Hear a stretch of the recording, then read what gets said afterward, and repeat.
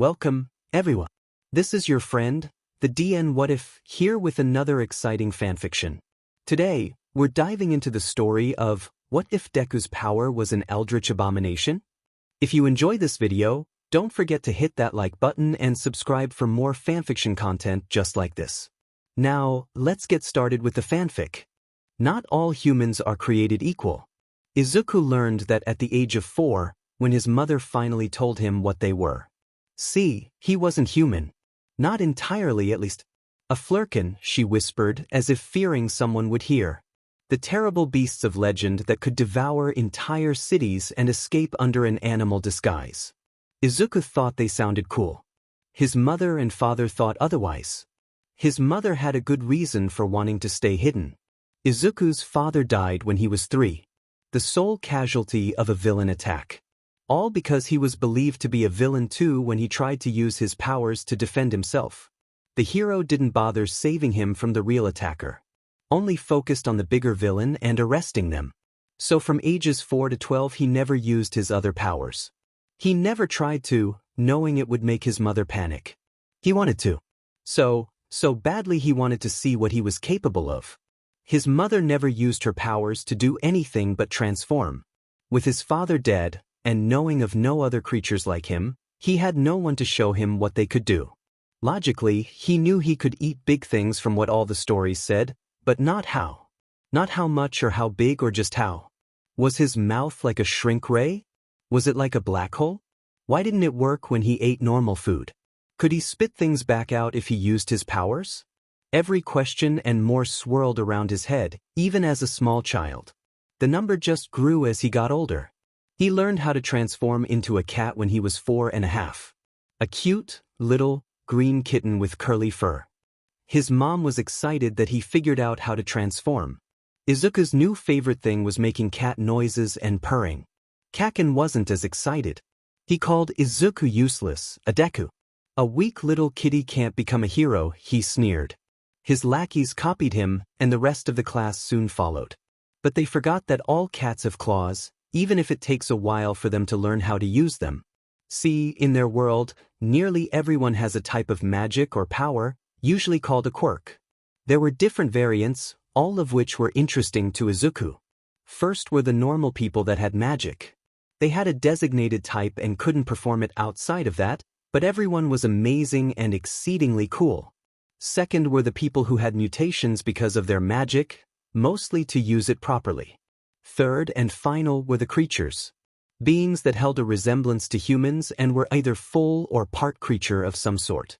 Some of them had magic too, but that was rarer. Izuku was the third type. Izuku was 12 now. Going into middle school, and registered as a simple cat morph like his mother. Kaken had gone from a friend to a bully. Everyone followed his example, as they always had. Things hadn't changed over the years. The two of them still wanted to be heroes. Izuku knew he could never be a normal one though. Not without using his other powers, which he still didn't know what they were. Research hadn't yielded many results other than the fact he apparently had pockets of universes in his mouth. He couldn't find any when he looked in the mirror. Maybe he was a defective flurkin. He was better suited for being an underground hero anyway. Like Eraserhead, one of his favorite heroes. Or Murkrow, another underground hero that could transform into a raven. They were cool. Izuku still wanted to go to UA though. No matter what anyone else said, he knew he could do it if he tried. If people could handle it before quirks, then he could while being a cat. Cats were stealthy and sneaky, and he was going to be a good hero whether he was flashy or not. It didn't matter what Kaken and Mom said. He would prove them wrong. He would prove them all wrong. So he worked towards his dreams. Improving his analysis and physical fitness so he could compete with everyone else. He was on analysis notebook number 9 right now, and was almost done with it. He could run really far now without getting too winded. Izuku used the forest he had played in when he was small to work out. There were still scorch marks from a tiny Kaken. The place wasn't too far from his house, but he had to be careful going back when it got dark. They lived in a decently populated area, but everywhere was more dangerous once the sun went down. It was hardly sunset when he decided to go back that day. It was this that led to what Izuku considered a catalyst in his life. Though at the time it definitely did not seem like that. Izuku stopped at a store on his way home. His mom and him just needed a few things for dinner that she had forgotten. A quick and easy stop, maybe 10 minutes max. That flew out the window when a knife was held to his throat. 1 second he was walking to the checkout line, humming a song he had heard on Present Mix radio, and the next a robber was behind him with a knife on his neck. Izuku flat out froze where he was, his breathing shallow. "Don't try anything funny, kid," someone growled in his ear. Izuku felt his quirk writhe under his skin, attempting to half-shift. For him, he could either full-shift or half-shift. Full was a cat, albeit a green curly one, with everything a cat could do. Half was claw-like nails, cat ears, improved hearing, paw pads, extra hair, and fangs. It depended on how much stress he was under for how obvious some of it was. That had been a surprise to his mother, since most Flurkins couldn't do half-shifts apparently, minor as the changes were. He had only discovered he could do it a couple months ago. On top of everything else, he had naturally slitted cat-like eyes and vocal cords like one too. Izuku's brain was both blank and running in overdrive. Like static that was still speaking. He was pure panic and instincts at this point. Not really a stellar thing, seeing as the part of him that was a cat wanted to either bolt or claw the guy's arm to shreds. Now be a good little hostage and walk. Izuku numbly complied. What else was he supposed to do? He was a middle schooler being held at knife point in a store. And all he could do was turn into a cat. Actually, that might help for once. They were approaching the front of the store. Izuku noticed 2 others at the registers, holding the cashiers there at gunpoint. The other patrons, there were only 2, he noted, saw Izuku, and promptly stopped any moves to resist. He wanted to yell, to scream at them to stop the villains even if he was being held with a knife. Nothing would come out. He was too paralyzed with fear to do much other than shuffle forward and try not to go home with another scar. Izuku took that moment to change into a cat. He could run out of the store and get a hero. Cats were too small to be hostages. Yeah, they would all be okay. No one would get hurt. It'll be okay. But nothing happened. No familiar changing. Not even claws or a bit of fur. Absolutely nothing. And that terrified him. So you are a transformation type, the villain sneered. Izuku felt a chill run down his spine. Now you're going to hold still until the police get here, and when we get what we want, I'll let my null go. Got it? He was panicking, not shifting an inch or making a sound. Nothing was working. His mind was just running in circles and repeating the same thing. The villain moved closer. The knife got closer. Pointy. Izuku's instincts were screeching in his mind for something, but he didn't know what. It was deafening. The villain was getting closer. The nearer he and the knife were, the louder Izuku's head was. He was scared. So scared. Everything tunneled and faded into the background. His heartbeat was too loud. The metal against his neck was too cold. Everything was too dull. It was missing something. What was missing? Izuku suddenly snapped away from himself, no longer in full control. Nothing transformed, but something shifted in him. They were close to the other 2 criminals now.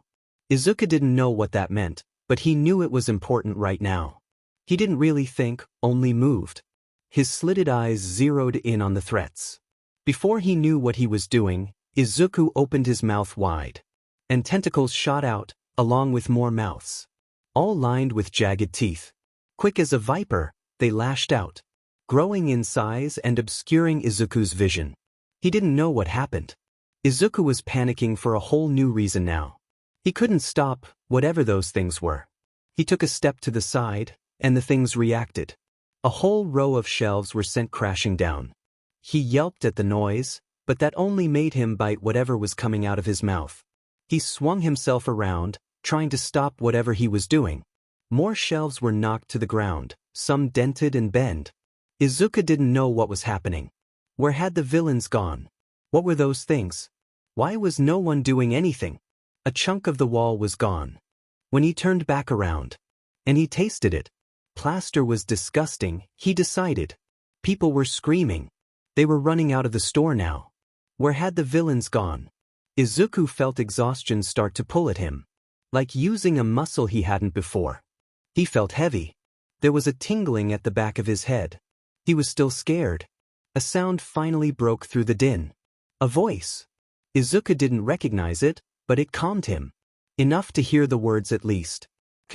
Kid, can you hear me? Izuku stopped moving around, listening. He couldn't talk, so he nodded. The things followed his movement. Okay, so you can hear me now. Kid, you need to stop these. Izuku let out a high-pitched whine. He wanted to listen. He wanted to stop and go home, but he didn't know how. It's okay, kid. Just try breathing. Calm down a bit. Count with me, okay? 1, 2, 3. Izuku closed his eyes and counted along with the voice. His breathing evened out after a few minutes. The things coming out of his mouth didn't lash out or destroy anything else. The pull of gravity seemed to increase and drag on his bones. Okay, kid, can you try, sking them back in? Izuku kept his eyes closed, but hummed to let the person know he heard. All he had to do was get the things to go away. Maybe it was like another tongue or something. Yeah, he'd just have to go with that for now. The jaws and tentacles retracted back into his mouth without much trouble. Izuku opened his eyes, though his eyelids felt heavy. The store was a wreck. Half the shelves were knocked over with their contents on the ground. There was a massive chunk taken out of a side wall, though it didn't go all the way through. Plaster dust sprinkled the ground around it like snow. And the villains were gone. All 3 of them. One of their guns was on the ground. There was no blood, no scraps of clothing. Nothing left to even suggest they had been there. Everyone else had already evacuated the store. Had he done this? Something made a noise off to his left, where the store entrance was. He whipped around, a snarl already on his face with sharpened fangs. The null, whatever that was, had worn off now. He felt his power, Cat Morph 1 this time, come out without him trying. Nails hardened into claws, green fur grew around his hands, and cat ears were flattened against his head. Sounds were louder now, but it let him hear whoever it was approach. The expression melted like wax when he saw who it was. He recognized them, the pro-hero Eraserhead. Capture weapon on his neck and goggles over his eyes. If he wasn't so panicked and out of it, he would be fanboying. As it was, he was more cat than human right now. Or, Flurkin? Was that what that had been? Hey kid, you alright now? Eraserhead asked softly, edging closer. Tried to hurt me, Izuku growled, eyeing the approaching man. It wasn't him speaking, not really. I saw what happened. Was that your quirk? Don't know. Never tried. Only turn into cat, not more. Mom said not more. Listen to Mom. Okay then, questions for later. You sound out of it, kid. Do you need to calm down for a minute? Izuku closed his mouth and nodded. Eraserhead came closer, and his ear flicked to listen to the hero. But Izuku trusted him. Eraserhead was his second favorite hero for a reason. He was a good person. It took a few minutes, but Izuku eventually regained his bearings. The instincts screeching in his head stopped, and he turned back to full human. Eraserhead finally came within arm's reach of him. Up close, Izuku could see just how cool his capture weapon was. Though it was funny the man wore it during the day. He was an underground hero, they worked at night, so why was he here? You good now, kid? I'm okay now. Good. Now, can you tell me what that was? I don't know, sir, Izuku whispered, shrinking in on himself. I didn't mean to destroy the S-store. I know you didn't, kid. No one expects you to keep your head when a weapon's pointed at you. Come on now, let's get out of the rubble. Izuku nodded and followed Eraserhead out of the ruined store. Once out on the street, he saw that there were police cars parked nearby. Oh no, they were going to arrest him. He too young to go to jail. He stayed close behind Eraserhead as they neared the cluster of police. There were a few other heroes there too, Izuku noticed.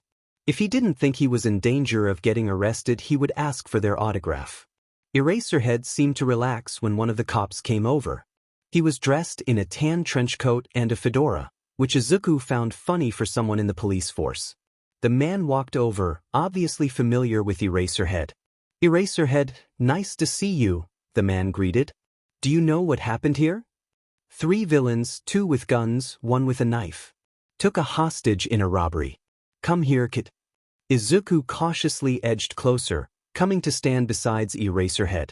A new part of his quirk emerged, causing the damage. He didn't know it existed. Okay then, and the villains? That's where it gets complicated. His new powers ate them. Tsukachi blinked at the two of them. He ate them. I didn't mean to. Izuku blurted. He was holding a knife to my neck and I thought I was going to die and I didn't want to die.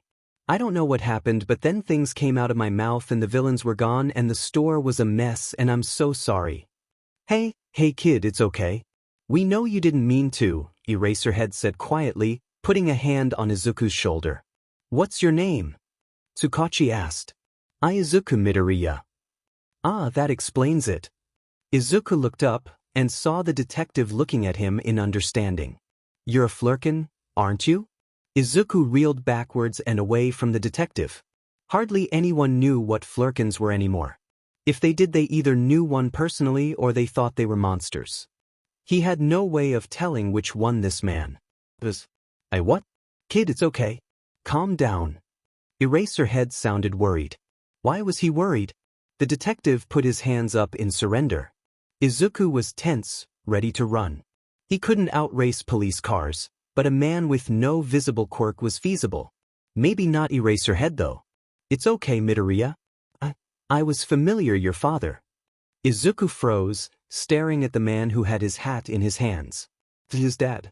This man knew his dad. His dad who died before Izuku could even transform. His flurkin dad. You knew him? I knew him from where he worked, and the villain attack when he died. I was the one who dealt with the hero's punishment.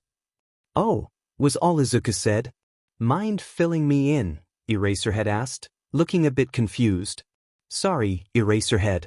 Midoriya's father was a man I knew who died in a villain attack due to creature discrimination. The man looked to Izuku for a moment, asking a silent question. Izuku nodded, staring at the floor. They're flurkins. They're flurkins.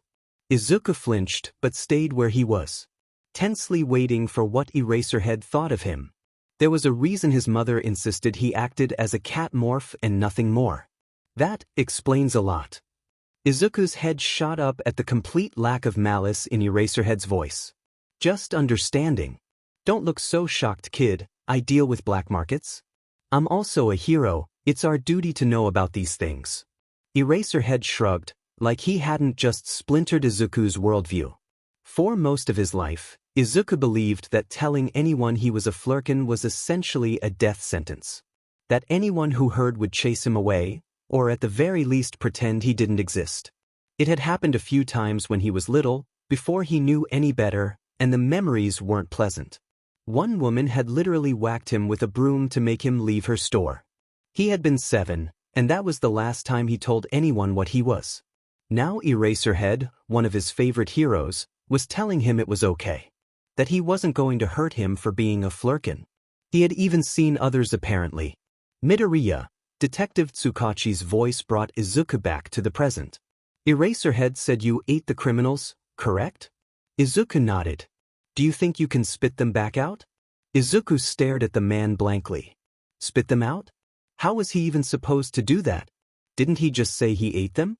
But you don't know much about your powers, do you? No. Mom said to never use them. I didn't even know I could do that. All right then, Tsukachi sighed. Do you have, I don't know, a metaphor or something that could help you visualize it? Izuku blinked, his mind kicking back on. He dissolved into muttering, missing the curious looks the two adults sent him. Eventually, he looked back up at them with an idea, and a smile to match. It's like a hairball. Izuku watched as Eraserhead choked on air and Detective Tsukachi covered his mouth with a hand. He tilted his head curiously. Sorry, Midoriya. You were saying? Tsukachi said. Why? It's sort of like a hairball. I can almost feel what I ate, I guess. It's there, but I don't know where or how to get to it. So I kinda just have to cough it up. Odd metaphor, but it's worth a shot, Eraserhead commented, shrugging. Go ahead, kid. Izuku nodded and took a few steps back.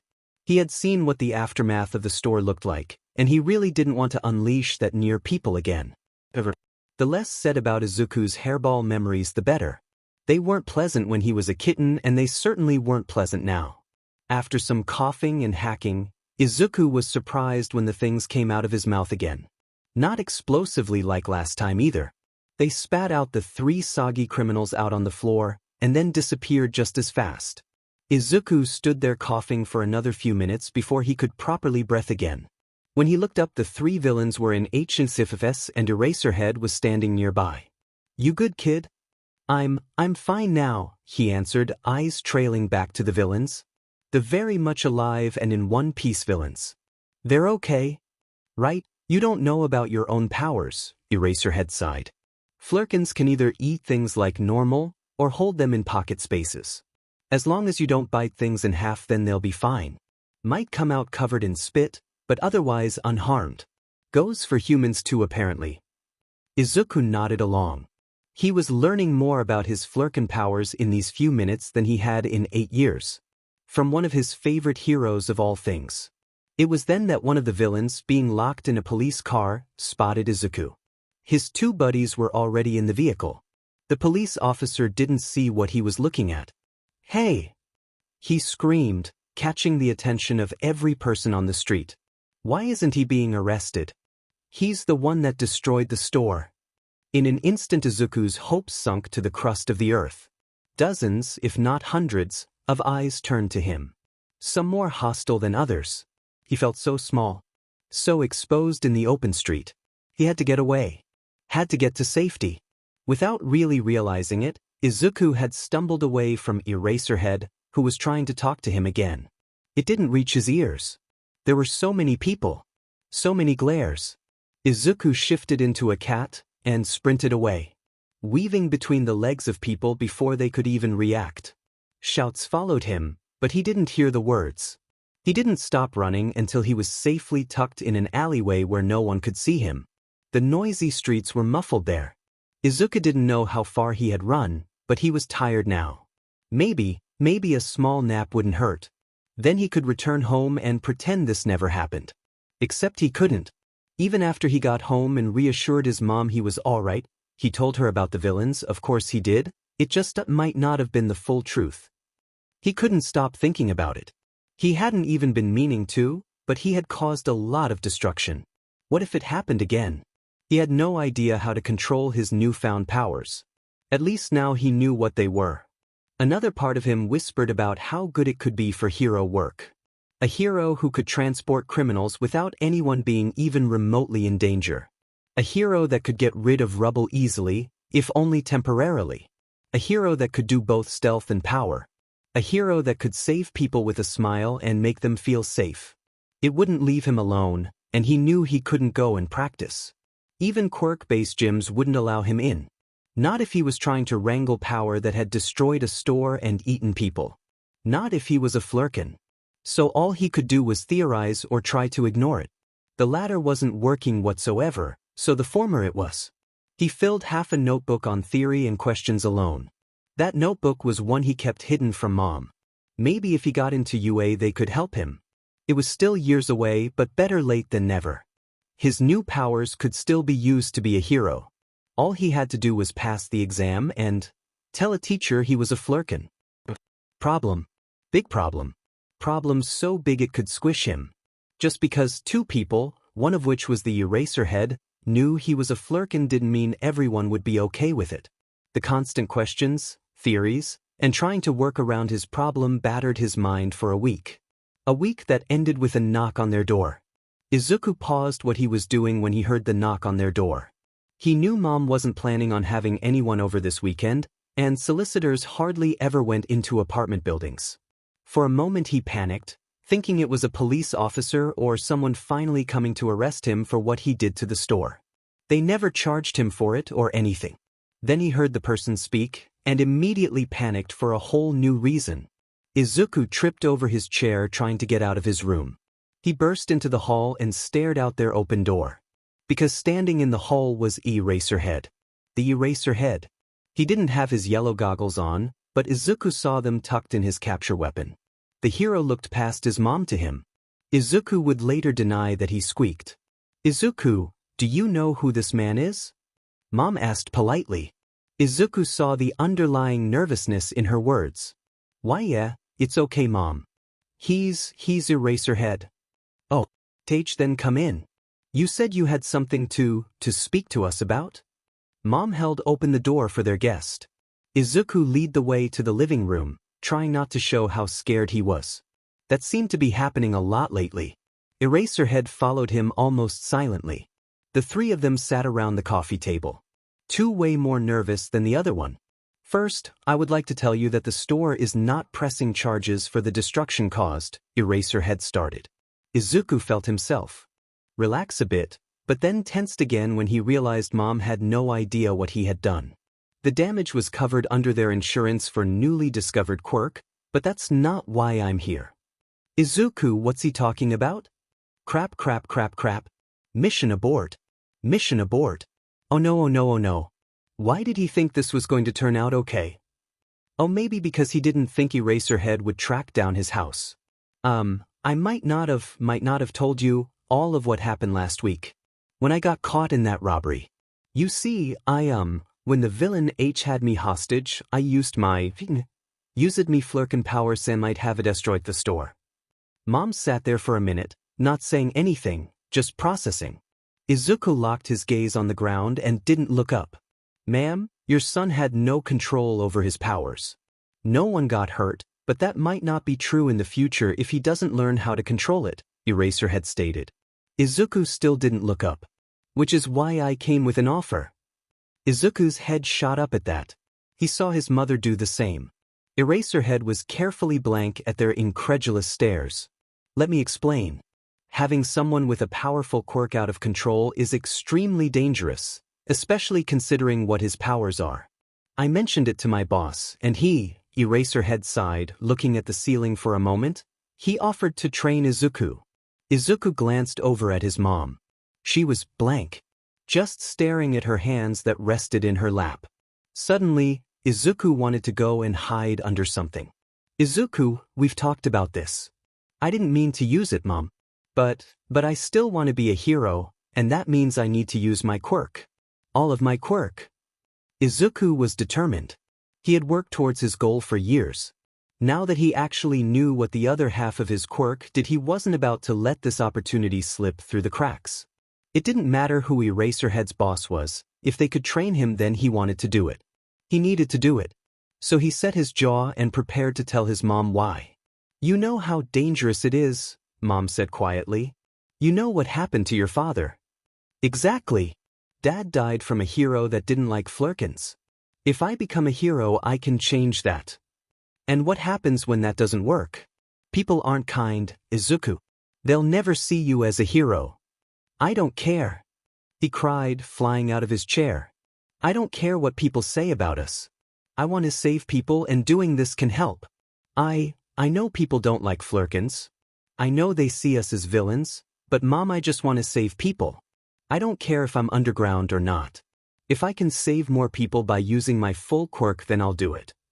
The room was quiet, Mom not saying a thing. Izuku knew he shouldn't have yelled. What he said was the truth though. He didn't care if he was in the hero rankings or not, he just wanted to save people. "You want to be an underground hero, kid?" Eraserhead asked, finally breaking the silence. If it's what? Lets me be a hero. I don't really care about the rankings as long as I can do something good." "Huh, that's the first time I've heard that from a kid your age." "It is?" Mom questioned, sounding a bit skeptical. "Yes, most children his age only care about being a popular hero."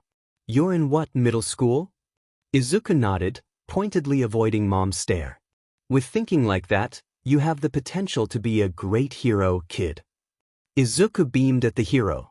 It took him a second, but he realized this was the first time he had heard that. His hero believed in him. He actually believed he could be a good hero. That just left one person to convince. "Please, Mom, at least listen to what he has to say." Mom held his gaze for a second, then sighed. "Fine." Izuku sat back down again, watching Eraserhead intently. The man shifted in his seat, but took the as his cue to talk again. As I said, my boss offered to train your son, Mrs. Midoriya. His quirk is dangerous if left untouched, even if he didn't intend to be a hero. If another situation like the one last week happened, then it's very likely people would get injured. And just who is your boss? Nedzu. Izuku almost fell out of his chair. Nedzu. The Nedzu. The smartest creature on the planet. And he wanted to teach him. Wait, Nedzu was the principal of UA. He was Eraserhead's boss. Did that mean you teach at UA? Izuku exclaimed. Yes, I do, Eraserhead sighed again. While I would offer to teach you myself, my quirk doesn't work against mutations. When I tried to erase your tentacles, nothing happened, so I can only assume they're not transformation-type magic. And why does this Nedzu want to teach Izuku? Mom asked. I'm going to be honest, Mrs. Midoriya, your son is a danger right now, both to himself and others. Flurkin's powers have the potential for a lot of destruction if it can't be controlled, but he also has a lot of potential to be a hero. Both Nedzu and I saw that, and we made the logical conclusion. Even if he gets into a hero school, your son would have maybe 2 years compared to their 10. If Nedzu trains him, then he would have a better chance. Izuku was too busy freaking out to see how his mom reacted. Nedzu wanted to teach him how to use his powers. Nedzu wanted to teach him. Not many people knew who Nedzu was, at least not specifically. Most people knew him as UA's principal and maybe the hero that helped plan some raids. Izuku, however, knew a bit more. Nedzu was possibly the smartest being on Earth, was contacted for help whenever there was a major attack, villain or hero raid, acted as an international consultant for heroes, and had ties to at least a third of all heroes in Japan. He was powerful and smart, and he wanted to teach Izuku. He didn't really know what to make of that. Izuku, Mom started, breaking him from his reverie. You know, I only want to keep you safe. Ever since you were a kid you wanted to be a hero, even after what happened to your father. That dream all these years, despite what everyone has said to you, me included. Mom. No, Izuku, I need to say this. When you were little and I made you hide your other powers, I said I was sorry. I felt like I was the reason you were in danger for being a Flurkin. She took a shaky breath. Izuku hardly breathed. But I was wrong to say that. You shouldn't have to hide who you are. So if you think you can change how the world thinks by being a hero, then I'll support you. Izuku didn't really register he was crying until he tried to talk, and all that came out was a sob. That had been what he wanted Mom to say all those years ago. Just that she would support him in what he did. It didn't matter if she approved of him being a hero. He dove forward to give her a hug through the tears. The tears eventually stopped. Izuku backed up again. Only then did he remember Eraserhead was still there. The man looked extremely unsure of what to do. Sorry, Mr. Eraserhead, sir, Izuku stuttered. You were saying? I was saying the decision to accept is up to you, but either way you need training, kid. Uncontrollable quirks as powerful as yours are dangerous. If I agree, then what exactly would he be doing? Mom questioned. Izuku was mentally buzzing at the implication she would say yes. Nedzu will probably work on him getting control for both sides of his quirk, among lessons on other subjects. To be honest, I don't know what he wants to do, but he's a good teacher. Was he your teacher? Izuku asked excitedly. No, he was already principal. He liked to pop in on classes and give advice, still does. Terrifies the teachers that aren't used to it yet. Izuku stifled his giggling, though not very well. He saw Eraserhead crack a small smile too. Mom looked a bit confused but smiled nonetheless. Honestly, Izuku was just happy no one was crying or yelling anymore. Thank you for your time. Eraserhead stood up, bowing to his mother. The principal's number is on the UA website, so contact him with a decision. Try not to eat anyone else, kid. Izuku squawked, while Eraserhead chuckled. Izuku went to sleep that night with a few more questions added to his ever-growing list. Despite that, he slept well. Maybe his dream was finally coming true. Izuku might have only gotten 4 total hours of sleep last night, but that wasn't about to stop him from being on time. Mom had agreed to at least let him go meet with Nedzu, which involved him going to UA, the school he had dreamed of going to since he was a kid. It was surreal in all honesty. The train ride was easy. He had gotten to the station on time and snagged a good seat without anything going wrong. The whole situation still didn't feel quite real yet. The journey passed in a flash. He stopped at the gates, just staring up at UA in awe. His dream school. The place he had only fantasized about going to, and now he was standing at the gates. The very, very big gates that he knew could chop him in half if he didn't have permission to enter. Izuku took a deep breath and rang the buzzer. He waited a few seconds before another buzz rang out. Taking it as a cue to enter, Izuku stepped onto the campus of UA. The gates didn't try and eat him, thankfully. The path was clearly marked, not that it was a massive problem seeing as the main building was at least 10 stories tall. There were a ton of paths that splintered off the main one though.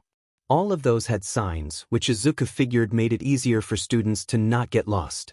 There were also a lot of trees. The school was even better than he had imagined it would be. There was a hero standing at the entrance to the building. More specifically, Eraserhead.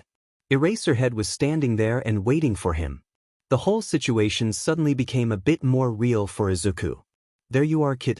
Come on, Nedzu's waiting. Izuku stiffly walked to Eraserhead's side as they entered. He took in anything and everything he could see. The inside of the building was so cool. High ceilings, probably for things that were taller than a normal person, and there were so many windows. It was the weekend, so there weren't any students in the halls. It was eerily quiet for a school. You can stop stressing, kid, all Nedz is going to do is talk. Izuku squeaked but kept walking. I know. It's just, what if he can't do anything? What if no one else will help train me? I can't be a hero if I don't have at least a bit of control over my quirk. Especially since it eats people. Kid, you're fine. Nedzu wouldn't have called you here if he didn't think he could do anything. So take a deep breath and get through it, you'll be fine. Thank Mr. Eraserhead, sir. You're good at this. I'm a teacher, I have to be. No, you don't, Izuku whispered, mostly to himself. He didn't look up from the floor to see if Eraserhead had heard. The rest of the walk to the principal's office was quiet. Izuku would say silent, if not for the screaming and banging they heard around the 5th floor. Eraserhead just sighed and rubbed his temples. Izuku was confused, but went with it. Probably better to not ask if that had indeed been present. Mike, he had heard screeching, "That's my bagel, you overcooked piece of tofu." Eraserhead knocked on Nedzu's door and waited. A cheery voice told them to come in. The door was pushed open to reveal a relatively normal-looking office. Izuku more or less hid behind the hero as they entered. Nedzu was sitting on one of the couches in his office, pouring a cup of tea. He looked up with a smile, one Izuku didn't know if he should believe or not. Hello. What am I? A mouse, a dog, a bear? Who knows? I'm the principal of UA. You must be Izuku Midoriya. Take a seat, the principal said, beckoning them over. I heard a bit about you, Mr. Midoriya. You are a flurkin, correct? Izuku gingerly sat on the couch opposite Nedzu. He nodded in response, accepting the offered tea. Eraserhead sat besides. And you have no control over your quirk? I can shift easily. It's the tentacles that I can't control. When I used them it felt like I wasn't the one controlling them. Ah, I see. You did not know about the second part before then, yes? Why, sir? Nedzu hummed and sipped his tea. Izuku followed his example, having nothing else to do. It was good tea. I have been granted access to your school transcript and have looked it over, Mr. Midoriya. You have high grades in all classes, though you are registered as a cat morph. Care to explain that? And my dad died when I was really little because he was a flurkin. My mom wanted to protect me, so we were registered as cat morphs in instead. Ah, I see. That is also the reason she did not tell you about the second part of your quirk? Yes. Yeah. And you have no family members to teach you? Eraserhead asked. But she lives far away, and is really busy. I think her powers are weaker too. I never heard of her being able to wreck anything. Nedzu took another sip of his tea. Eraserhead nodded, looking like he was thinking about something. Izuku more or less just wanted to sink into the floor right now. Midoriya, would you mind if I gave you a test? Nedzu asked cheerfully. Izuku blinked. I'm sure. On what subject? All of them. Izuku blanched. A test on all subjects? Did Nedzu mean the ones in school or ones for adults too?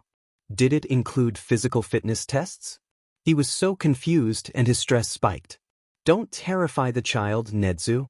He means school subjects with a bit more added in, kid, not every subject he knows. Izuku let out a sigh of relief, nodding. He could handle school subjects. Studying and notes were what he was good at.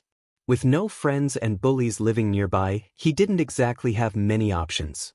Hero forums only had so many posts and napping only worked if he was tired. The result was high grades and going on searching tangents when he had nothing else to do. On a related note, he now knows Tasmanian devils scream when they find food and that bats fly through the power of jazz hands. Nedzu left to get something, probably the test. Izuku took the time to finish his tea and mentally go over what they had learned that year in class. He also recalled some of what he had learned in his own time, just in case. Honestly, he was a bit confused on why he was taking a test. It was written by Nedzu though, so it would undoubtedly have high standards. A thick stack of paper was dropped onto the table. Izuku managed to swallow his tea before he spit it out. Nedzu gleefully handed him a pencil. You have as long as you need to answer as many as you believe yourself capable. Eraser and myself will leave you to the test. With that, the two heroes left. Izuku glanced between the packet and the door for a second. He steeled himself and got to work. Surprisingly, most of the questions were up for interpretation. A lot of them had him explain his answer or thought process. A good portion of them were actual multiple-choice questions on subjects he knew though. Even if most of those were things Izuku only knew because he was curious and not from learning them in class. He finished the test, or at least most of it, in a little under 2 hours. Another 10 minutes for skimming over his answers too. When he was done, Izuku cautiously stuck his head out the door. There was no one there. Oh well, at least he knew where the teacher's lounge was. They had passed it on the way up. Izuku made his way down the hall and to the elevators, going down to the 5th floor.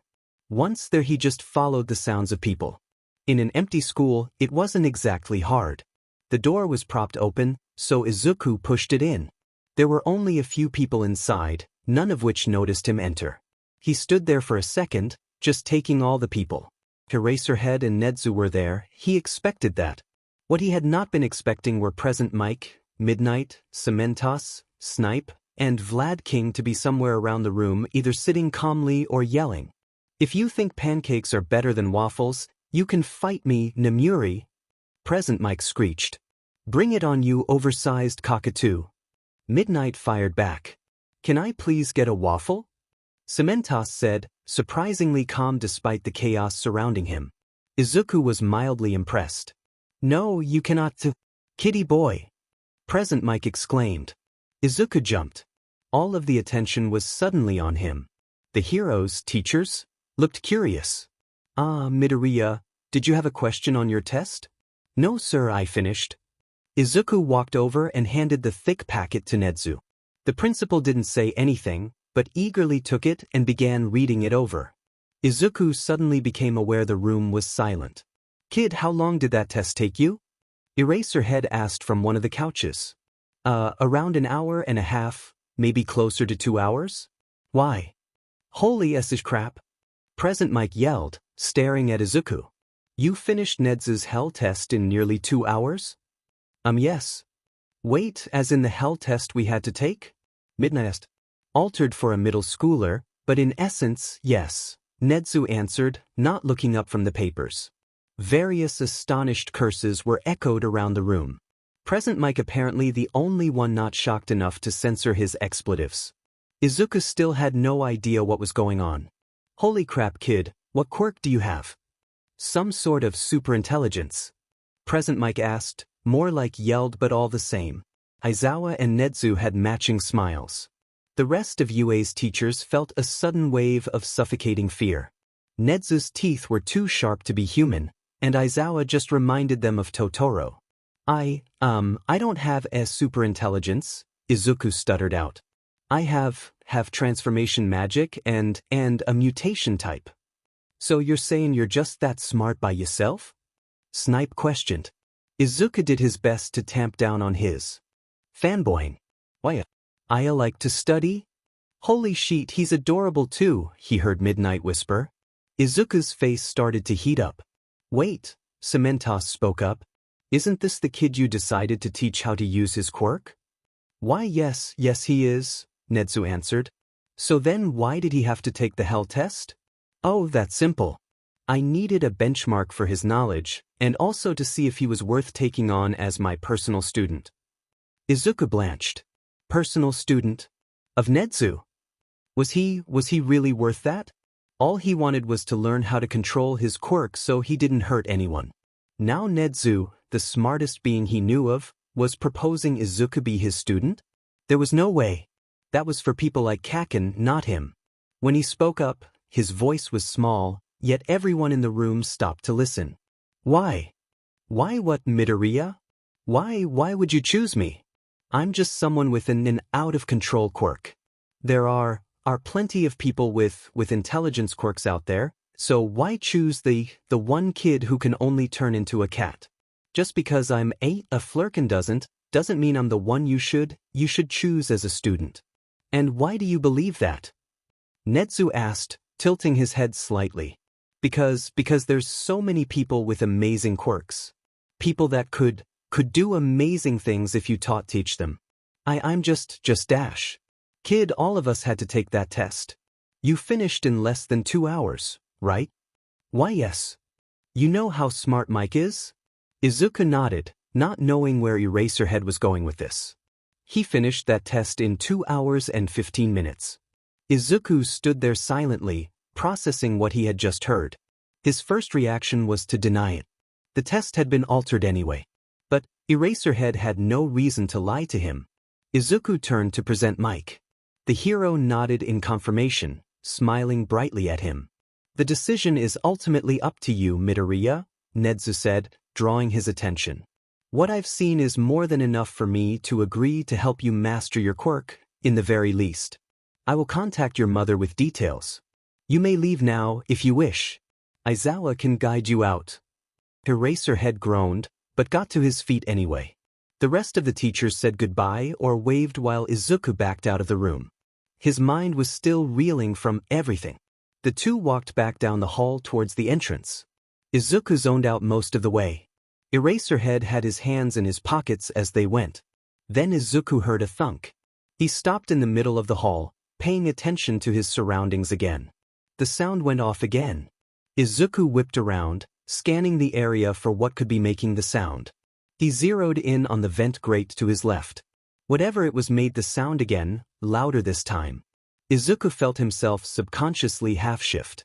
His new cat ears pricked and pointed towards the movement he could see past the grate.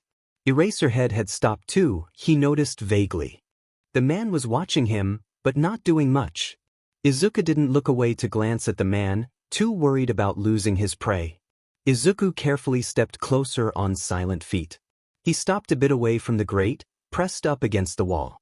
The metal creaked. Izuku crouched down, narrowed eyes never leaving the vent. Something purple poked out of the now open grate. A face followed it, then the body. The person didn't notice Izuku. He shifted his stance as the human wiggled their way completely out of the vent. Hey Dad, they said. Thought you were showing the new kid to the exit? I am. Then where is he? Eraserhead glanced at Izuku. The person, a teen like him, followed his gaze. That was when Izuku pounced on cat-powered legs. Fu dash. Izuku collided with the person, sending both tumbling to the ground. He rolled and came up crouched on the person's back, claws pricking his prey's shoulders. The person was surprisingly still with his face pressed into the hard floor. It was quiet for a minute. Dad, what the F dash dot? Hitoshi, meet Izuku Midoriya. Midoriya, that's my kid you were hunting. Hunting? Eraserhead's eyes flashed red, and Izuku came back to himself. The ears, claws, and everything else cat disappeared, along with his instincts. He almost immediately turned bright red and scrambled off of the person beneath him. I am so sorry. You were banging around in the vents and my cat instincts were telling me you were prey and I listened without thinking and that happens sometimes when I'm overwhelmed and I'm right now and I'm so sorry. Instincts? Air. Izuku turned to Eraserhead. Your choice to tell him, kid. Both of you get off the floor first. Izuku leapt to his feet, offering a hand to Hitoshi, though he guessed that was his given name so he wasn't about to call him that. The teen took it, rubbing at his shoulders for a second. So, I'm a flirkin and dash. Holy crap, you're a flirkin? Hitoshi exclaimed. Izuku flinched, expecting the usual reaction. Why did he think this was a good idea? That's so cool. Wait, what? See cool? Yeah. I went through a phase of liking any and everything cat, so figuring out there was something besides a cat morph was extremely cool to little kid me. What phase? Eraserhead deadpanned, getting a shove from his son. Izuku admitted that they did look like each other. Can it, you know what I mean, Hitoshi grumbled good-naturedly. Is that what he meant by hunting? Why?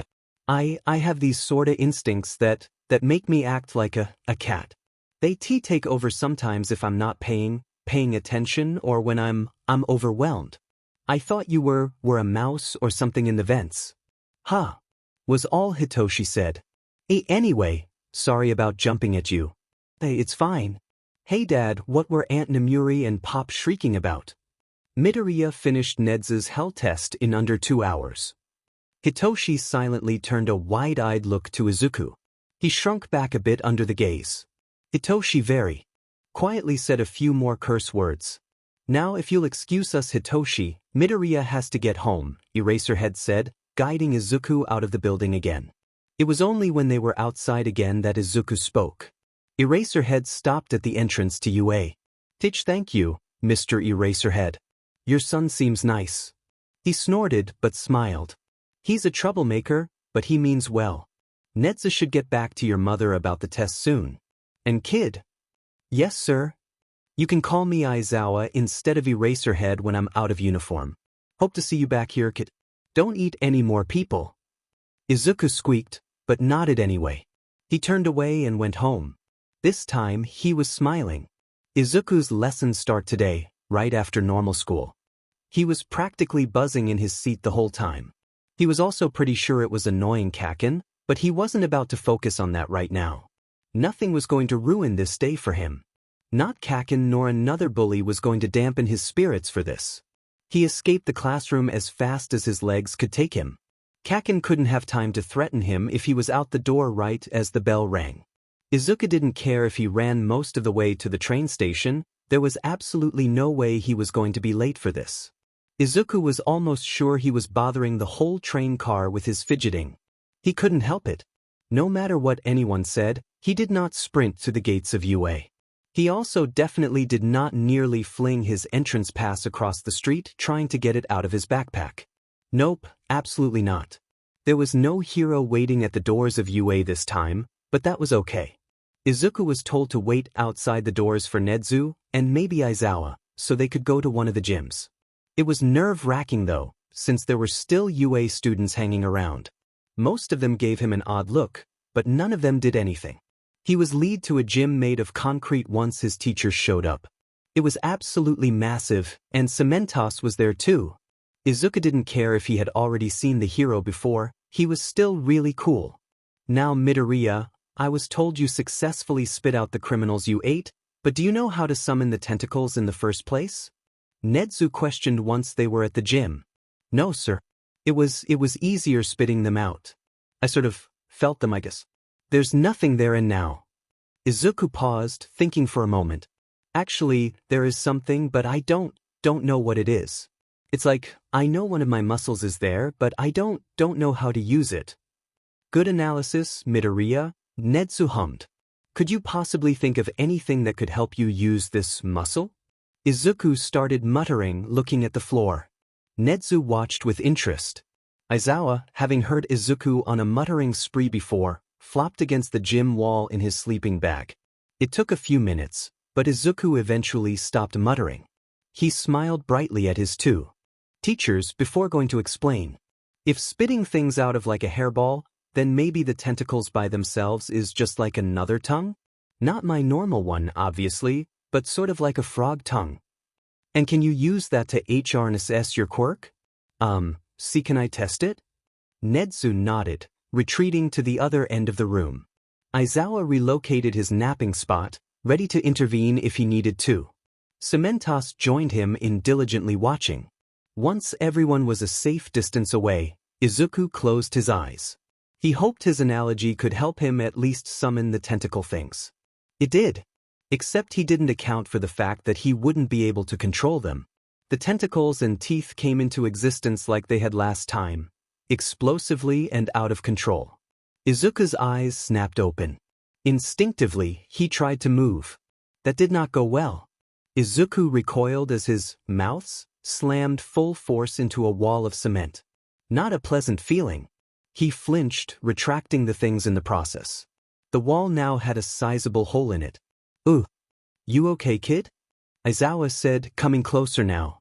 "I'm fine." Izuku rubbed at his jaw, wondering how his quirk even worked. He could feel that the things hurt, but it felt like it was in his cheeks instead of his throat or something. "Do you want to try again, Midoriya?" Netsu asked. Yeah, I want to try again." Netsu smiled at him. Izawa moved back, and Izuku tried again. He wasn't going to give up. He still had something to prove. Training went slow. It didn't go bad, necessarily. Izuku was just hoping for more progress to be made. He could reliably summon the things but not control them. His mouth was sore and probably bruised now. Cement hurt. He came back a few days later for lesson number 2. It yielded the same results. He was getting better at making the tentacles go away, at the very least. As he got used to using the things, he realized something. It sort of acted like another limb, which was weird since it came from his mouth. But the more he used it, the more familiar he becomes with how it worked. Maybe he could use that. It was 2 weeks later that he finally did it. When he summoned the things, they didn't lash out. They stayed in place for a moment. Izuku didn't really know what to do. He wanted to jump around and celebrate and yell about his success, which was sort of impossible with his current predicament. Cementos created a small, thin pillar a few yards in front of him. Izuku made a mental note to thank the hero again after this lesson. Izuku focused and moved the tentacles and extra mouths towards the cement pillar. It felt like he was physically fighting for control. They moved slowly, but listened to him nonetheless. The pillar was promptly pulled from the ground and eaten. Izuku coughed as the things disappeared again. Cement did not taste good, he decided. Like Play-Doh mixed with rocks. "Midoriya, are you all right?" Netsu asked, coming up beside him. Izuku looked at his teacher and grinned. "Other than eating concrete, I'm okay." "I finally did it, Netsu-sensei." "That you did, Midoriya? Do you want to try spitting the cement out?" Izuku nodded hastily. The cement felt weird wherever it was being held. Another thing to add to his "how does my quirk even work" list. It came back up relatively easily. Covered in spit, but otherwise unharmed. The things went away again, hurting more than ever this time. Looks like control won't be painless, Izuku thought. The training and lessons continued. Slowly, Izuku gained more and more control over his quirk. It was still tenuous at best, but it was progress. His classmates seemed to notice too. Izuku never showed off anything in class. Ever. That was a rule of his that wasn't going to change anytime soon. Especially in 7th grade, where gossip ran wild either way. It was better they believe he was just a cat morph. But his class seemed to notice that he was gaining more confidence. Not just because of getting better, but because he finally had people that believed in him. Kaken wasn't happy about that. Izuku felt his glare on the back of his head for nearly the whole day. It was a lesson day. All he had to do was get through middle school classes and then he could go to UA. He could keep improving without Kaken breathing down his neck. It didn't go like that. Of course it didn't. The school day ended, Izuku packed up quickly, just like he always did. He didn't make it far. A sparking hand slammed itself onto his desk, making Izuku jump. He looked up and saw Kaken standing there with a sneer on his face. He had Izuku's analysis journal in his hand. Kaken. "Deku," he growled, reminding Izuku of a feral dog. "Want to explain where you've been disappearing to?" Hope it's not to fill your stupid analysis books. Maybe Izuku had gained more confidence, or maybe knowing what he could possibly do was delaying his fear. Either way, what he did next was extremely stupid. Give it back, Kaken. It's none of your business. Kaken raised an eyebrow. Izuku realized that while he had stood up to Kaken for other people, he had never done it for himself. Until now, that is. Or what, Deku?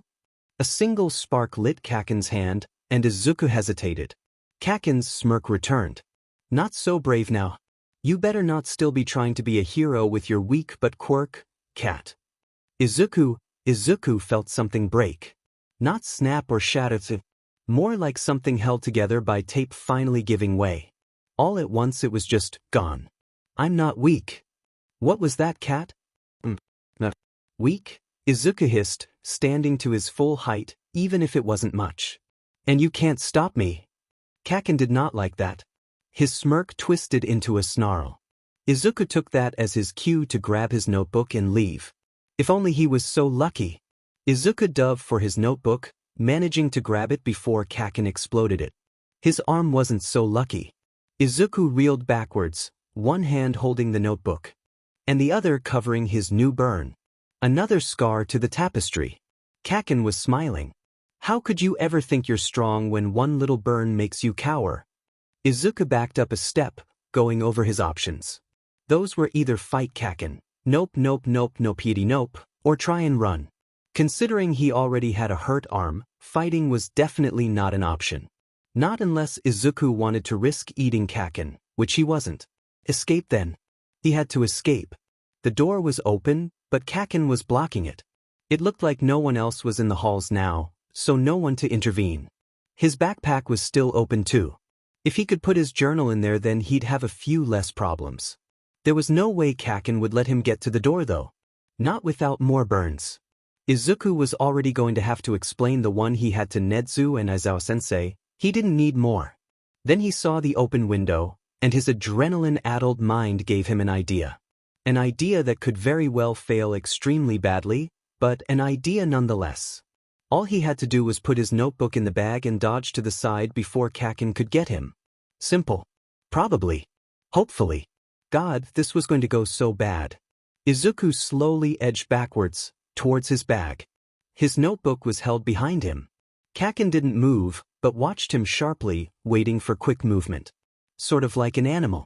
Ironic, considering he was the one with normal magic and Izuku was part cat. His notebook slipped into his bag with hardly a sound. Kaken's eyes didn't leave Izuku's. He hoped Kaken didn't notice what he did. Now the hard part. Izuku grabbed one strap of his bag and tensed to run. In one motion he half-zipped his bag and darted to his left. Kaken screamed something incomprehensible. Izuku didn't dare look to see if Kaken was aiming an explosion for him. He needed his eyes, thank you very much. Izuku half-shifted, focusing on his claws. Nezu and him had been working on his shifting abilities a bit. It hadn't been too long since he discovered he could half-shift, after all. His fingertips lengthened and hardened into sharp points. Heat hit Izuku's back. Izuku dove over Kaken's outstretched hand, and out the window. His claws caught the wall once he twisted around, slowing his fall. His shoes helped slow it even more. It nearly pulled his arms out of their sockets, but it worked. Kaken wasn't following him. His bag was safe too. Izuku would have turned into a cat, since they almost always land on their feet. If not for the fact that his backpack would have either been left to fall with him or get left behind. Neither were an option. Kaken would have destroyed anything in his bag if he left it, and falling with a bag in his teeth would have unbalanced him. Not to mention the koi pond was almost directly under the window. Sliding down the wall like the vigilante crawler was by far the best option. It took all of a minute for Izuku to fully zip his bag and sprint off. Kaken would be storming down the halls right now, and Izuku didn't want to be there when the tempest exploded. He also didn't want to be late. Nezu was surprised, but very happy, with how his student was doing. He hadn't originally intended to take Midoriya as a student, simply teach him to use his quirk. It was dangerous if left untouched. And if Nezu wanted to help out a fellow creature that was discriminated against, then no one was going to say anything anyway. Then Aizawa had told him about the boy's conviction. Unusually strong and selfless for a middle schooler. The boy appeared smart too. Nedzu just had to test him, so he took the approval test for UA teachers and altered it slightly. Nothing big, just taking out some of the more mature questions and ones only a licensed pro would know. Overall, it was still an extremely hard test. After Midoriya finished the test faster than present Mike, Nedzu made a decision. He would offer to take on Midoriya as a personal student alongside helping him with his quirk. 2 to 3 times a week the boy would come to UA to practice and be taught lessons on various subjects.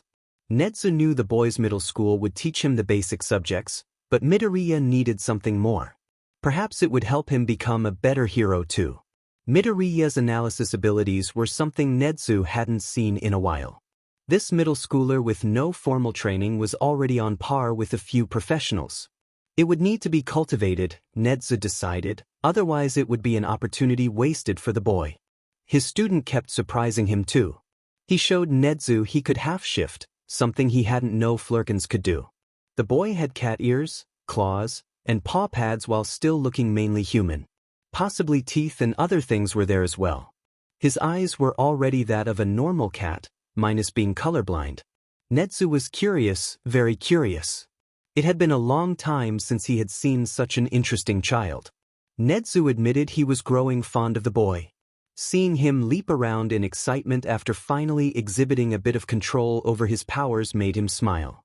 Not like he didn't see Aizawa and Yamada watching the boy fondly too. Then Midoriya came in with an injury. Not exactly something out of the ordinary, so Nedzu brushed it off. That was a mistake. They began as usual. Midoriya on one end of the gym and Nedzu at the other. Sometimes another hero joined them, but today it was just Nedzu and Cementos. The others were still grading and answering students' questions. Cementos already finished his, and was there as a precaution. He set up the pillars they used in Midoriya's practice. The boy in question standing in one spot. "Are you ready, Midoriya?" "Why, yes, sir." "Same thing as last time?" Odd, Midoriya's stutter had mostly gone away after the near 3 weeks of training at UA. Nedzu shrugged, maybe something had come up at his school. "Yes, same as last time." Midoriya nodded, getting into the stance. Nedzu recognized as him bracing himself to use his quirk. The telltale tentacles started to appear. Things went wrong almost immediately. The tentacles burst out into the open, waving wildly and hitting the cement posts. Nedzu could see Midoriya flinch. Then the tentacles turned around. They wrapped themselves around Midoriya, making him disappeared. Nedzu jolted forward, Cementos already moving the ground to try and extract his student. Nedzu's steps stuttered to a stop when Midoriya just disappeared. Not a trace of his student nor his quirk left. Nothing. The cement receded back into the floor, leaving 2 stunned pro heroes and a missing student.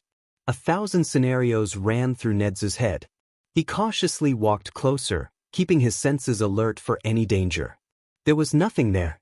Where had his student gone? Nedzu-sensei? Nedzu's head whipped around. His ears swiveling to pinpoint where the sound had come from. There, another noise. But it was above him?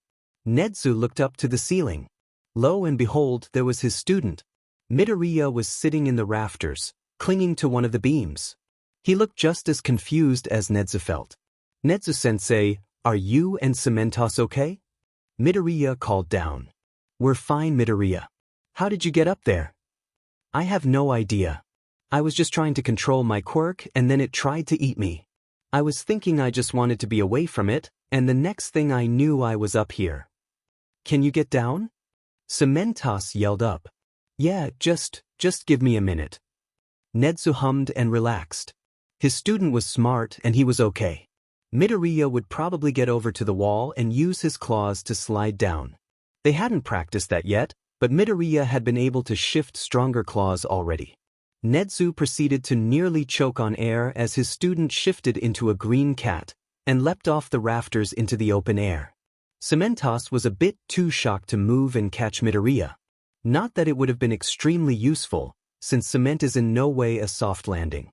He was mildly surprised when Midoriya flipped midair, righting himself, and landed with hardly a sound. He shook out his fur before turning back into a human. There wasn't a sign of trauma from a hard landing. Midoriya, was that necessary? Cementos signed in exasperation, one hand over his heart. What? I got down, and I really didn't want to dislocate my shoulders sliding down the wall. It's also metal, so I didn't want to hurt your ears. Thoughtful, Nezu hummed, but please give more warning the next time you jump from 2 stories up, Midoriya. Even if cats do land on their feet. Sorry, Sensei. It's alright, you didn't get hurt. Now, do you have any idea as to why you did whatever that was? I think I teleported? I guess my quirk activated since. Midoriya trailed off, not meeting either hero's eyes. Well, that wasn't good. Since you're what, Midoriya? And my arm. I hurt my arm earlier. Ah, that explain. It then. Your quirk must have acted on the assumption that there was a danger that hurt you, thus getting you away from it. Probably. However, you should not have attended training if you were injured, Midoriya. We're going to visit Recovery Girl before we resume. That's really not necessary. Nezu stopped, tilting his head. That was the voice of someone with something to hide. Children were not usually adept at lying. Midoriya seemed to be no exception. He wondered what he had to lie about though. An injury was an injury that needed to be healed, simple as that. I don't want to bother her, Midoriya said, quieter this time. I'm not even a real student here. I can keep going, Nezu-sensei, it's okay. I insist, Midoriya, Recovery Girl has been wanting to meet you anyway. I wouldn't be a very good teacher if I made you continue while injured, now would I? Midoriya hesitated, but nodded. He shuffled towards the doors alongside Nezu without further protesting. The principal found it odd that he tried to cover himself with the lie, but brushed it off. His student hadn't showed he was in any danger before. It would be fine. Izuku was resigned to the inevitable. Recovery Girl would see the burn and tell Nezu. The principal would probably. Actually, Izuku had no idea what the principal would do. He wouldn't exactly bully him too, since he himself was a creature people discriminated against. Didn't stop Izuku's mind from spitting out reason after reason why he would refuse to keep teaching Izuku. The walk to Recovery Girl's office was a relatively short one. It was on the 1st floor, since it was mostly hero students that got hurt and had to be carted to her. There were always the occasional support student that blew themselves up or business student that got into another fistfight over marketing, but hero students were the most common. For obvious reasons. They knocked before coming in. Izuku had to try really hard not to squeal and fanboy the instant he saw the heroine. She was just so cool. Healing quirks were incredibly rare, though less so than warp quirks. Hello there, dearie, you must be Midoriya. Izuku nodded feverishly. Recovery Girl chuckled, getting up from her desk to come closer to them. And what's the problem with this one, Nezu? He has an injured arm, ma'am. His quirk acted out because of it. Ah, yes, that would definitely be a problem. Let me see it, Sonny. Izuku hesitated, but let Recovery Girl grab his arm. He bit back a yelp when her hand grazed the angry red burn. She mumbled something to herself, then kissed his wrist. The pain instantly faded, and his skin returned to normal. The imprint of a hand gone from his arm when he looked down at it. Of all the burns he had gotten, this one had been minor in comparison to begin with. The adults, however, didn't see it that way. Recovery Girl looked worried as she shooed them out of her office. Nezu hadn't said anything, but Izuku knew he saw the burn. Wasn't hard to miss when his arm was on display. Now it was just a matter of what the principal was going to do. Nezu wordlessly led Izuku back outside. He sat himself on the stairs, staring out at the UA grounds. Izuku followed his lead, pulling his knees to his chest. Why did it feel like his blood had turned to molasses? Does the human bullying you know you're a flirkin? Izuku jolted. Of everything, that hadn't been the question he was expecting.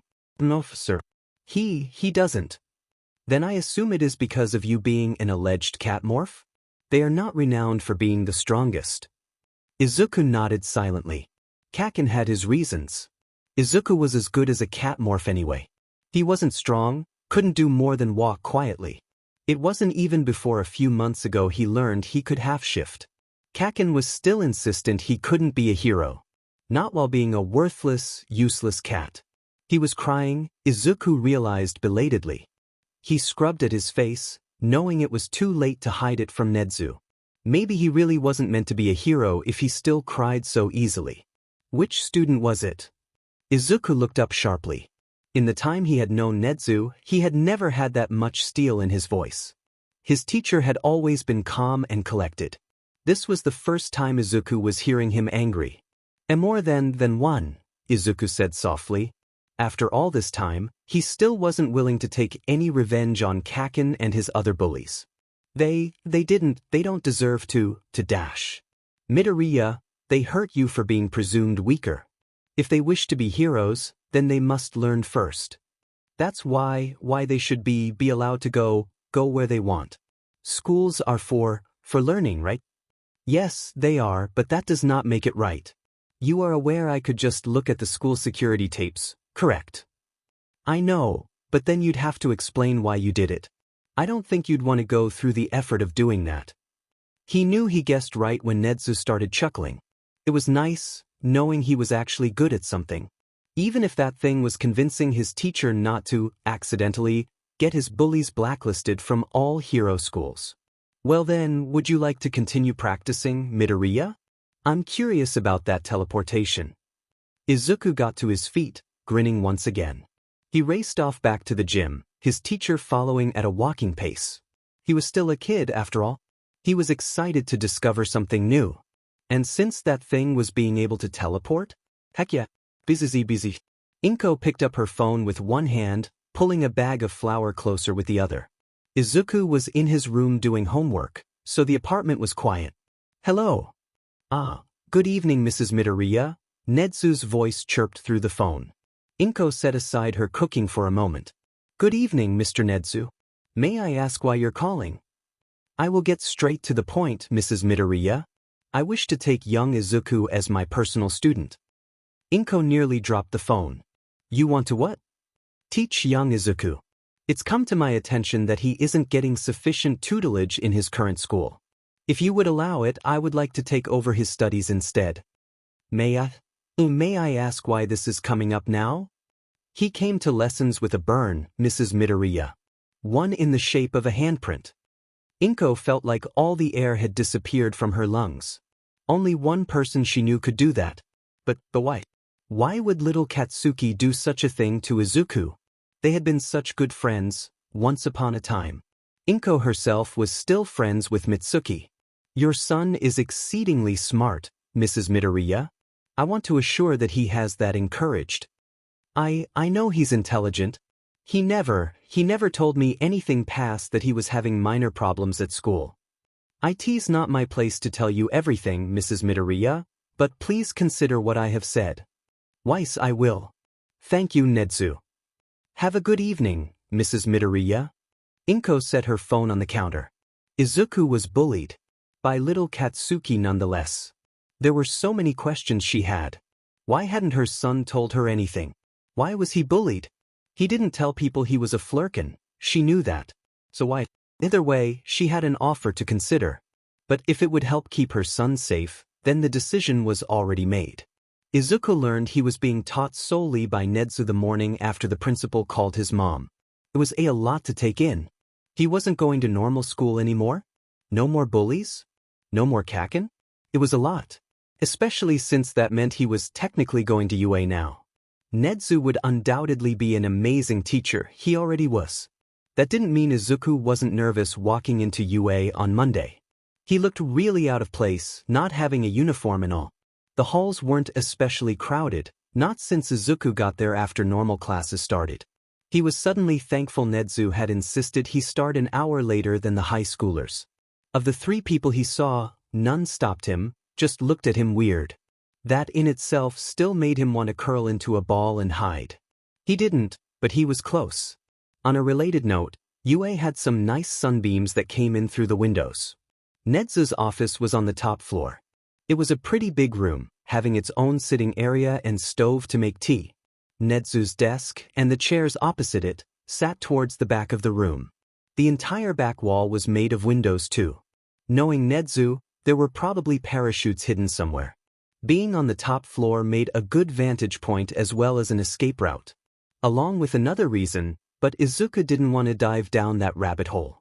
The principal himself was sitting at his desk. Papers were scattered across it with no obvious rhyme or reason. Izuku figured the principal would be the only one to know if there was a pattern or not. There you are, Midoriya. Right on time. Are you ready for our first lesson? Yes, Nezu-sensei. Have you read this book before, Midoriya? No, sir. All right then, reading it will be your homework for this week. We will discuss what you read next Monday. For now, I assume you've learned a bit of chemistry? Yes, sir. Good. Now, we're going to learn how to make chlorine gas with cleaning products. Is it really okay to set this on fire? Of course. Just keep the gloves on. And what happened in 2019? The Area 51 rebellion in the US. Correct. And remember, they did not in fact find aliens, but nuclear weaponry. Is this how I solve it? Yes, very well done, Midoriya. That math problem was giving even the second years trouble. Some liked you. It was the best hero school in the country, how could they not? The teachers were all pros, they learned how to control their quirks even better than before, and injuries were never a problem since Recovery Girl worked there. It helped that most of the people in their class, 1B, were friendly. Heroics class was their favorite though, for obvious reasons. The teacher was an old hero who was going to retire soon. His hero name was Jengar, and he could become a shadow. Not like darkness, but he could literally become someone's shadow to follow them. He was underground, so not a lot of people had heard of him. Some thought he was cool though. Good at teaching them to fight too. Jengar-sensei also liked to send kids on errands. Nothing big, usually just messages to Nezu or something. Sum was chosen for one such adventure today. All they had to do was deliver a note to Nezu in his office. Meh, at least they weren't getting tossed across the training yard again. The walk to Nezu's office was quiet. Everyone was in class, so of course it was. Sum thanked whoever had designed UA that there were elevators. Climbing 10 flights of stairs did not sound pleasant. Sum knocked on the door once they reached it. The talking from inside stopped, replaced with Nezu saying they could come in. Sum very carefully opened the door. Inside was Nezu and a little green-haired kid standing over a table. There were beakers of various colors in a neat line and a Bunsen burner. There was also a stack of empty cleaning supplies bottles. The two were wearing gloves and safety goggles, at least. I have a note, Nezu-sensei. From Jengar I presume, Nezu hummed, stepping around the table. I'll go ahead and take that. Sum nodded, handing over the note. One of the liquids started to spark. The green kid blinked down at it curiously. Nezu-sensei, is it supposed to do that? The green kid asked. HM? Oh, that means it's going to explode. Put the blast shield over it, please. Nezu said everything very calmly. Sum stood there staring as the kid that was probably a middle schooler put a thick glass dome over the sparking liquid. A moment later it exploded, but silently from inside the dome. Didn't know that would happen. Can we try it again? Of course, Midoriya. You may go back to class, Ms. Yubi. Sum nodded numbly and retreated from the room as fast as socially acceptable. Once down the hall they sprinted. The faster they got away from the kid and principal blowing things up the better. What was going on in this school? So far, Izuku liked being taught by Nezu. He was learning a lot more than he had in his former middle school. Quite a bit of it was more useful for being a hero and adult in general than the other stuff he had been learning. Nezu had even showed him how to hotwire a car. It was the end of Friday, right after he finished his last lesson of the week. Honestly, it had been one of the best weeks of his life. He got to learn from one of the smartest beings on Earth, and no one bullied him. Izuku also left late enough to avoid Kaken. None of the UA students had confronted him either. Some gave him weird looks, but that was the extent of it. Maybe Nezu had warned the classes or something, but either way Izuku was grateful. The hallways of the school were once again silent. The normal students had left already, and the teachers were doing whatever they needed to finish before going home. Izuku had seen Aizawa around the halls a few times, but hadn't gotten to speak with him much. Izuku was actually smiling after the school week for once. He never realized how often he went home with new bruises until they weren't from bullies. Any bruises he had now were from trying to control his quirk. There had been progress, even if it wasn't much. He stopped when he heard a noise. A weird scraping sound. In a very silent hallway, it stuck out like teal on a gray background. Izuku looked up and down the hall, but didn't see anything. Izuku shrugged and kept walking. It was probably just something from the support department that echoed. At any rate, Izuku needed to get to the train station before it got too late. He pulled out his phone to make sure his mom didn't text before he left. "Hey Midoriya." Izuku looked up from his phone. There wasn't anyone in the hall. He yelped as a heavy weight crashed onto him from above. Izuku was standing 1 second, and the next he was tasting the floor. He thrashed under whatever was sitting on him. Something alive, apparently, since it laughed and rolled off of him. Izuku grumbled, but rolled over so he could see.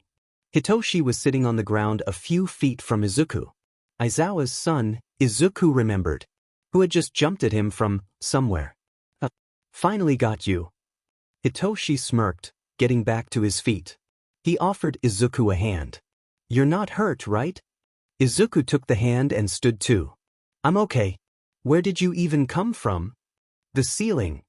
Izuku stopped, glancing up at Hitoshi. He was pointing above their heads with his smirk still in place. Sure enough, there was an open vent grate above their heads. "And why did you jump me from the ceiling?" "Payback."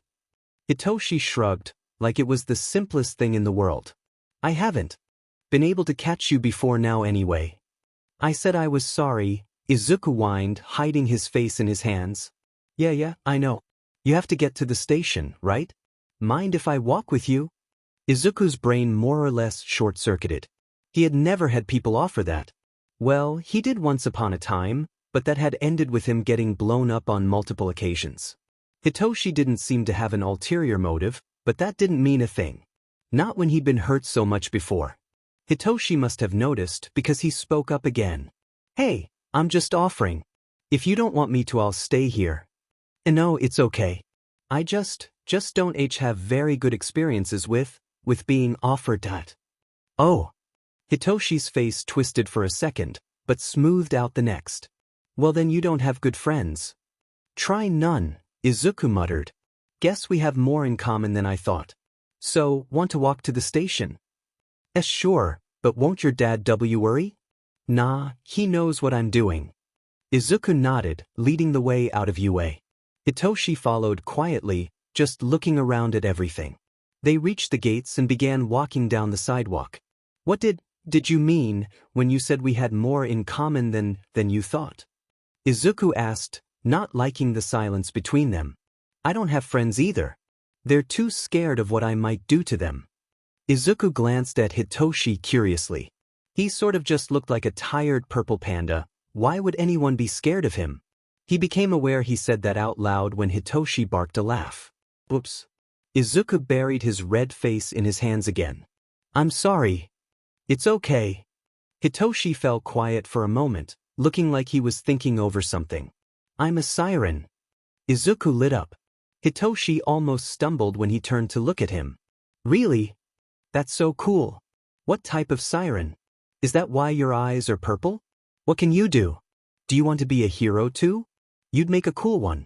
Are you related to Present Mike? Can you sing really good?" "Can dash." Hitoshi covered Izuku's mouth with his hand, effectively stopping his rambling.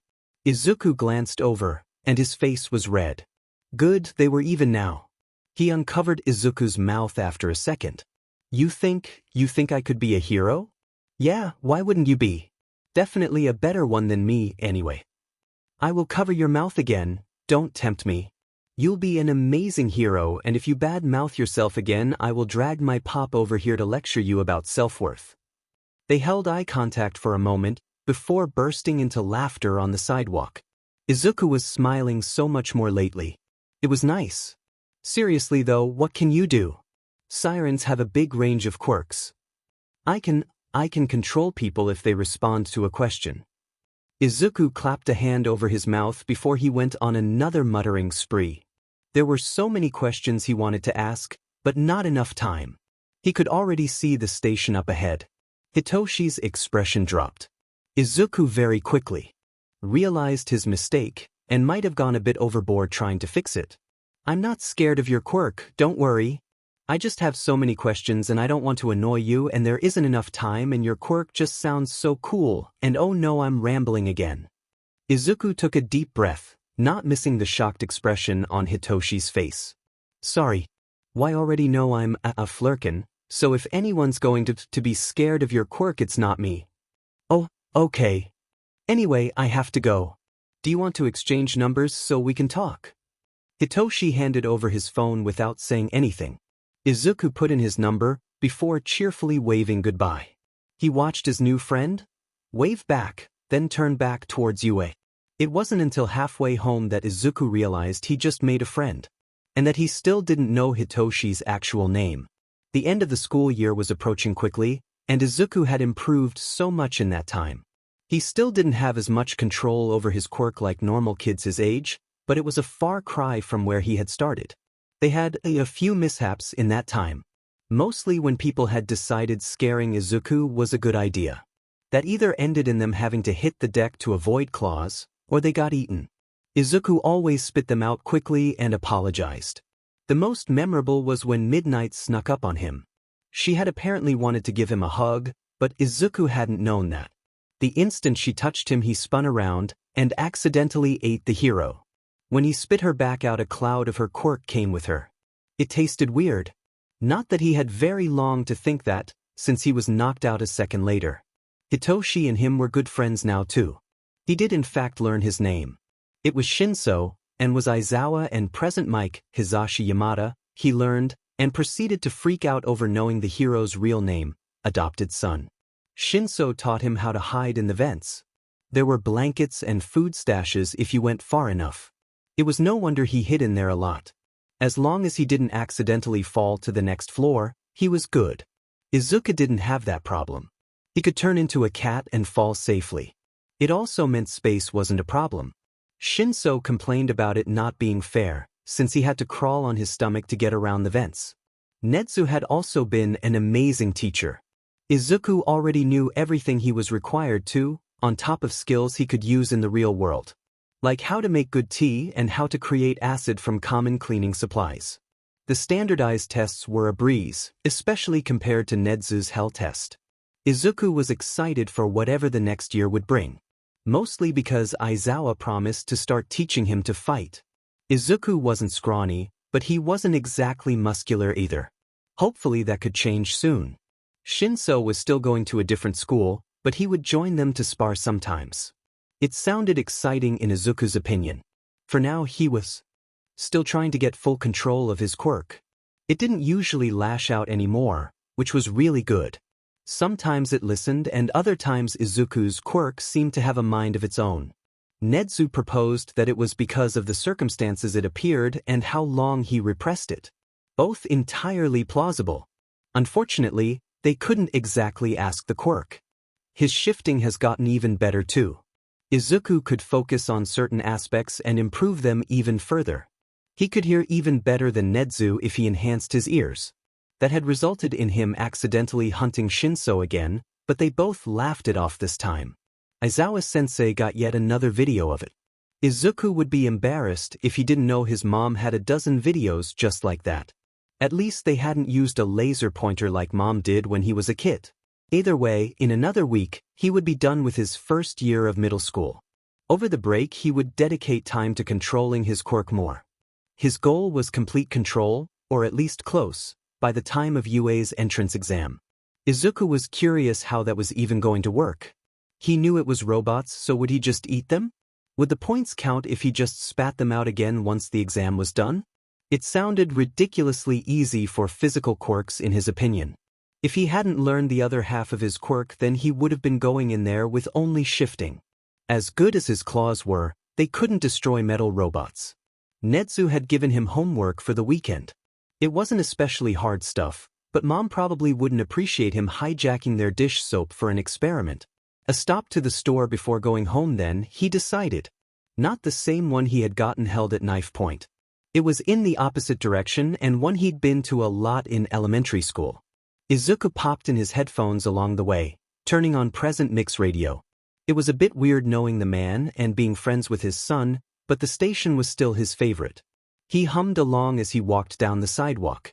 Call it honed senses, instincts, whatever you want, but Izuku knew something was coming. Something dangerous. It was like something was crawling up his back and setting all his hair on end. Izuku didn't even know what was setting him off, but everything looked normal. All he was doing was walking towards the store that was hardly 50 feet away. There weren't even many other people on the street. He did his best to shake the feeling off. It might mean something, but he needed supplies. That was it. Nothing much could go wrong in the 5 minutes it would take in that store. Izuku pushed through it and got what he needed. Nothing out of the ordinary happened inside. There was an old lady shopping and another teenager working the register. No villains, no knives, and certainly no destruction. It was normal. So why did he feel like bolting home? Izuku took his bags and headed towards home once he finished. There still weren't many people on the streets, but that wasn't unusual. Especially since it had been maybe 10 minutes since he was last out. Bag in hand, he speed-walked down the street. Even if it really was nothing, that didn't stop his adrenaline from thinking it was a threat. Izuku found himself unconsciously readying his quirk. "Hey, Deku." Izuku froze, his slitted eyes widening in fear. The bag in his hand crinkled with how tight he was suddenly gripping it. He hardly dared to breathe as footsteps echoed from the alley at his back, coming closer. "Thought you could hide from me, huh?" Izuku remembered the last time they had talked. He had thrown himself out a window, then never came back to school. Kaken hadn't been able to find him until now. Izuku had foolishly hoped he never would. He finally figured out to make his mouth move again. I wasn't hiding." "Then where've you been, Cat?" Kaken spat. "That's none of your business, Kaken." Izuku flinched as Kaken's palms crackled. He finally turned around, facing his bully. That's what he was. He wasn't a hero, not really. Not yet. "Do we need to have a talk, Deku?" "There's other people here, Kaken. They'll call the police." Izuku met Kaken's eyes, seeing how they burned with hatred. It was so much like his quirk, crackling and fiery. He didn't flinch away though. Izuku stood his ground, hoping he wouldn't get another burn scar today. "And what'll they do?" "I'm just a concerned hero to be making sure a civilian stays safe," Kaken said, but it sounded more like a threat to Izuku. He didn't believe it for a moment. "Leave me alone, Kaken." "Then tell me where the F you've been, Cat, or I won't hesitate to remind you where your place is." Izuku didn't like this. He wanted to go home and talk with Shinso and eat dinner with his mom. Not try and defuse the bomb that was Katsuki Bakugu. He just wanted to do his homework and wonder what Nedzu and Aizawa-sensei had planned for him next year. Why did he have to be stuck here? He remembered that last day at his old school. It almost felt like something in him crumbled. Not shattered, not suddenly broken, just crumbled away. Something a long time coming finally disappearing. Only now did he realize it was his respect for Kaken. Well, no, he still respected him, to an extent. It was more his idolization of his former friend that was gone. Kaken was a bully. Plain and simple. Izuku didn't like bullies, but he had following Kaken for so long. Too long. "Why do you want to be a hero?" Izuku's voice was barely there. Small and quiet, but enough to be heard on the silent street. What kind of stupid question is that? Izuku sighed, loosening his grip on the bag in his hand. Why do you want to be a hero if all you've ever done is act like a villain? Izuku saw Kaken's eyes blow wide, sparks dancing in his palms. He took a single step backwards. Sparks meant fire and fire meant pain, so Izuku got farther away from it. "I'm no villain. The F are you blabbering about? Heroes don't beat others down. Heroes save people." Izuku paused, mulling over the words bouncing around his head. "You're no hero, Kaken." "I am a hero. I'm going to be the best demon hero the world has seen. I'll beat All Might and be #1. You're just a stupid cat that doesn't know anything." Then why are you trying too hard to justify yourself? I'm not. I should dash. Should what, Kaken? Blow me up? Make me bloody and bruised like you've done for years? Bully me like you have since we were 5? I'm dash. Before you're a hero, try being a better person, Kaken. What I do is none of your business, it never was. Deku dash. Izuku turned away. He still had to get home, after all. Izuku paused. He was going to say, goodbye, Kaken, but this wasn't really his Kaken anymore, not really. His Kaken had been the little kid that played in the park with him before they got their quirks. He was the hero that Izuku had idolized most of his life. This was the person that had bullied Izuku for almost 10 years. The person who had given him starburst scars on his skin and more bruises than he could count. This wasn't his friend. When he spoke again, it was with a note of finality. Goodbye, Katsuki. Izuku walked away and didn't look back. Izuku didn't see Katsuki again after that day. Neither wanted to see the other anyway. Not even they knew what would happen if they crossed paths again. Probably a lot of explosions and possibly someone getting eaten. He dedicated himself to his training. Not that he hadn't before, but now he wasn't worried about what Kaken Katsuki would do at school. Izuku was finally realizing how strong he was, and not just physically. True to his word, Aizawa-sensei began teaching him to fight in his 2nd year of middle school. Shinso joined them sometimes, and those sparring matches could go either way. Aizawa was a good teacher though. He told them what they did wrong and helped them do it correctly without sounding nitpicky or degrading. Izuku loved having him as a teacher. Izuku was already pretty strong, but learning to fight improved his strength even farther. He watched as his friend bulked up too, though both of them could still fit in the vents. Shinso and him found it fun to scare some of the normal students if they were both there during a school day. More than once, Izuku had been in the middle of a lesson with Nezu when a student ran in to ask if the school was haunted. He thought he did a good job of hiding his giggling. Luckily, Nezu found it funny too. He even gave them advice on what to do. Izuku and Shinso just shrugged and went with it. Almost no one could tell why the principal did what he did anyway. It was during that year that he finally gained control over his quirk. It had gotten easier and easier for him to make it not lash out, and he could move it where he wanted to now. There was still so much to work on, but he wasn't a danger anymore. Izuku wasn't going to hurt anyone now. Although tentacles still tried to escape when someone scared him. That usually just resulted in it looking like he ate an octopus though. Nezu-sensei said he was proud of him. Izuku thought he might combust on the spot. Instead he ended up teleporting to the gym roof. Over the rest of the day, every hero that worked there popped into Nezu's office to congratulate him. Izuku swore his face was never going to be its normal color again. Especially when Aizawa came in, patted him on the head, and told him he did a good job. He teleported to Yue's roof on accident, again, when he did that. Teleporting had to be worked on, evidently. Izuku still wanted to test his storing limits too. Could he carry a certain weight in his pocket dimension thing before he had to stop? Theoretically, could he eat an entire building if it was skinny enough? Also, what happened to people he ate? They were obviously still conscious, but was there air? Midnight said she had been a bit too freaked out to check last time, and Izuku wasn't too keen on eating any more people on purpose. They still had so much to work on, but Izuku was happy. He focused on honing his skills and adding new ones, hand-to-hand combat being one of those. Aizawa-sensei and Shinso were more than happy to help him with it. Although Shinso probably just liked tackling him onto the mats. Last round of today, Aizawa-sensei's voice rang out over the gym. 3, 2, 1, begin. Izuku darted forward, using his small height as an advantage. Shinso braced where he was, guard up. They mostly knew how the other worked by now. Izuku feinted to the side, scoring a punch. Shinso hissed, but swung his own arm out. Izuku ducked, trying for a kick at his friend's legs. Shinso didn't bother to dodge. He jumped and dove for Izuku, who yelped in surprise as the two went tumbling. Neither saw much as they rolled over each other on the floor. It was more playful wrestling instead of sparring now. Alright, that's enough. Izuku and Shinso flopped onto the floor at Aizawa's words. Both had smiles on their faces. So far, it had been a good day. What's more therapeutic than getting to wrestle with your friend inside a hero school? We're done for today, Izawa said, leaning over them. Hey Dad, can Midoriya and I go get ice cream? Shinso asked from the floor. Izawa nodded, fishing for something in his many pockets. He pulled out string, buttons, and keys, with increasing annoyance, before he finally found his wallet. The two boys watched and tried not to laugh.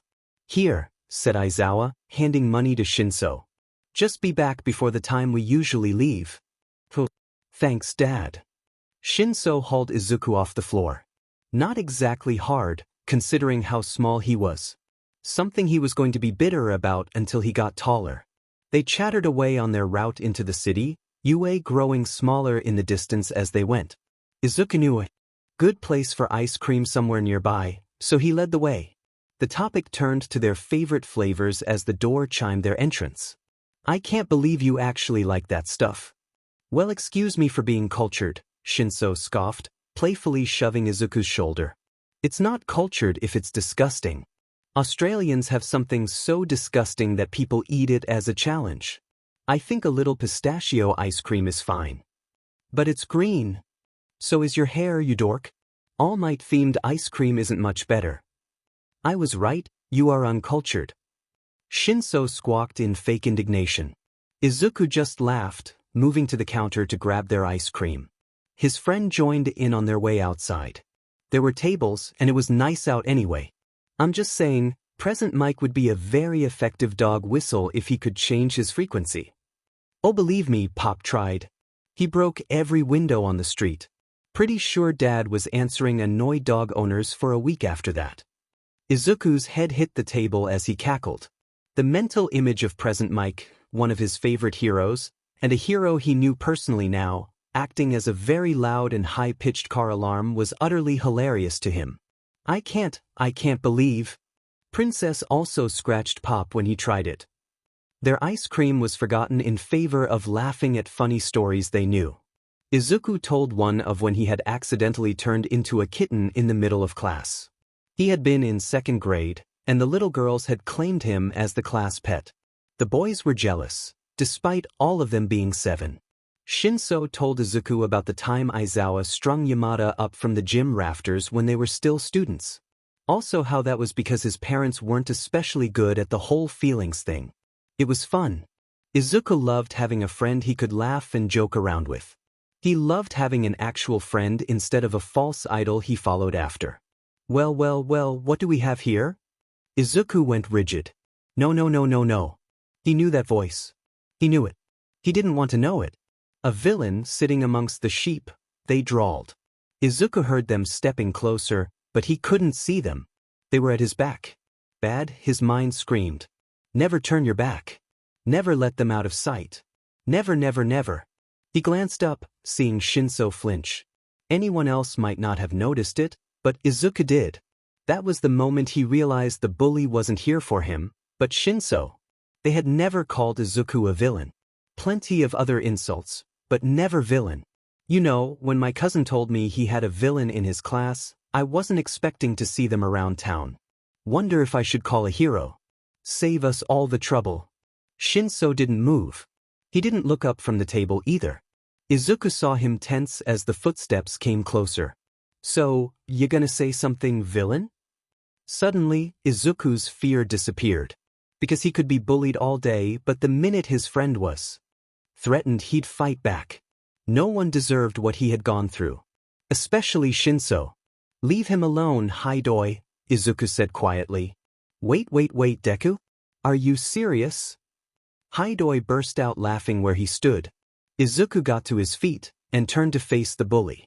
Oh, you know what? You two are perfect for each other. One a villain and one useless and weak. A match made in heaven. He's en dash. Ah, one word villain and I can call a hero here. Haidoi smirked. Shinso growled, but didn't say anything more. Seriously can't believe my luck. After all this, I finally found our favorite punching bag. Leave, Haidoi, before I make you. And what ya gonna do, catboy? Meow me to death. Izuku wanted to show him. He wanted to let everything loose and show his bullies once and for all that he wasn't weak. Even if it was technically illegal to use his quirk on the street, he wanted to show that he wasn't a punching bag or something to toy with. He was strong now. He had power and control. Mostly, he just wanted to protect his friend. Shinso didn't deserve any of this. He was strong and kind and liked to watch cat videos at midnight.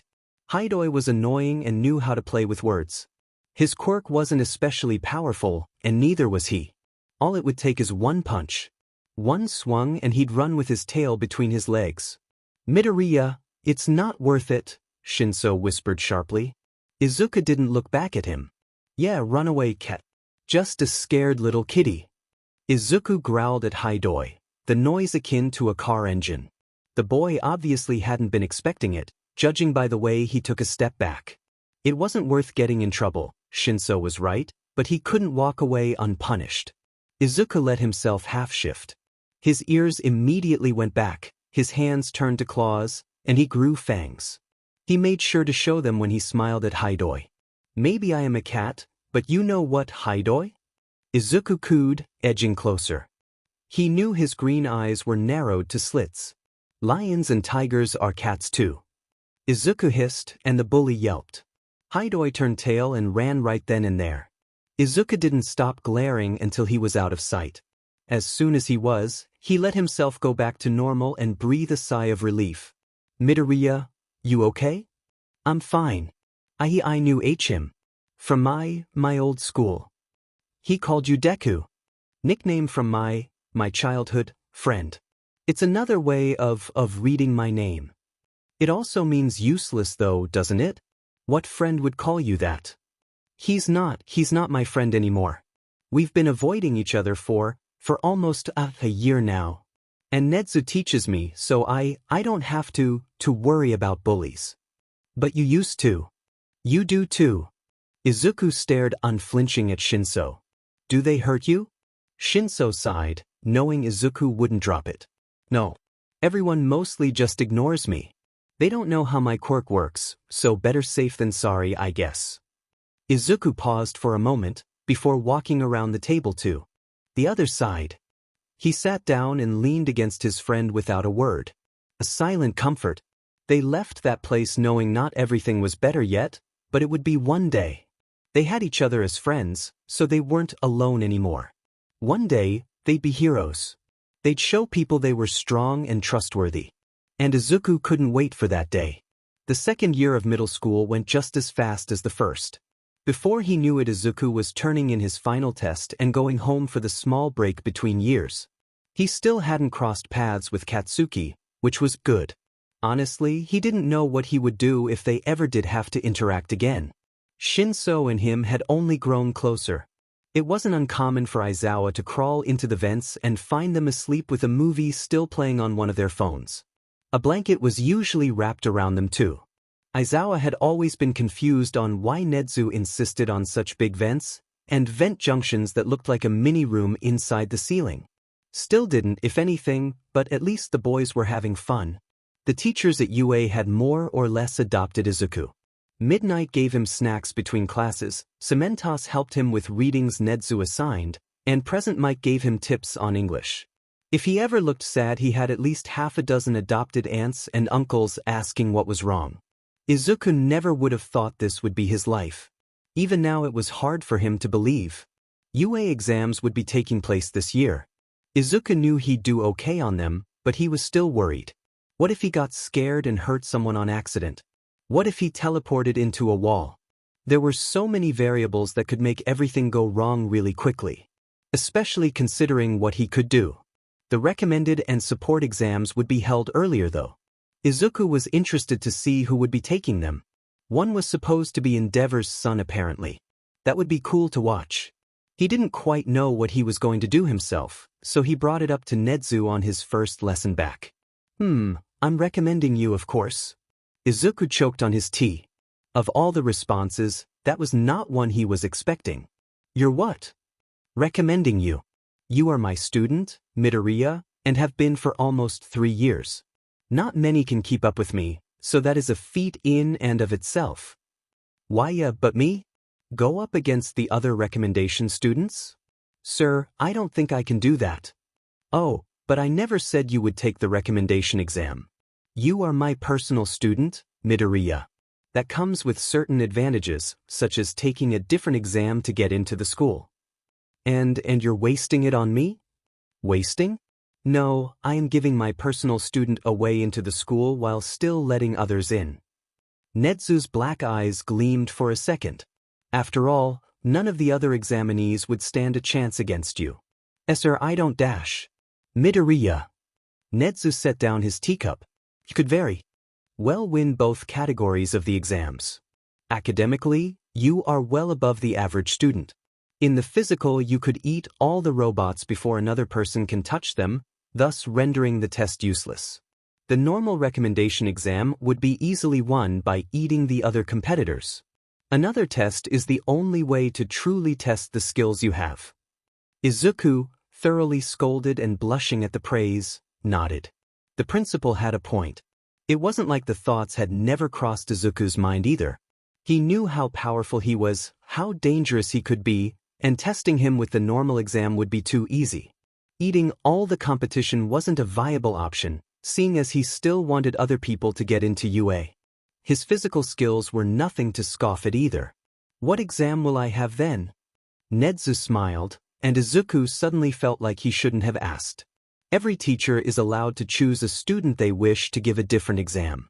Though only one per person, and they must have taught at UA for a certain amount of time. Just so happens I qualify for that.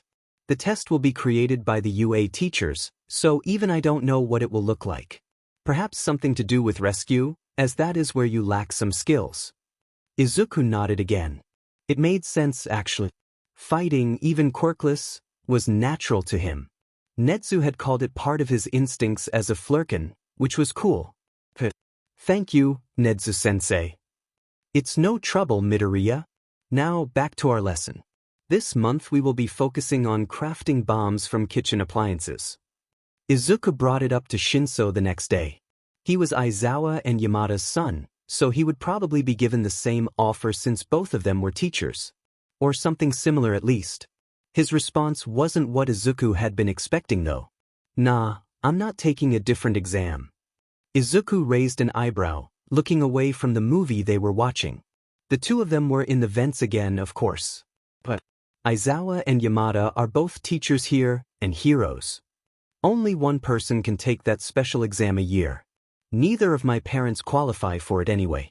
And me against the other recommendation students? I don't stand a chance. Yeah, you would, Izuku insisted, nudging Shinsu's shoulder with his own. I want other people to pass, Mido. So what are you going to do then? Your voice doesn't quite work on robots, and you might not get enough rescue points. Students who do good in the sports festival can get transferred from general education to the hero course. Dad said he and Pop can't be the ones deciding if I did good enough or not, but that doesn't matter. I'm going to make my own path and prove to everyone that I can be a hero.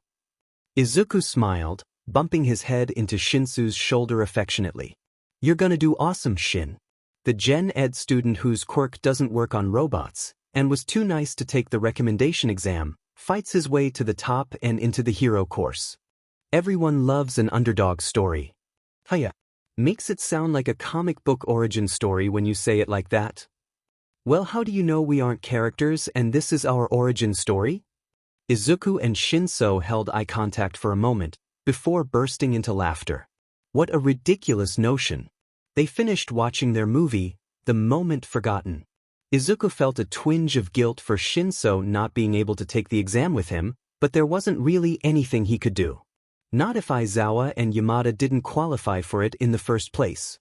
All he could do was try his best and be in the hero course when Shinso got there. Because he would get there. Not even the author of their story could stop that. Izuku didn't like shopping trips. They never ever ended well. Well, finding out what the other half of his powers were was alright. The event itself SCD though. Then Katsuki happened and now this. It went like this. Mom needed ingredients she had forgotten to buy for dinner. Izuku picked a different store, once again, from the two that he had been attacked at. Honestly, what were the chances that it would happen again? Probably close to nothing. Most people were hardly ever caught in more than 2 villain attacks in their lifetime, So he went about his day happily. Everything went smoothly, though Izuku only relaxed when he was a block from the store. The cashier had been kind, and Katsuki wasn't around here. Even if he was, they wouldn't confront each other again. He pushed his senses to the max anyway. He was just passing beneath an empty bridge when he heard something odd. It sounded almost like sloshing water, but thicker. It also sounded like it was in the sewers below his feet. Izuku decided to go with what his anxiety was saying and book it out from under the bridge. Izuku wasn't fast enough. Even when he pushed himself faster, he didn't make it. A slimy substance snagged his foot, making him trip. Izuku lashed out with a clawed hand, but it didn't do anything. The claws went right through it like it was water. His panic climbed up his throat as the thing wrapped itself around his body. Well, look at what we have here. A medium-sized bodysuit. Not especially powerful, but you'll do, the voice rasped. Izuku thrashed as it covered his face. Hold still, kid, this will only hurt for another minute. No. He couldn't die. He couldn't die. He couldn't leave Mom and Nedza-sensei and Shinso and Aizawa and Yamada. Maybe a few years ago he'd go limp, but not now. Not when he finally had something to live for. Not when he finally had people that believed in him. Izuku thrashed and struggled for all he was worth. It bought him a split second of air before the slime was back over his face. Turning into a cat here wouldn't help. A small animal had smaller lungs. Besides, getting sludge and fur wasn't fun to get out. If he lived, that is. Using his tentacles wouldn't work on liquid. There was absolutely no way he was willingly putting that in his mouth either. The slime grumbled something about someone chasing him. Izuku didn't listen. Too busy trying to claw the slime off of his face. Someone said something, though Izuku couldn't hear it. The sludge covering his ears muffled everything that wasn't his own heartbeat and lack of breathing. Wind tore down the tunnel, blowing the sentient slime to smithereens, and leaving Izuku to cough up the rest of it. He managed to stay conscious, but it was a close thing. When he finally looked up from the ground, his eyes widened almost comically large. Because standing there was All Might, his favorite hero, gathering the slime into soda bottles. Izuku thought he was going to faint. "Are you all right, my boy?" All Might asked, suddenly standing over Izuku.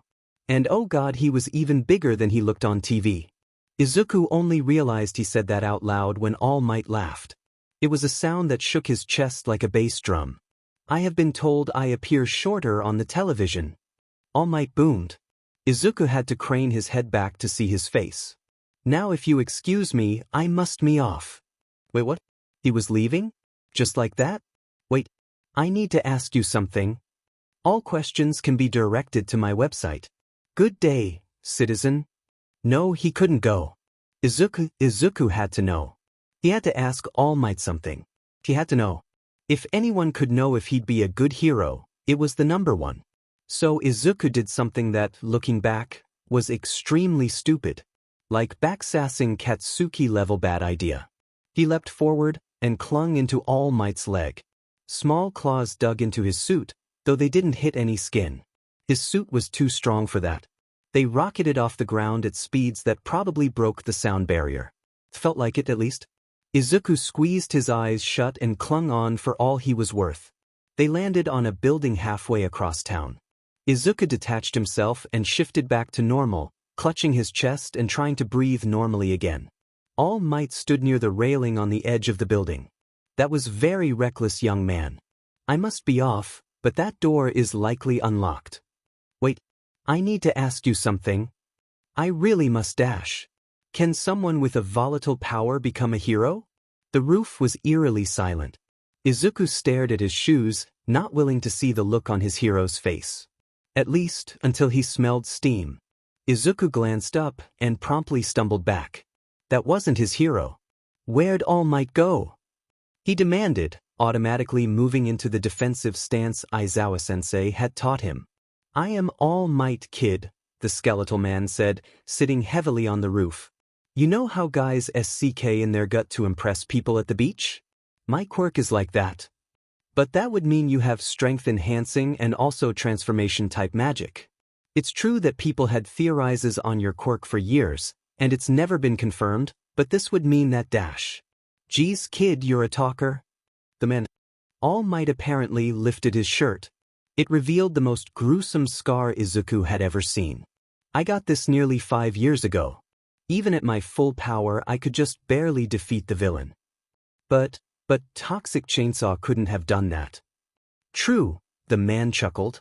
It held no mirth. This was a fight kept away from the public. Now, I can't have you go telling the media about this, understand? Why's All Might? All Might got up, moving to the door that was unlocked. He opened it but didn't walk down the stairs yet. And as for your question, I'm one of the strongest heroes out there, kid. I need precision to make sure civilians don't get hurt. So no, with a volatile quirk you shouldn't be a hero. There's just too much danger in not having full control. Maybe look into being a doctor or police officer. They don't need to use quirks as much, but save people all the same. With that, All Might left, closing more than one door behind him. Izuku sunk to his knees. His dreams were crushed and laying on the floor in shards that cut his hands when he tried to pick them up. If All Might believed he couldn't be a hero, then it must be true. He was dangerous, after all. He could hurt someone instead of save them. Flurkins weren't meant to be heroes. Everyone already said that, whether they knew he was one or not. His powers could do more harm than good. Maybe he really was worthless, just like Kakin always said. He would be better off just fading into the background, unseen and unheard. No one should have to waste time on him. Not Nedzu, not Aizawa, nor Shinso. He didn't deserve them. They were all amazing, while he was just someone trying to not kill people. The roof suddenly felt like the perfect place for him to be. An explosion went off somewhere in the distance. Izuku's mind was dragged forcibly from the fog it was in. He recognized that noise. It was like knowing the footsteps of a family member walking up the stairs, or knowing a friend's mood by how they spoke. Not something specific he could pinpoint, but more an ingrained instinct. Those explosions were Katsuki's. Katsuki was in trouble. The door slammed behind Izuku as he raced back down to the ground on his own 2 feet. The street was chaos. People pushing and shoving to see or get farther away. Empty Lady was blocking one end of the alley, opposite Izuku thankfully. There were heroes here. They were here and they weren't doing anything. Why weren't they doing anything? Katsuki was here. The sentient slime thing was too. It was trying to drown Katsuki like he'd done to Izuku not an hour before. He was blowing things up left and right. He'd been in there for longer than Izuku had been. Why weren't the heroes moving? Izuku searched frantically for someone that could help. Someone, anyone, that could get his childhood friend to safety. Even if they hadn't spoken in forever, that didn't mean Izuku wanted him to die. No one. No one was helping. Nothing was being done to help the drowning child because they weren't a good matchup. Izuku growled out loud, pacing the border set by the heroes. No, he couldn't just stand here. Not when Katsuki was dying. Izuku caught a glimpse of Katsuki's eyes. Red as they had always been, but filled with an emotion Izuku hadn't seen on his face in years. Katsuki was scared. Katsuki was never scared. No one deserved this. Not even a bully. Izuku's feet were moving before he knew what was happening. The eyes, he realized. They were the only part that wasn't a liquid in the blob. They were also hovering near Katsuki's face. He didn't have anything to throw, but he had something to stab with. Izuku half-shifted, focusing on his hands. He leapt over the flames, aiming for the villain's eyes. His claws sunk into whatever the thing was made of. Eyeballs felt weird, he decided. They were disgusting, and Izuku was pretty sure the only reason he wasn't puking was his overpowering urge to save Katsuki. This was not an experience he wished to ever repeat. Never in his life or anyone's that came next. The villain screeched, recoiling as far from Izuku as it could get. It allowed him to hook his claws into the fabric of Katsuki's shirt. The boy hauled his former friend out of the slime, which was still shrieking. He didn't bother to look at the damage he had done. He knew it was bad. Katsuki was dumped at the hero's feet, hacking up what slime had managed to get into his airways. Izuku was breathing heavy, was otherwise unharmed. The villain was still on the loose though. One punch from All Might was all it took to take him down. The villain was splattered against the walls and knocked out cold. He was quickly detained by the heroes. That did nothing, Izuku's mind hissed, and taken away to the police station. Izuku was scolded for being reckless. It doubled when Katsuki yelled about not wanting help from a cat morph. His dream were already in ruins, why not stomp on the shreds? Izuku just wanted to go home and sleep. He was dismissed, escaped, a while later. Katsuki had been carted off by his parents after the medics deemed him alright. If he caught any diseases from whatever that thing had been made of, then they were told to immediately go to the hospital. Izuku almost snorted out loud. Katsuki would rather die than admit he needed help with something like a cold. Literally. Izuku only remembered the groceries when he turned onto his street. The slime villain had been on the news, so Mom would already know. What she didn't know is that it targeted him first, and then he decided to be an idiot and cling to All Might's leg for a free flight across the city. Rats had probably gotten to the bags by now anyway. He was in so much trouble. Good thing he was decent at lying. All thoughts screeched to a halt when a massive figure appeared in front of Izuku. He was staring at the sidewalk in front of his feet, so all he saw was a giant shadow suddenly materialize. A villain, his mind immediately told him. Despite how wrong said mind had been all day, Izuku listened to it. In an instant, the figure was gone in a flash of pink and red. Izuku got a split second to see who it was he was eating. Oh no. He just ate All Might. Not a problem Izuku thought he'd be having in the middle of existential crisis day, as he had mentally dubbed it. But what's one more cherry to the fruit salad of horribleness that is today? Oh God, he was so dead. Or at least arrested. Very much arrested for eating the number one hero. Izuku realized he had been standing there for a solid 30 seconds, just staring into space with eyes the size of saucers. Right, he needed to split out All Might. The thought alone made him sick to his stomach anyway. All Might appeared again, thankfully not covered in spit. He was in his deflated form this time. Izuku shrunk in on himself, tensing to run. Not that it would do anything, but it was instinct at this point. The hero could easily catch him anyway. One move and he was dead. Ah, that was interesting. And just like that, the floodgates were opened. All Might, I'm so sorry you scared me and I thought you were a villain and I didn't want to get hurt again so I acted without thinking and I'm sorry I didn't meant to do that. Are you okay? That was a lot, my boy. I am alright though. What was that? Am I quirk? Or at least P part of it. Quite powerful. Dangerous, Izuku's mind once again supplied. How did he shut this thing off? My boy, I have something to tell you. Izuku looked up again, meeting his hero's eyes. On that roof I told you you couldn't be a hero with a volatile quirk, since it might hurt someone. I have come to change my answer. Izuku felt his eyes start to water, dripping over into tears. Was this a dream? You can be a hero. Izuku was sobbing now, too many emotions running rampant in his mind. All Might was haloed by the sun. A true hero. One that admitted his mistakes. And I deem you worthy of inheriting my power. What? I believe you are worthy of being the next inheritor of my quirk. All Might, do you even know my name? Izuku was one part mentally screeching at saying that to his favorite hero and then one part exasperated. He saw this from students in UA on a weekly basis.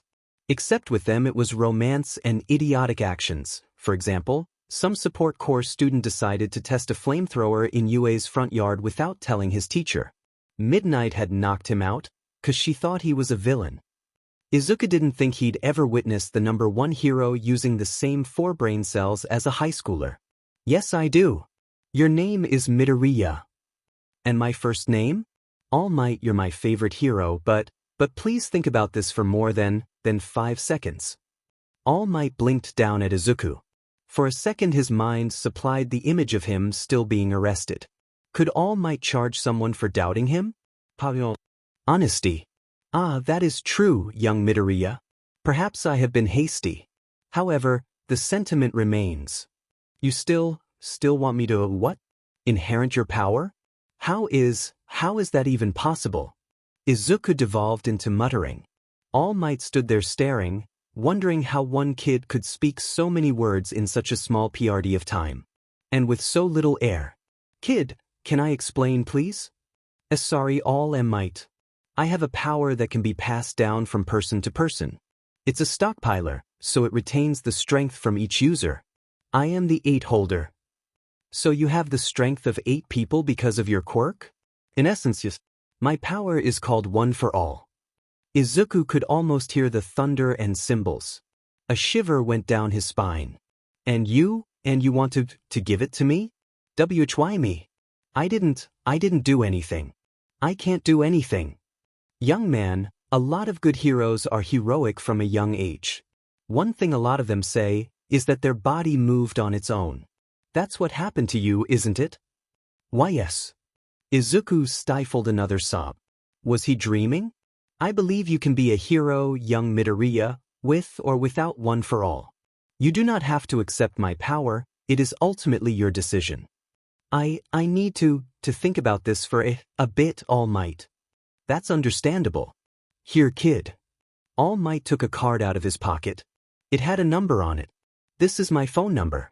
Tell me your answer when you're ready, alright? I will. Thank you, All Might. No kid, thank you. You reminded me what it meant to be a real hero. Izuku watched All Might blast off again. The tears were still streaming down his face, despite his attempts to wipe them away. Everything felt like it was a dream right now. So he walked home feeling like his mind was floating behind him. Until he remembered the groceries. And his teachers. He was in for a lot of scolding. Izuku was asked to meet All Might at Dagoba Beach. At 6 in the morning, to be specific. But he did it anyway. Not because of the time, but because he had to go straight from there to UA. Trash wasn't an easy smell to get out, and that meant Nezu was going to ask questions. But that was a problem for future Izuku. The beach was less of a beach and more of a dump. Literal mountains of trash were piled as far as the sand stretched. At least Izuku assumed there was sand under there. He could see the smallest amount at the base of the stairs, where the trash had been moved, but that was it. All Might was already standing on the beach. He was in his deflated form and sitting on a fridge. Izuku ran up, thinking better of yelling, All Might, in a decently populated area. Even if it was way too early for normal humans to be out. Izuku, being part cat, was wide awake and acting like he'd just eaten a bag of sugar. At least he wasn't dead on his feet, All Might thought bemusedly. Have you made your decision, my boy? Yes, Izuku said confidently. He looked up into All Might's eyes. I accept. On one condition. And that is. Izuku hesitated for a moment, but steeled himself again quickly. I want to tell my mother and teachers. All Might poofed into his hero form out of surprise. He quickly reverted back, coughing harshly.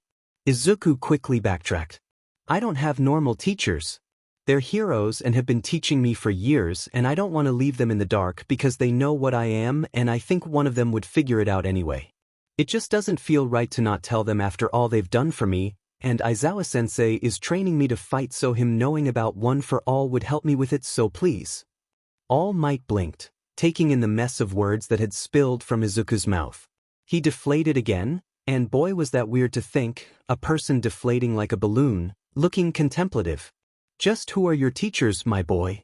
I believe I recognize that name. Aizawa-sensei is Eraserhead. He was there when I used my full quirk for the first time. My main teacher is Nezu though. I don't go to normal school, so he teaches me everything. Sometimes other teachers come in to show me stuff. Izuku glanced up again, seeing All Might staring out at nothing. He looked vaguely terrified and like he regretted every choice in life. So, sort of like a college student. All Might cleared his throat, shaking off his daze. Yes, my boy. If Nezu is your teacher, I'm afraid he would figure it out anyway. You said you wanted to tell your mother too? Yeah. I mean, I live with her, so I sort of need to tell her? She's the same thing as me, and never got super anything. Yes, I suppose that's correct. But, just what are you talking about, my boy? Are you a creature type? Yes, I am. I guess you deserve to know. Izuku took a deep breath, staring at the floor. I'm a flurkin. Well, that explains a lot. Izuku glanced up for a moment. All Might didn't look disgusted or scared, But, curious. That wasn't something Izuku thought he'd see. It does. Certainly makes more sense on how you ate me. And why you're so scared of your own power, my boy. And you still wish to take on one for all on top of this. Absolutely. It was the most sure answer Izuku had given today. All right then, my boy, all you have to do. All Might poofed back into his hero form again, waving one arm grandly at the not-so-grand beach, is clean this beach. I'm sorry, I have to what now? Clean the beach. Or most of it, at least. You see, you need to build muscle mass in order to handle my power. Oh, I guess that makes sense. How much muscle mass do I need, exactly? Enough to not explode a limb. What? After All Might explain things better, Izuku rushed off to Yue. He was given permission to tell Mom, Nedzu, and Aizawa, but that was it. It was nerve-wracking, but also exciting. If he could master one for all along with his other powers, then he just might be able to make a difference. In the world, underground heroes were great, amazing even, but daylight heroes were the ones that had media attention. Media attention meant they could get word out to civilians. For example, bullying for weak quirk or having none at all. Practically non-existent in children nowadays, but still something that needed to be addressed. Izuku wanted to save people. That was all he ever wanted. If One for All helped him do that better, then he'd take on its weight. He already had the whole being a flirkin thing hovering over his shoulder. What's one more thing? He would tell them tonight, he decided. Maybe he could invite his teachers over for dinner. It was easier and a lot less suspicious than asking Mom to come to Yue. For now, he just had to go about his day as normal. Acting normal turned out to be harder than he thought. Aizawa called him out for it twice. Nedza didn't comment, but Izuku knew he noticed. Shinso asked if it was something he wanted to tell him, and accepted the answer Izuku gave him. Even if it was a stuttered mess of Izuku trying to say it was just something he couldn't tell Shinso and not something his friend had done. Mom okayed his teachers coming over for dinner, and asking them was the easy part. It wasn't the first time they'd been invited over, and it probably wouldn't be the last. By now Izuku wasn't embarrassed by it. Aizawa probably figured out that Izuku wanted to tell his teachers something at dinner, because Yamada and Shinso stayed behind this time. Izuku was thankful, even if his nerves were on edge. He went home while his teachers did whatever they needed to after school. It left just enough time for Izuku to convince himself not to panic. A single knock on the door sent that thought defenestrating itself. Dinner was good. Izuku was spaced out for most of it, but he knew it was delicious. Mom's cooking always was. Well, besides that time she tried to make banana pudding, but the less said about that situation the better. It was only once they were done that he managed to work up the courage to speak. I have something to tell you, you guys. All of the adults' attention was immediately on him. Izuku grimaced, but kept going. So you remember when I was caught in that villain A attack? 3 nods, all confused. A feat, considering Nedzu was one of them. I got attacked by the All Might saved me, don't worry. But I might have grabbed onto his leg and flumi cross T-City. The adults blinked, taking in the tangle of words Izuku had spat out. They understood it but didn't quite know what it meant. Izuku took a deep breath to try and slow his jackrabbiting heartbeat. I grabbed onto his leg. He let me off on a roof. I asked him if someone could be a hero with a volatile quirk. What did he say? Aizawa-sensei demanded, voice suddenly a growl. When Izuku didn't say anything, he repeated it. What did he say, Midoriya? First, he said no. I know why he said it. I'm going to kill the dash. No! Izuku yelped. He didn't know me or who I was or what I meant. He was well-meaning in his answer, Aizawa-sensei. He didn't mean harm by it. You said, at first, Midoriya? Nedzu interjected, before Aizawa could declare he wanted to murder the symbol of peace. Izuku recognized the barely restrained anger in his teacher's voice. Did you meet him again? I did. After I rescued Kaken. He found me again and he offered me his power. Nedzu blinked slowly, one ear flicking to the side. I'm sorry, he what now, Midoriya? He offered me his power, Nezu-sensei. I told him I needed time to think about it, and that he should probably know someone a bit better before offering something like that. Aizawa snorted. He tried to cover it up with his hand, but it didn't work. Izuku knew his teacher's dislike for the man. Having his student scold the #1 hero would no doubt be priceless to him. And then what? Mom asked. I met him at Dagoba Beach this morning. I accepted. He paused, but quickly added, but only on the condition I got to tell you guys. I don't think I'd be able to keep it a secret from you anyway. You deserve to know too. The room was quiet. Izuku glanced at each person in turn, hoping they didn't react too badly. Aizawa-sensei looked like he wanted to march up to the symbol of peace and punch him. He had the glare that usually meant a lesson. A painful one. His hands were already gripping his capture weapon tightly. Izuku really hoped his teacher wouldn't actually try to fight All Might. Nezu-sensei looked contemplative. To a normal person, that is. Izuku saw the way his eyes moved over an equation only the principal could see. That either meant All Might was going to have some bad luck sometime soon, or Nezu was planning around the new obstacle. Knowing his teacher, it was probably both. Mom's expression hadn't really changed. She was the one who Izuku felt he needed approval from. If she said no, then he wouldn't go through with it. She was his mom, his only family. Of all people, she would be the one to understand what having the weight of a legacy was like. They were both flirkins after all. But then, all right, she said. When would you be getting this power and how? All Might said I'd be ready in a few months probably. He didn't say how though. Then you'll have time before the entrance exam. That's good. She smiled warmly, and Izuku felt his eyes mist over. So, it's okay?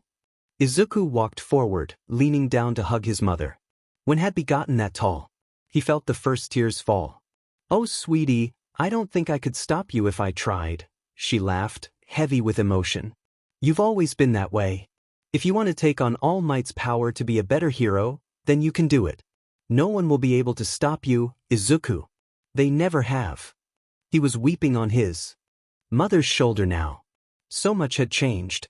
Izuku wasn't the same person he was before, and neither was Mom. Izuku couldn't help but be so grateful that it was for the better. Izuku raced down the sidewalk at probably too early a clock. If he wanted to get there before Aizawa-sensei, then he had to be fast. His teacher had decided to join them on Dagoba Beach. All Izuku got was a text telling him that his teacher was on his way. Q scrambling to get dressed and sprinting down the street while most people were still asleep since they were meeting at 6 again. He briefly wondered if Shinso would be there, but the thought was gone pretty quickly. His friend already got too little sleep as it was. That wasn't including the fact Shinso didn't and couldn't know about All Might's smaller form. Not yet, at least. Izuku wouldn't put it past him to figure it out before the school year started. Izuku got there before either adult. He stood with his hands on his knees, trying to breathe normally again. At least Aizawa wasn't already here trying to murder Izuku's new mentor. Midoriya. What are you doing here already, my boy? Izuku looked up, seeing All Might in skinny form walking towards him. He waved at his new teacher, lungs finally listening. Just wanted to be here early. That is admirable, my boy, though make sure you get enough rest, understood? Yes, All Might. Call me Toshinori Yagi when I look like this. No need to raise suspicions. Izuku nodded determinedly. Yagi-sensei it was then. He was still All Might to him and always would be though. You're both here. Good. Izuku felt his stomach sink just a little. Yagi-sensei obviously didn't feel the waves of dread from his student, as he turned towards Aizawa with a beaming smile. The man physically squinted. Izuku had a feeling he was trying not to hiss like a cat, or like Izuku when something startled him. You must be Aizawa. It's a pleasure to meet you. Yes, same. This the beach Midoriya has to clean. Yes it is. He doesn't need to clean the whole thing, since that would take far longer than we need or have time for. As soon as Izuku got the idea, hey, maybe I can go above and beyond by cleaning the entire beach, Aizawa-sensei turned towards him with a look. If you overwork yourself, then no more vent movies, problem child. And just like that, the idea was thrown away. Like all the trash he had to clean. Oh boy. So do I just start? Where do I put it? I have a truck coming, my boy. We will start by putting some of the trash in bags, then you can bring those up here. We can start on the bigger things tomorrow after I gauge how strong you are currently. Izuku shrugged, grabbing the bags from All Might and descending the stairs. The trash piles were a bit smaller here, but they were still taller than him. Most of it was stuff like bottles and normal trash. There was what looked like a bike too. It was rusty and bent, but still a bike. He was reaching for it, just to see if it was too buried to be pulled out, when he instinctively recoiled. A white cloth flew past his arm. Izuku turned to look at the top of the stairs, seeing Aizawa-sensei staring at him with an annoyed expression. Gloves, problem child. Pardon me, but why would he need those? It's just a bike. He needs gloves to not get cut by a rusty nail or something. The bike itself looks rusty from here. Did you not bring gloves? Aizawa growled, glaring at the skinny man that still towered over him. No. It slipped my mind. Of course it did. Midoriya, catch. Izuku automatically caught the thing being thrown at him. Well, two things. They were thick gloves, probably meant for gardening with roses at one point, judging by the thorns still stick in the wrist. He wondered if they were Mr. Yamada's. Now get to work, kid. There's a lot of beach to clean. Izuku smiled up at his teachers, and began his months of strength training. It had been a week, and Izuku had made a path from the stairs all the way to the water. It wasn't a very big path, but it worked. He could use it to branch off farther down the beach too. There was even an entire car he could see from the right angle. However, it did mean that things had been disturbed. Alive things. Rat. Izuku stopped when he heard All Might practically shriek. There was scuffling in the trash somewhere near him. His senses zeroed in on where it was, everything else becoming irrelevant. Distantly, he heard All Might asking what he was doing. Aizawa-sensei didn't say anything, but was probably already recording. Izuku was too focused on whatever was in the trash to really notice. He tilted his head as he edged closer, partially aware he had green ears and claws. His thoughts were mostly, thing. Rodent? Rodent. Small? Big? Rat. Get it, kill it, good present for carers. Izuku fully shifted into a cat. He crawled closer, finally spotting the rodent rifling around in the garbage. It was a decent-sized rat, but an easy kill for him. Izuku did not want to remember the times he had tried hunting birds from the balcony. A yowl and loud squeak later, Izuku had a dead rat in his jaws. He turned, showing it off proudly. All Might was standing stock still at the base of the stairs now. Aizawa was at the top, phone camera aimed at Izuku. The green cat strutted forward with his kill. What do you have there, my boy? All Might stuttered. Izuku trotted up and plopped the dead rat at All Might's feet. He was very proud of his present. Rat. That's nice. What, is the brave #1 hero afraid of a little dead rat? Aizawa asked from the top of the stairs, still recording. Midoriya giving you a dead thing is either a present or a threat. Given that he worships you, it's a present. That's a nice. What do I do with it? Wait until he turns back into a human. He'll understand if you throw it away. Then. Okay. All Might squeaked as Izuku nudged the dead rat closer. Very hesitantly, he used a gloved hand to pick it up. Thank you, my boy. Could you turn back in now? Izuku complied happily. He was beaming, seemingly unaware of All Might's hesitance in the face of his gift. I'm gonna go keep cleaning, he declared with a smile, racing off again. That left Aizawa and All Might at the stairs. The latter chucking the dead rat up into their pile of trash in the parking lot faster than the eye could follow. Aizawa was chuckling, his phone finally off. Something funny, Aizawa? Oh no, it's just hilarious to see a 7-foot man terrified in the face of a dead rat his student gave him. When he said he was part cat, I did not think he meant it literally, All Might admitted, watching Izuku lift another broken bicycle he'd found. That's the 5th video I have of him doing that. Second one of him killing an actual animal, and the third of him shifting into an actual cat. They're amusing to watch, to say the least. My son is usually the target too. You have a son? And that's enough of that. Aizawa walked down the stairs to join Izuku in cleaning, leaving All Might to trail behind him. Hitoshi was going to get a kick out of this video, he thought. All Might just hoped there were no more rats today. 5 months passed extremely quickly in Izuku's eyes. It felt like just last week he'd started cleaning the beach, and now he was strong enough to handle one for all. The beach was by no means clean yet, but it was getting there. Though Izuku wasn't about to stop cleaning it just because he had enough muscle for All Might's quirk. This beach would be clean by the time school started, or he would eat his left shoe. Maybe he could convince Shinso to help out too. But either way, he was ready now. He could hold one for all without his limbs exploding. All without overworking himself, due to Aizawa-sensei threatening a multitude of things if he did. That list included things such as watching movies in the vents, access to the vents, no katsudon, no lunch rush, no access to the chemistry lab, no access to the support department, and no seeing Shinso. In all honesty, it was only that last one that stopped him. Izuku could live without katsudon or the vents, but not seeing his friend was where he drew the line. Knowing the two of them though, they'd probably just sneak out and sit in trees or something. Izuku and his mentors were meeting at the beach again. This time, he would be receiving one for all. He would be taking on All Might's legacy as his own.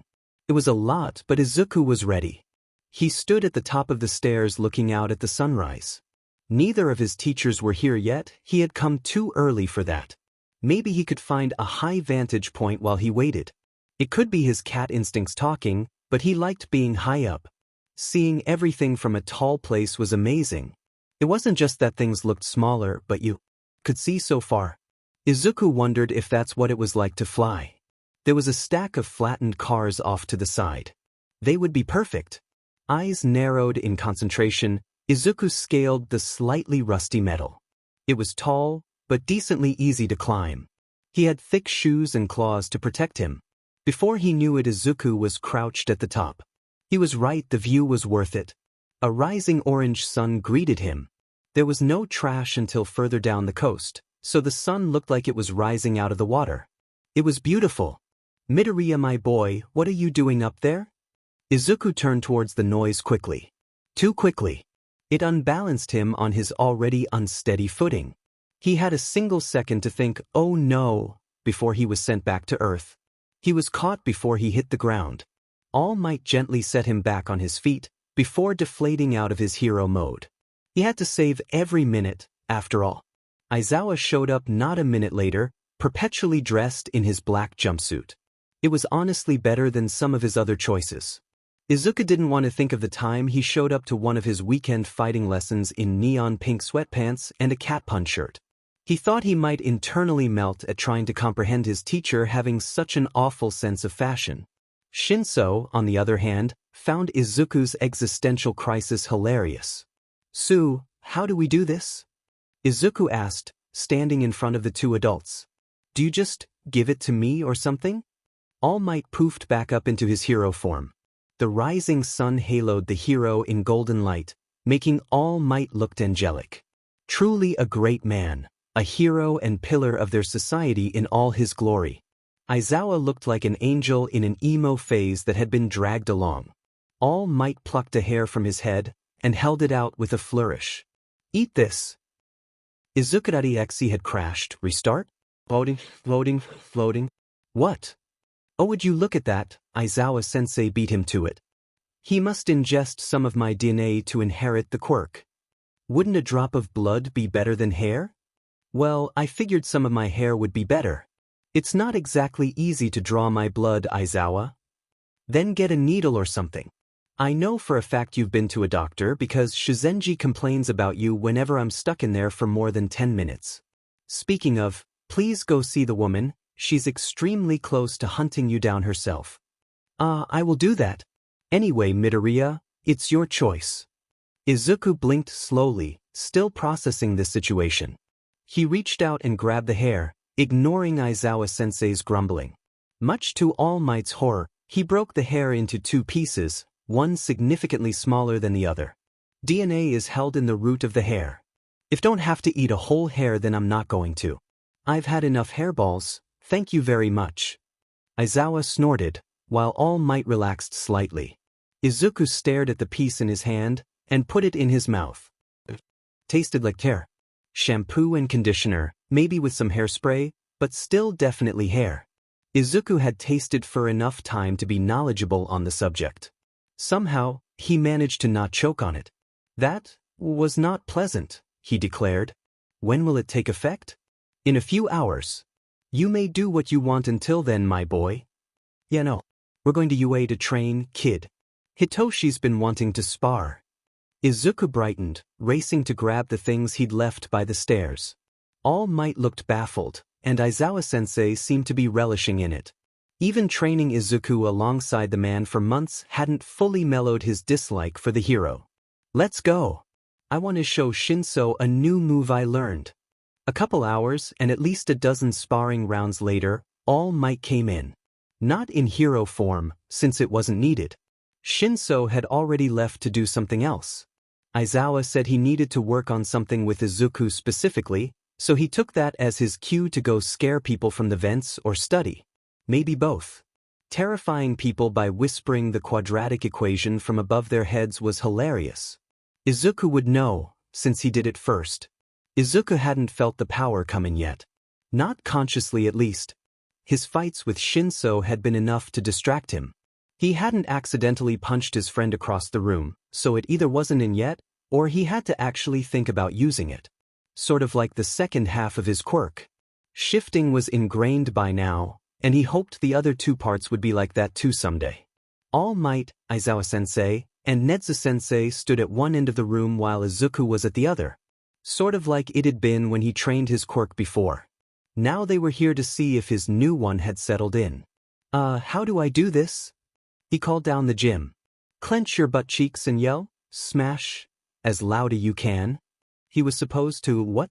Izuku blinked at the significantly smaller figures of his mentors. Even from here he could see Aizawa looking at All Might like he was stupid. Nezu's gaze never left Izuku, but he just knew his teacher was wondering what he would make of that. Guess I'll have to do it my own way then, he muttered under his breath. Izuku got into a fighting stance. Cementos had set up pillars earlier, so he had some targets to aim at. Well, here goes nothing, he thought. Izuku closed his eyes for a moment, sifting through his mind to try and find the new power. What he found was like a massive lake. Power stretching as far as he could feel, since he couldn't technically see it. All the same, it was a bit overwhelming. There was just so much of it. Izuku opened his eyes, calling on the power he now knew was there. Red, glittering lines spread over his skin. He twisted the arm they were on to get a better look at it. Were they like literal veins of power? Only one way to find out. Izuku felt like his blood had turned to pure adrenaline. Like he could run and jump for miles but never break it. It was amazing. Maybe that's why his next decision was a bit stupid.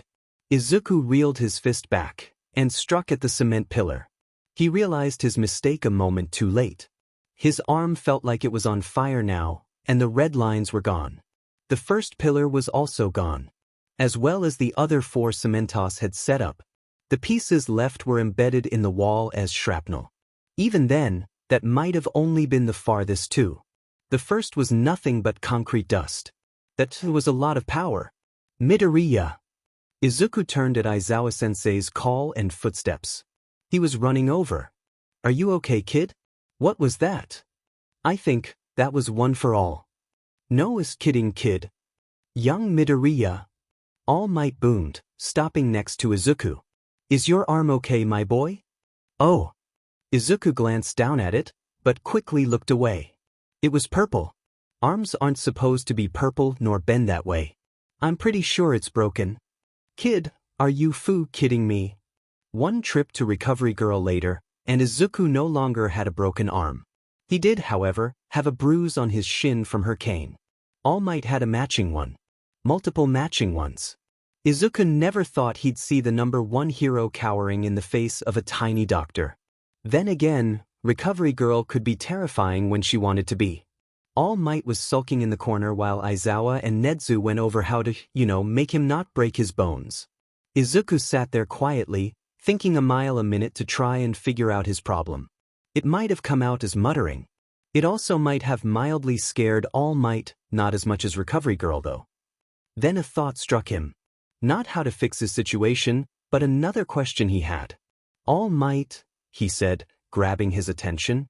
You said one for all enhances a person's abilities as well as quirk, right?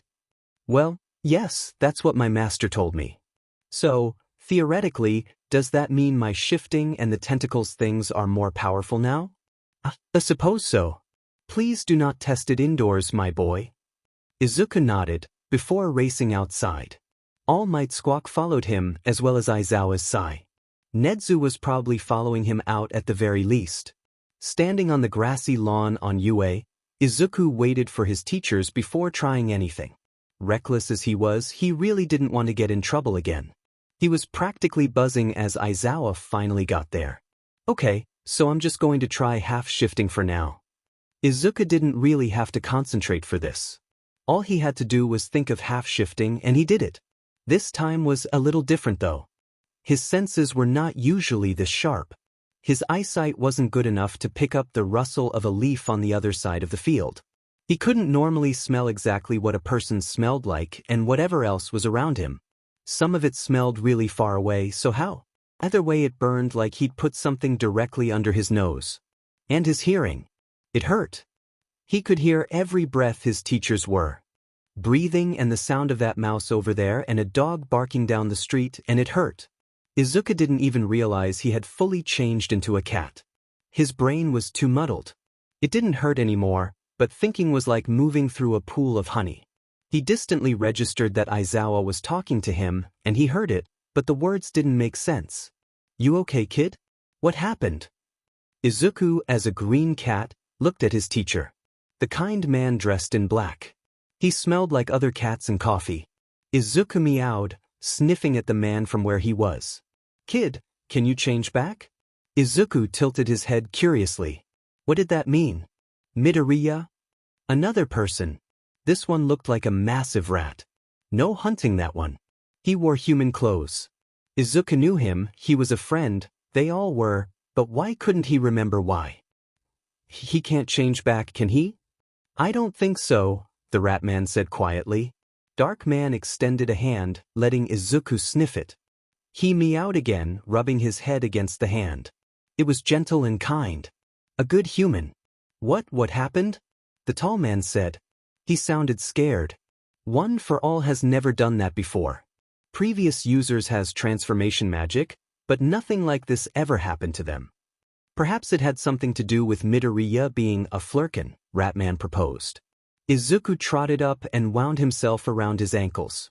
Before he transformed, he appeared to be distressed. He covered his ears, Tall Man noted. Do you think his senses were enhanced even further? Tall Man knelt down, extending a hand for Izuku. Izuku liked the man. He didn't know why, but he did. He showed as much by purring and rubbing his cheek on the man's hand. This human was warm and nice. Sensory overload, then. Should we take the kid to Shizenji? No, Ratman said. He'll be fine in a little while. For now I will call his mother. All Might, why don't you take him to the teacher's lounge? Tall Man nodded, picking Izuku up gently. He wiggled until he was comfortable, then settled. Maybe he could take a nap. Still doesn't explain why he's acting like an actual cat. Even full shift he keep his wits, Darkman said, petting Izuku again. I'm going to get Hitoshi. Maybe having his friend nearby will help. Izuku drifted off to sleep with the tall man taking him inside a building. I'm sorry, he what now? Hitoshi liked to think he was prepared for a lot of things. His dad telling him his friend, his only friend, was stuck as a cat due to sensory overload was not on that list. He knew Midoriya could turn into a cat, he'd seen him as one multiple times, but being stuck as one? That was new. Also a bit scary given the circumstances of no one knowing quite why it happened. Hitoshi calmly walked to the teacher's lounge alongside his dad. No matter how much he wanted to sprint, he didn't. He had to control himself. Not like Midoriya was in any danger. Nope, he was just stuck as a cat. And acting like one. He walked a bit faster, but got there within a few minutes. Upon opening the door, Hitoshi saw All Might sitting on one of the couches, holding a green cat. He looked nervous, which was weird to see on the #1 hero. "Ah, Shinso, nice to see you, my boy." Aizawa believed it would be good for Midoriya to have a friend nearby. Hitoshi nodded numbly, making a beeline for Midoriya. He was asleep on All Might's lap. It would have been adorable and great blackmail if his friend wasn't stuck as a cat. Can I take him?" "Of course, young Shinso." All Might handed Midoriya to him, who he could hold in one hand. Hitoshi took him gently. His fur was really soft. He'd pet Midoriya before, since he turned into a cat whenever he wanted to.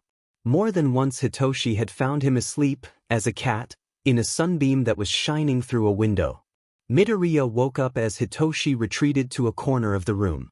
Dad had a bunch of pillows back here for napping, so it was nice and comfy. He set his friend on his lap, who was looking up at him. The cat blinked at him slowly. A sign of trust. Hitoshi felt honored, and copied the blinking. That was how Pop walked into the teacher's lounge to see his son having a slow blinking contest with a green cat. He walked right back out. Midoriya eventually started purring and curled into a ball on Hitoshi's lap. He hesitated but lost his mental battle. Gently, he ran his fingers through Midoriya's fur. It was so soft. The cat started purring. It was soothing, and Hitoshi found himself struggling to stay awake. Maybe just a minute wouldn't hurt. Shoyuta walked into the teacher's lounge, probably half an hour after leaving Hitoshi there with Midoriya. Honestly, today had been one unexpected thing after another. Problem Child lived up to his nickname. His son had looked even more distressed than Shoyuta felt. Of course he did, the kids' only friends were each other. Anyway, he walked in and found them in his napping corner. More specifically, Hitoshi leaning against the wall with an asleep Midoriya in his lap. A very much human Midoriya who was using his son's legs as a pillow. Hitoshi had one hand on Midoriya's fluffy hair, like he'd been running a hand through it. Seeing as he'd been a cat not too long ago, he probably had been. It was sickeningly sweet. No matter what other people say, he did love his students. His son even more so. Midoriya alone had showed more promise than most of Class 1A this year.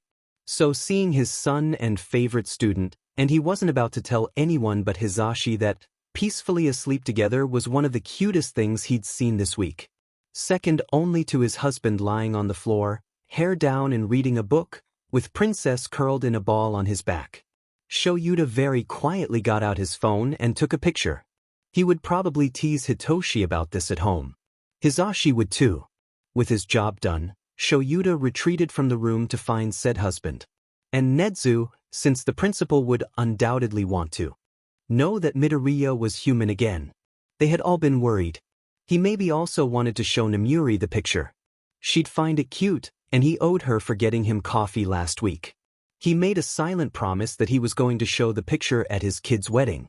Izuku woke up feeling warm and content. His pillow was really soft and his bed was comfy. A purr escaped his throat unbidden. Then his pillow moved. Izuku immediately froze stiff. Memories came back to him, memories that weren't entirely his. Oh crap. His pillow was Shinso. He had fallen asleep on his best friend. All Might had carried him. Izuku had essentially turned into a real cat for a while. Slowly, Izuku tried to get up. Shinsu's hand was resting on his hair. He remembered he'd been petting him before he fell asleep again. Well, at least his friend was still asleep. Izuku couldn't get teased for looking like a strawberry if no one could see him. Izuku let out the breath he'd been holding when he finally stood up. Shinso stayed asleep thankfully. Now all he had to do was find one of the teachers. Maybe Nedzu had an explanation on why everything hurt when he half-shifted. He didn't even have to go looking, since All Might opened the door just as Izuku was moving towards it. He was in his small form.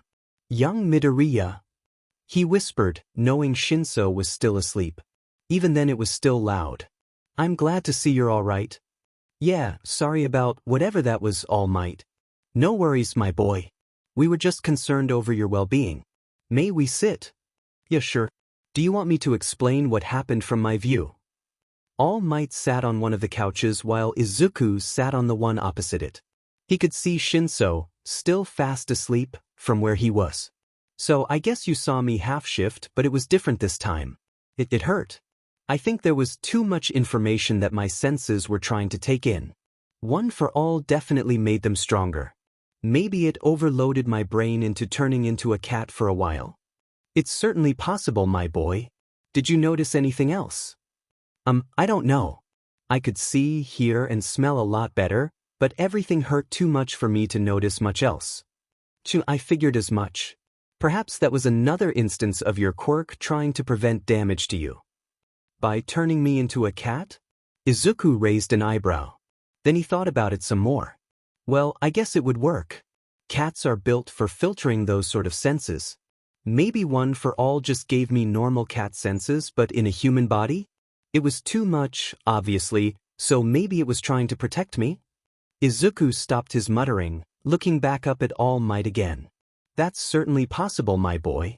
One for all is a mysterious quirk. It manifests in different ways for each user. My master had normal enhancement magic, and one for all made that more powerful instead of the strength both of us have. I wonder why I have the super strength too. Maybe the quirk got so powerful it spilled into other facets.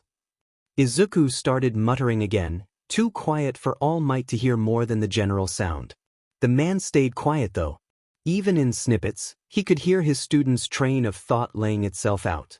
My boy, as interesting as that is, we still have the problem of your sensory overload. Oh right, sorry All Might. I guess I could just try and get used to it? I could try wearing earmuffs or something, since that would be the easiest to block out. Maybe sunglasses? Whatever you believe would work, my boy. Now I must be off. A hero's job is never done, after all. Izuku nodded, watching as his mentor bulked up again, which was also when he heard the strangled noise from behind All Might. In an instant his wide eyes were turned to his friend, who was now very much awake. Mido, he whispered loudly, what the F? Hitoshi took it surprisingly well. For his brain wanting to implode, that is. All Might was injured. Like, really badly should not be working as much as he is injured. His time was down to 3 hours. He was missing his stomach and a lung. His quirk had given him 2 forms somehow. And his power could be passed down. It already had been. To his best friend. They suspected it was why he'd been stuck as a cat from sensory overload. Hitoshi wanted to ask so many questions.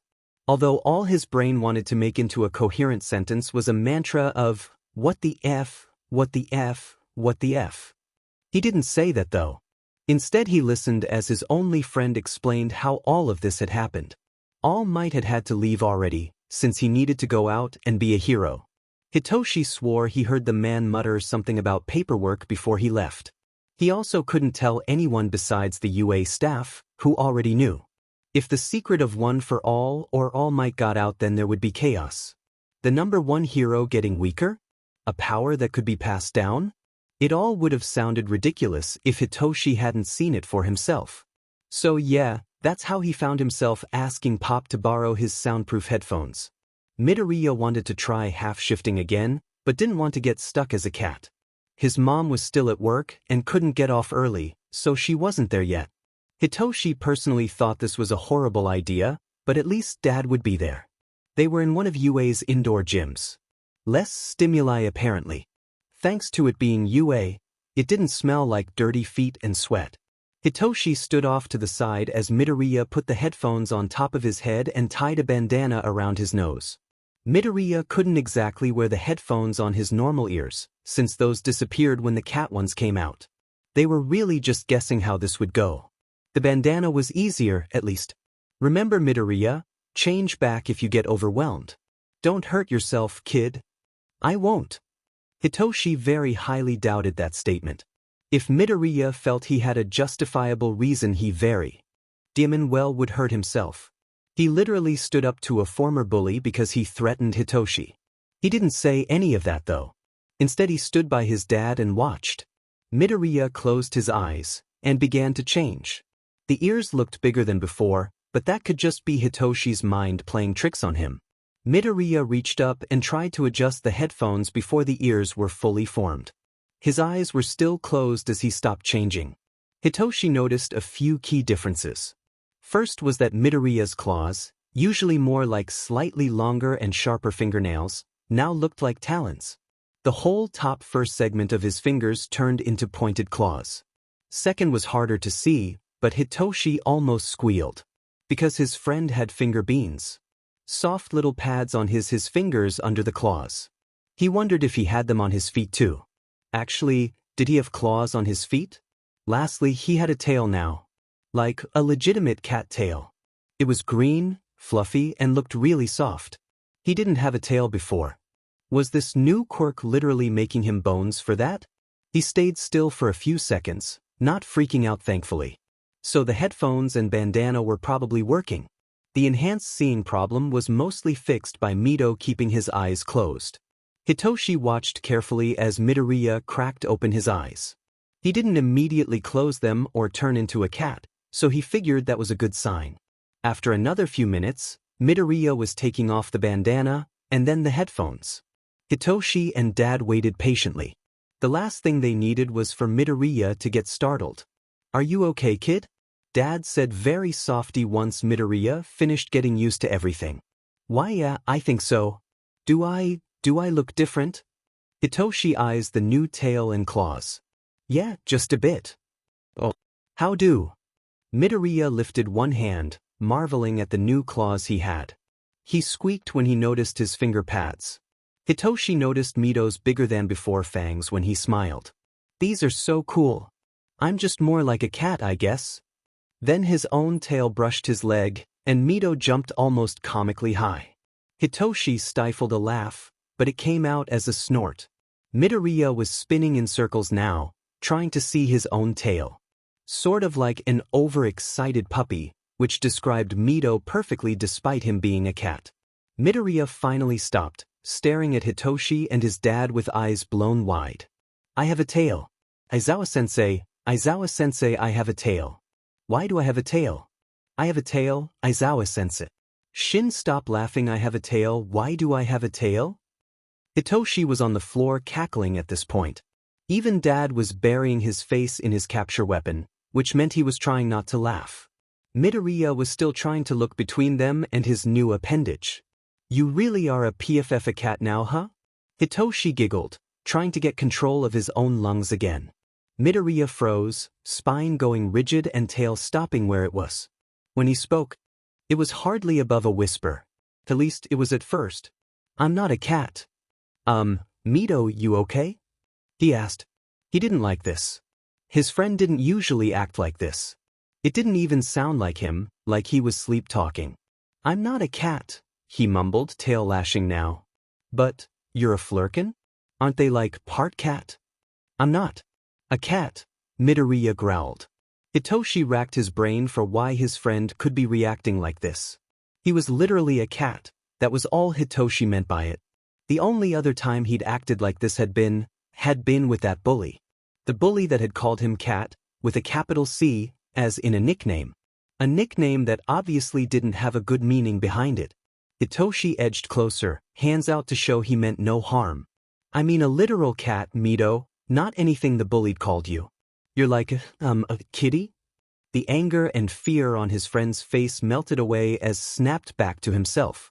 He changed back into a full human too. Only now did Hitoshi realize his pupils had been thin slits. That hadn't been his friend, not fully at least. "Did you just call me kitty?"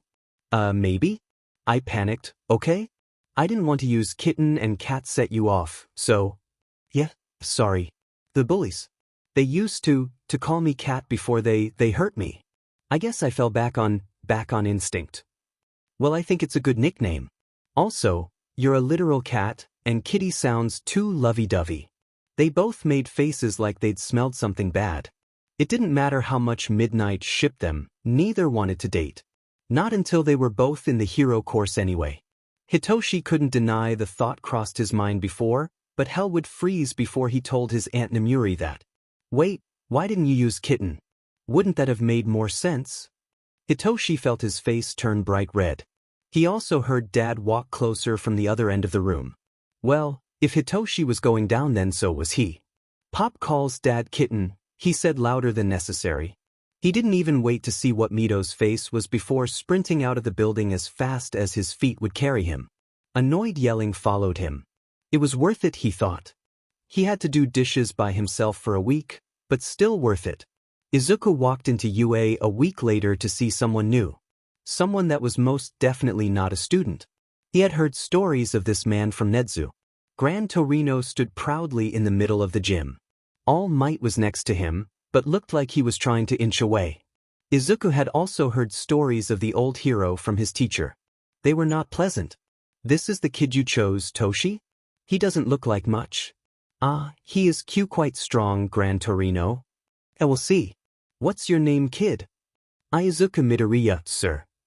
Gran Torino scoffed, waiting for Izuku to get closer. His senses were on high alert. Of course since he knew what this man's quirk did. How well can you use one for all? Not well. My bones break. Of course it does, the man sighed. What has this oaf been teaching you? How to scream and lift things. Wonderful. Kid, you know who I am, right? Gran Torino. Part wind spirit, your quirk allows you to channel air through your feet to propel yourself. You taught All Might and was a teacher at UA for a while, Izuku listed off, glancing at his mentor. And I'm guessing you're here to try and teach me how to use one for all? Got it in one, kid. Your Aizawa-sensei convinced the oaf to call me in. Now. Gran Torino disappeared, reappearing behind Izuku. Think you can keep up? Spars against Gran Torino were utter hell. Izuku lost count of how many times he tasted the floor, but he eventually got the hang of it. That didn't mean it was fun though. At least they figured out how to make him not break his bones. Well, a microwave did that, but same difference. Izuku was pretty sure he terrified Midnight and Cementos when he screamed, "I'm the Taiyaki," at the top of his lungs before sprinting out of the teacher's lounge. And All Might when he burst into the room yelling the same thing. Aizawa-sensei dropped his coffee too. He wasn't wrong though. Spreading out one for all actually stopped him from breaking bones. It was hard to maintain right now, but it worked. Fighting Gran Torino helped him with that too. Izuku might have gone into cat mode a few too many times during their spars. Gran Torino was a loud thing that moved fast, and his mind kept telling him to catch the fast thing. It helped his dodging at least. Gran wasn't very enthused when a half-shifted Izuku pounced on him after they'd stopped fighting. Aizawa and All Might, however, found it hilarious. There were pictures of it, Izuku knew that for a fact. The weeks were flying by, and Izuku experimented with both powers over that time. Shinso seemed to find it funny that he now had pads on his fingers and toes when he half-shifted. There were also had claws on his feet now, which his socks didn't like. Having to explain to Mom why he needed new ones was an interesting conversation. Izuku found he had even better night vision now, which was really cool. He also found out his eyeshine had gotten brighter when Shin had slept over, found him getting a midnight snack, and shrieked because he thought Izuku was either Mothman or a demon. Apparently his eyes literally glowed now too, which was cool and definitely not something normal cats could do. All Might told him they lit up brighter when he used one for all, but just passively glowed all the time. Probably from normal light, Aizawa-sensei said, just enhanced. It was interesting, to say the least. He was like a living flashlight. Izuku had fun using it to scare UA students from the vents. He heard whispers of the vent demon pop up again. Shin and him found it hilarious, especially since they've been terrifying students from the vents for a while now. The glowing eyes are just what finally convinced a few people. Added to the fact that they came out bright red in photographs, it was suffice to say they two of them were becoming the second UA cryptid. The time for exams was getting closer though. Izuku knew the teachers were putting together something for him, but didn't know what. None of them would spill a single word. Shinso, however, was happy to tell him that Yamada was helping plan something that involved rescue. That was all he knew though. Izuku prepared in any way he could. He might have slightly worried Mom by muttering chemical formulas during dinner. Shinso definitely looked concerned when he insisted on practicing for hours on end in the UA gyms. His friend dragged him out after a while and wouldn't let him back in. The end result was a whining Izuku that fell asleep the instant his head touched a pillow. He was finally told the date and place he would be taking the test. A written one, Not unlike the hell test he'd taken almost 2 years ago, and then a physical. That one was going to take place at the USJ. Izuku was ecstatic. He had heard about the USJ, which was ran by the rescue hero, 13. They had an amazing quirk, which turned them into a partial black hole, so they had to wear special clothes to keep it contained. It would no doubt be a hard exam if they were going off campus for it though.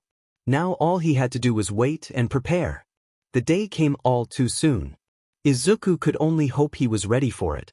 The written test was first. It wasn't easy, but he managed to finish it. Judging by Nezu's impressed expression, he had done good. Time-wise at the very least. From there they went to the USJ. The real-life unforeseen simulation joint. Izuku was buzzing in his seat the whole time, both from nerves and excitement. If any of the teachers noticed, none mentioned it. Izuku only realized how absolutely massive the place was once he was standing at the base of it. The dome towered over everything else in the area, which was mostly just trees. He could only imagine what the inside looked like. Hopefully he wouldn't have to wait long to find out. And 13 was standing out front. Izuku caught the look Aizawa sent him, but promptly ignored it to ask the hero for an autograph. The notebook was stored safely back in the car before everyone else arrived. Izuku stood before most of the UA teachers. They had on serious faces, but waved happily to Izuku the moment Nezu and Aizawa turned their backs. He grinned, paying close attention to what Nezu was saying. "We are gathered here today to dash. I thought this was an exam, not a wedding." "Kiyama," Aizawa-sensei hissed. Izuku put a hand over his mouth to hide his smile. Leave it to Midnight to take away some of his stress by saying something funny. Nezu just picked up where he left off. "Test Izuku Midoriya. If he passes, he has a spot in UA. If he does not pass, then he will still have the opportunity to take the hero exam or general education one. Any questions?" There were none. Izuku knew better than to ask what he was doing. For the exam, since Nezu would be explaining it in a second. Good. Now, the exam will consist of 2 portions. 1. Midoriya will be tasked with various rescue situations. Shall he pass, he will move on to the second part, which is combat. That will take place tomorrow. Last long enough in a fight against Aizawa, Midoriya, and you will officially have a place in the hero course. Izuku swallowed his fears and nodded. He could do this. He would do this. For all the people like him that needed a hero to look up to. To show those with villainous quirk that they could be heroes too. The doors to the USJ were opened, and Izuku stepped through them. Izuku was told a few more ruled while he marveled at the inside of the UI. No eating people, it scares them. No putting others in danger. And no leaving an area until all 3 civilians were rescued. All of them were understandable. The inside of the USJ was amazing. There were so many different zones, all packed under the same roof. A massive lake was even inside. Mountains, a city on fire, heavy rain, the lake and a sinking boat, a mudslide, and a crumbling city were all there. Izuku had to handle a rescue situation in each zone, by himself, before he could move on. There were 3 people in each zone that he needed to find.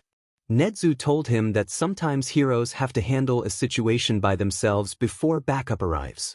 It was what would make or break them. If he could handle that, then he'd do just fine in UA. Given that was still a kid, he was allowed a few mistakes. No one was in any real danger anyway, since the people he needed to rescue were all trained actors. The shipwreck zone was Izuku's starting point. Once that was done, he had to make his own way to where he chose. But for now, all he focused on was the giant lake in front of him. Nezu gave him permission to begin, watching from the observation booth. Izuku didn't hesitate to run closer, getting stock of the situation. He stopped at the water's edge, scanning for people. They weren't real civilians, he reminded himself, just hired actors.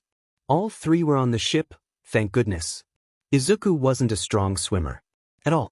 He had been practicing with his abilities though.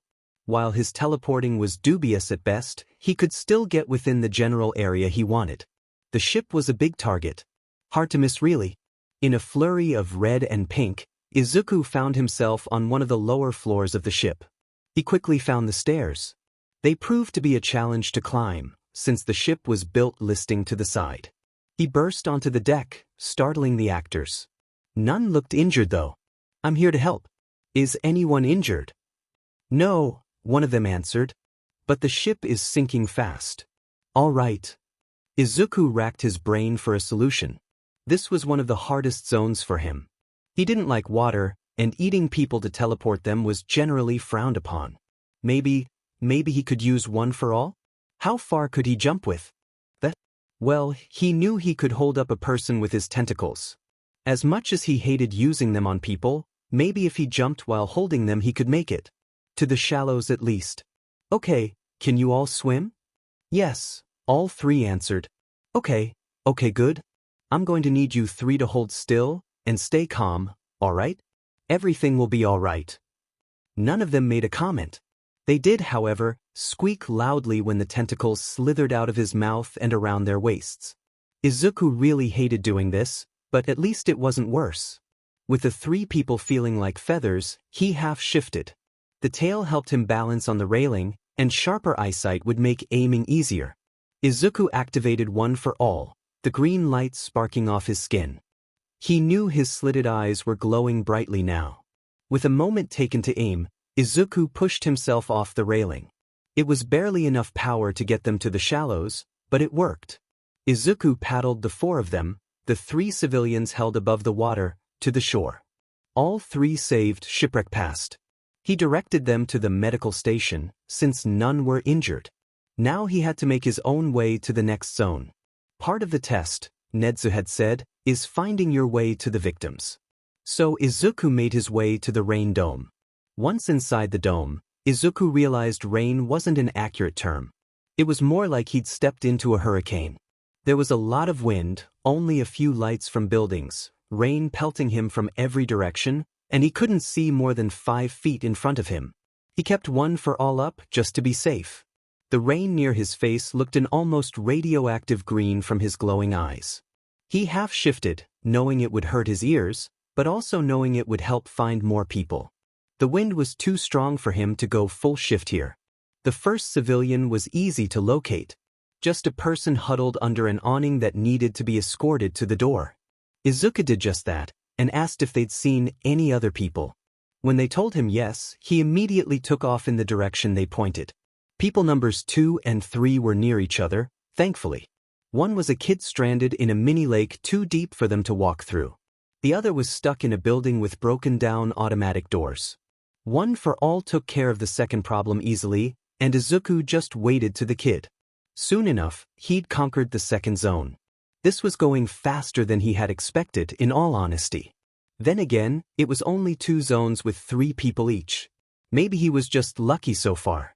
Either way, there were 4 more to go, and then he'd be done with the first half of his exam. Turns out, Izuku's very good at finding people buried in rubble. It was extremely useful in the earthquake zone, where all 3 civilians were buried or stuck in something. Not anywhere near each other, but he still found them. He was also good at moving chunks of rock. All he had to do was eat it or move it. With one for all, and help the person out. They were all injured in some capacity, so he helped them to the designated safe zone. One made a comment on him saying things similar to All Might. Izuku just shrugged, saying he liked the hero a lot, and that it was a good line. Running to the mudslide zone wasn't fun. Then again, what test was? Izuku had to first make it out of the destroyed city, and then climb a slippery mountain. At least Aizawa-sensei's training came in handy.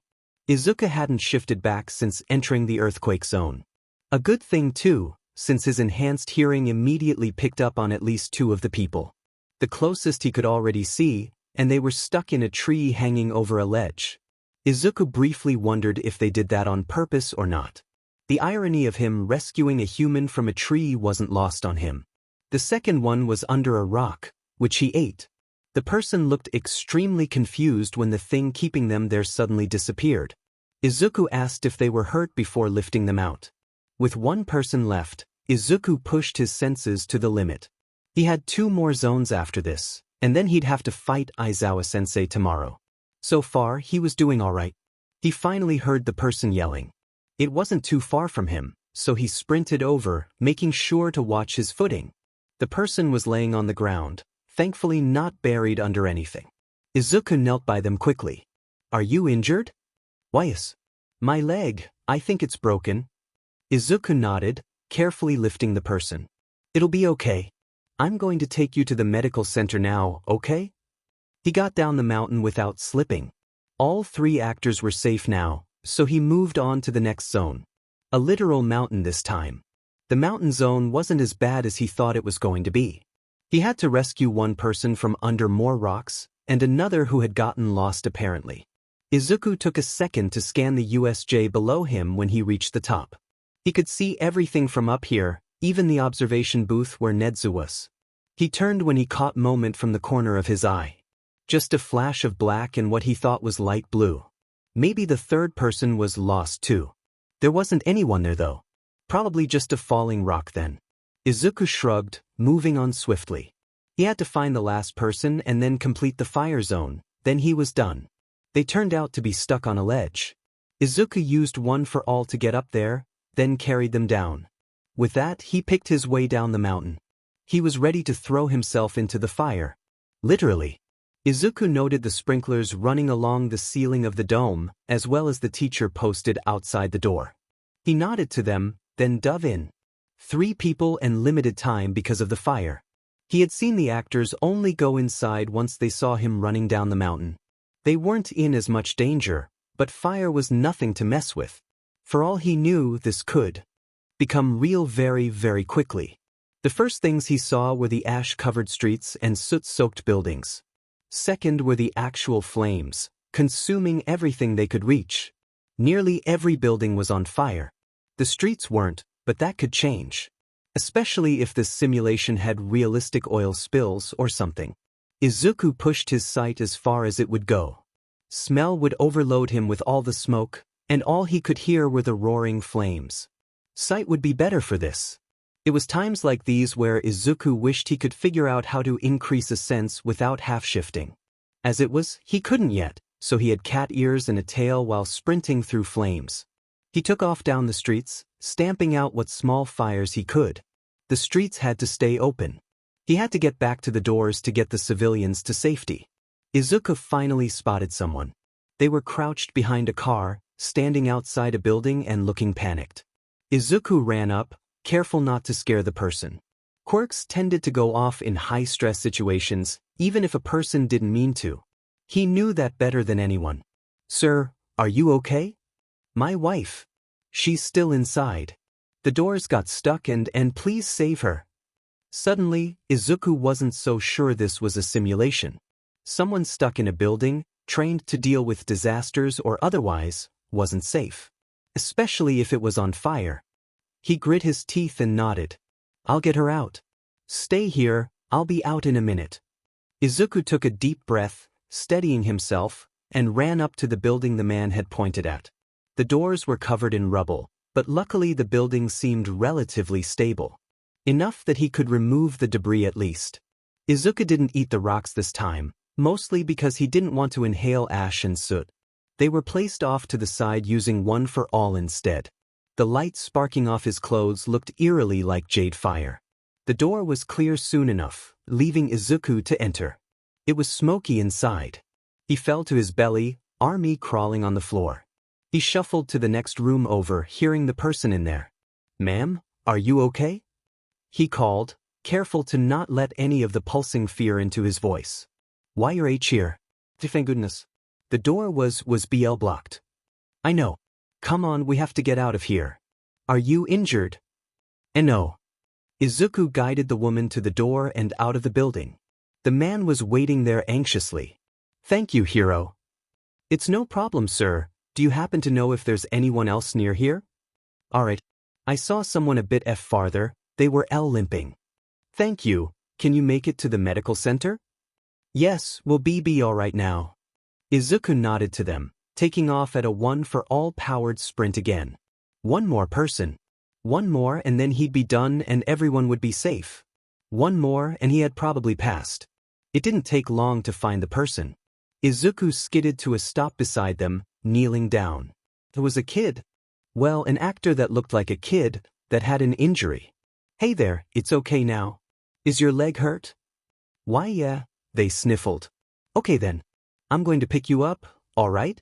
We're going to go to the med center. The kid nodded, letting Izuku pick him up. Once secure, Izuku fired up One for All and ran. The fires hadn't spread to the streets, thankfully.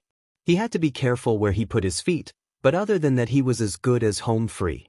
They reached the exit without problem. Izuku noticed the couple from before resting not too far away. He set the kid down when his teacher walked over. It was Cementos. "Are you all right, Midoriya?" his teacher asked, concerned. "I'm all right, Cementa-sensei. That was everyone, right?" "Yes." "I was almost surprised with how well you handled that." "Almost. You're Nedzu's student." Cementos smiled. "If I were surprised at every advanced level thing you did, I think that would become my default emotion." Izuku laughed, brushing off a bit of dust that had landed on his shoulder. "Thank you, Cementa-sensei." "No problem, kiddo. Nedzu should be down here in a second. No injuries, right?" "I'm all good," Izuku chirped. And for once, Izuku truly meant it. Izuku slept for 12 hours. Sleeping for a long time wasn't unusual for him, but it wasn't usually all at the same time. Literal cat naps. He woke up feeling sore, but not especially tired from his exam yesterday. Later today he would have to go and fight Aizawa-sensei. That will be interesting. Izuku had been explicitly told he couldn't eat his teacher, but he would be allowed to use One for All. Though only in small amounts. Not that he could or would go any higher, since he didn't want to break his bones. Mom made him a delicious breakfast, telling him good luck before he was racing out the door. Izuku made sure to not waste energy sprinting to the station, so he walked. Well, skipped, since he physically couldn't handle moving slow right now. The train ride to UA was a lot like it first was. Which meant he was fidgeting and probably annoying anyone else that was in the car with him. Izuku was happy though. He had completed the first half of the exam, something only a few people could say about an exam given by Nedzu. Turns out, there had only been a few other instances of the special exam being given by UA. Of those, only 10 had passed the first half, and 3 had gotten into the school. Izuku felt proud of himself for being in that small number. If he could just last long enough against Aizawa-sensei, then he'd be the first person in almost 40 years to get in by the test. It was nerve-wracking, but also exciting. Izuku's status as a recommendation student would come out with the other ones, but not how he'd gotten in. Not unless he wanted to reveal it himself, which he did not. The UA gates looked the same as they always did. Shiny nameplate, metal shutters, Shinso leaning against the wall, massive size. "Wait, what?" "Shinso," he said out loud.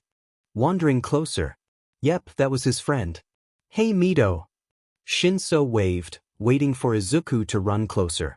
"You ready to fight Dad?" I think so." "Shin, isn't it a school day? You know, school where you should be." "Took the tests early. Wouldn't want to miss you and Dad fighting for anything." Izuku snorted, dodging a hand trying to ruffle his already messy hair. "I'll try not to disappoint." "Like you'd ever," Shin laughed, pulling his hands back to his sides. "Come on, they're waiting in Gym Gamma." "Oh, so you're my welcoming committee." Izuku laughed as he dodged another swipe, taking off towards the gym. Shinso cursed, giving chase. The two played keep away the whole run there. It was mainly Izuku trying to keep Shinso from tackling him into the dirt. The game ended when Izuku calmly stepped in through the gym doors, closing them behind him. The teachers were there already, quietly talking. A makeshift fighting ring had been set up in the center. Shinso threw open the doors, looking around wildly. The teachers stared at him like he was a bit crazy, while Izuku shot him a victorious smirk. Izuku heard Aizawa-sensei mutter something like, "Not again." Which would be accurate. This wasn't the first time the two of them had done something like this. "Hitoshi, if you want to watch, please behave," Aizawa-sensei grumbled. "Midoriya, are you ready?" "Yes." "Then come on into the ring. Nedzu will tell you the rules." Izuku nodded, hastily climbing into the ring that had been set up in the gym center. He stood in one corner, Aizawa-sensei in the other. Shinso and the other teachers took seats in bleachers Cementos set up. Nedzu stood just outside the ropes on a small platform. "The rules of this match are the following," he said with an excited grin. No weapons, no leaving the ring, no hiding or hanging in the rafters, no claws, and finally, no eating people. Izuku blushed a bit, knowing half of those were specifically for him. Even without his capture weapon, Aizawa-sensei was a force to be reckoned with. He would need every trick just to have a chance at not losing immediately. Last long enough in this fight, Midoriya, and you will have passed the exam. Are you both ready? Izuku nodded, sliding into a defensive stance. Aizawa-sensei did too. They locked eyes, not willing to look away. Both knew how fast the other could move. Begin. Neither budged an inch for a moment, Izuku's keen eyes scanning for even the slightest movement. Aizawa's foot shifted. Just the tiniest movement, but it sent Izuku diving to his left. Not a second after he rolled back to his feet did he see Aizawa standing where he'd been. They both stopped moving once again. Izuku took a deep breath. He had to put extra care into not telegraphing his moves for this fight. Not exactly easy, but he had to try nonetheless. Izuku leapt forward, lashing out with a one-for-all powered fist. Aizawa-sensei dodged, doing a flip to get out of range quicker. It also put more distance between them. Aizawa had taught Izuku, and Izuku had learned almost everything from him. They knew how powerful the other could be. Their spectators could almost see when the two decided to really start. Almost, because from that moment on they were blurs. It was a dance Izuku knew well, though maybe not this fast, or with so much riding on it. He knew he would lose, that was just a fact. It was only a matter of how long it took. And right now, Izuku knew he didn't have any room to make mistakes. A single slip-up could lose him everything he'd been working towards. Izuku dove under Aizawa-sensei's swinging arms, leaving the man unbalanced. He spun around and kicked at the back of his teacher's knee. The leg gave out, and Izuku leapt away. Anyone on Izuku's skill level would have been down in an instant, but he knew Aizawa. The teacher was already twisting to catch himself when he started going down. Izuku had fallen victim to that move more than once when they sparred. The two were at opposite ends of the ring again.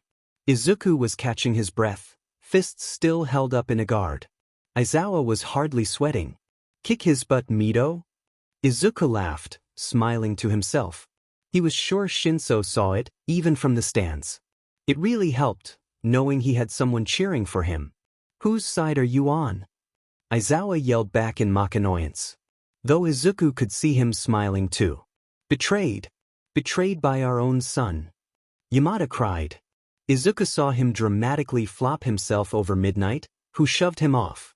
They were laughing too. Even if this was an exam, Izuku couldn't help but feel more at ease. His friend was cheering for him. Mr. Yamada and Ms. Midnight were being their dramatic selves. This was just like a normal sparring match with Aizawa-sensei, only with a bigger audience. He could do this. Izuku lunged for his teacher, no warning given. The man's eyes widened slightly before he leapt out of the way. Izuku let out his tentacles, lashing out at his teacher. He knew better than to eat Aizawa-sensei. It would mean he forfeited the whole recommendation test. Netsu hadn't said anything about using that side of his powers though. Aizawa dodged the tentacles, leaping and flipping with the grace expected of an underground hero. Izuku knew it was a risk to block some of his vision, but he was willing to take the chance. He could still see his teacher jumping around, so it wasn't as bad as it could have been. They dissolved into more dodging and punching, Izuku occasionally trying to trip Aizawa with his tentacles. Had he had time to think, he would have compared it to his teacher's capture weapon, but with teeth. And, able to eat people. It could have gone on for hours, but Izuku wouldn't have known. Time became irrelevant. Staying in the ring was the only thing that mattered. The cheers of his friend were there, along with the teachers, but he didn't hear what they said. Only the noise and what vaguely sounded like swears from some of them. Then he made a mistake. One single misstep. Izuku was pinned down on the mats before he knew it. Aizawa-sensei's knee was on his back, making sure he couldn't get up. He lost and could only hope it was enough. He was let up when Netsu called his loss. Izuku shook out his arm, avoiding the gazes of his teachers. You lasted exactly 5 minutes and 28 seconds, Midoriya, Netsu said, walking closer to the two. That's longer than most can stay in a fight with Aizawa. Izuku wanted to argue that was because Aizawa-sensei didn't have his capture weapon, or any weapons.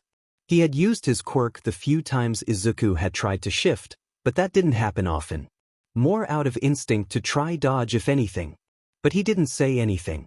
And I believe the mark for passing was at 3 minutes, Nedzu hummed, seemingly oblivious to the shock his student was going through. He passed? By 2 whole minutes? Was he dreaming? Oh no, not a dream. Izuku was pulled from his thoughts by his best friend crashing into him. His feet left the ground as Shinso spun him around happily. You did it, Mito. Woo-woo. Shin. Put me down. Shinso stopped spinning, instead holding Izuku off the ground like a misbehaving cat. His feet weren't touching the floor. Nope. Izuku resigned himself to his fate. The teachers were either openly giggling or trying to hide it. Even Nedzu cracked a smile. So, I'm in the hero course? Yes, Midoriya. You will be in class 1A. Izuku heard more than saw Aizawa choke on air. Oh yeah, that was his class, wasn't it? This next school year was definitely going to be fun.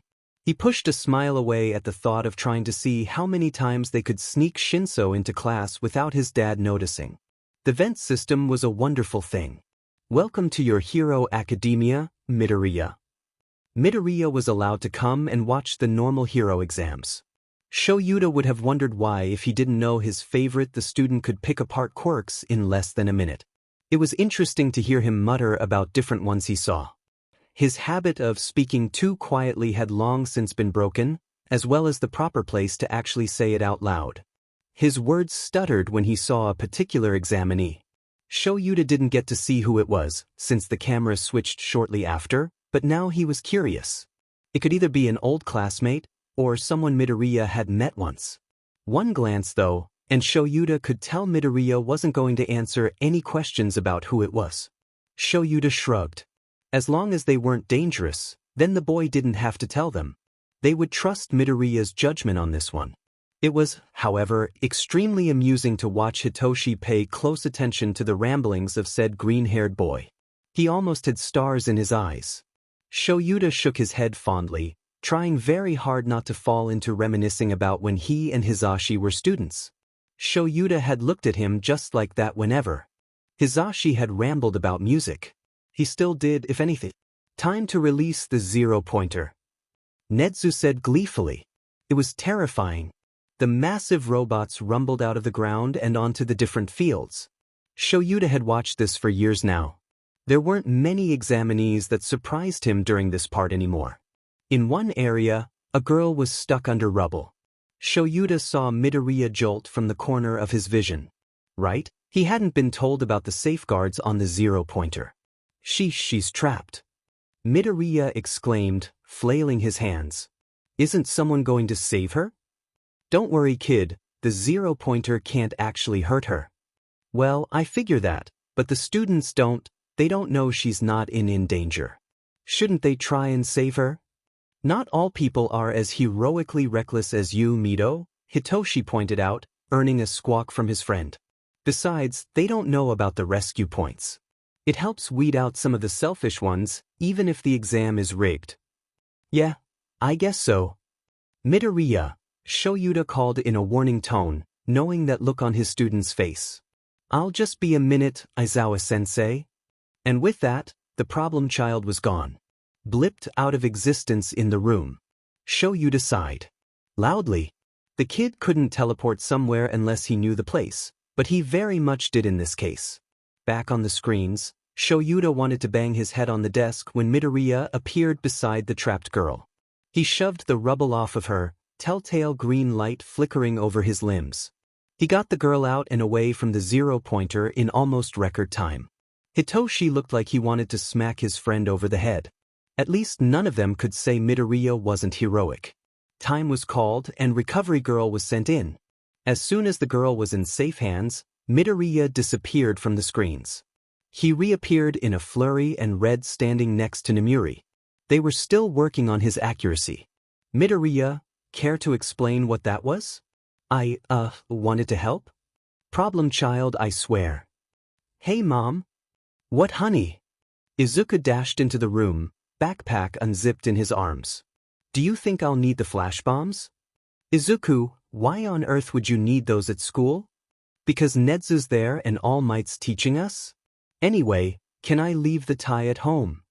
Inko took in the sorry state of her son's tie, which had been looped in on itself so many times it barely reached his sternum.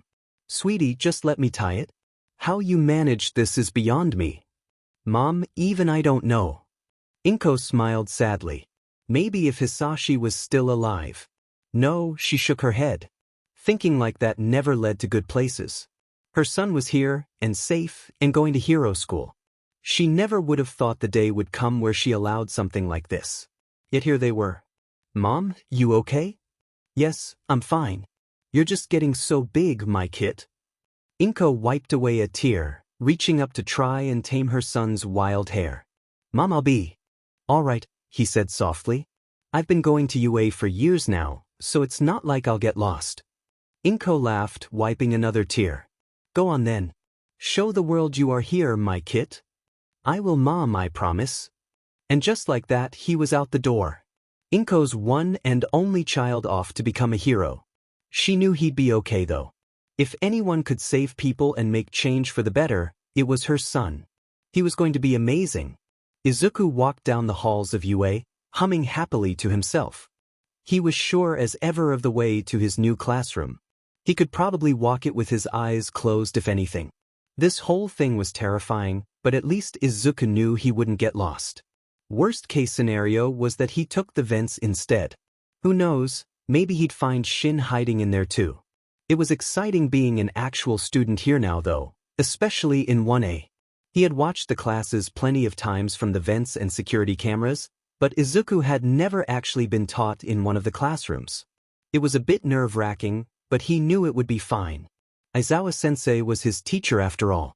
Sooner than he felt was possible, Izuku found himself standing in front of the 1A door, which was much bigger than he was. Meant for creatures bigger than average humans, he knew.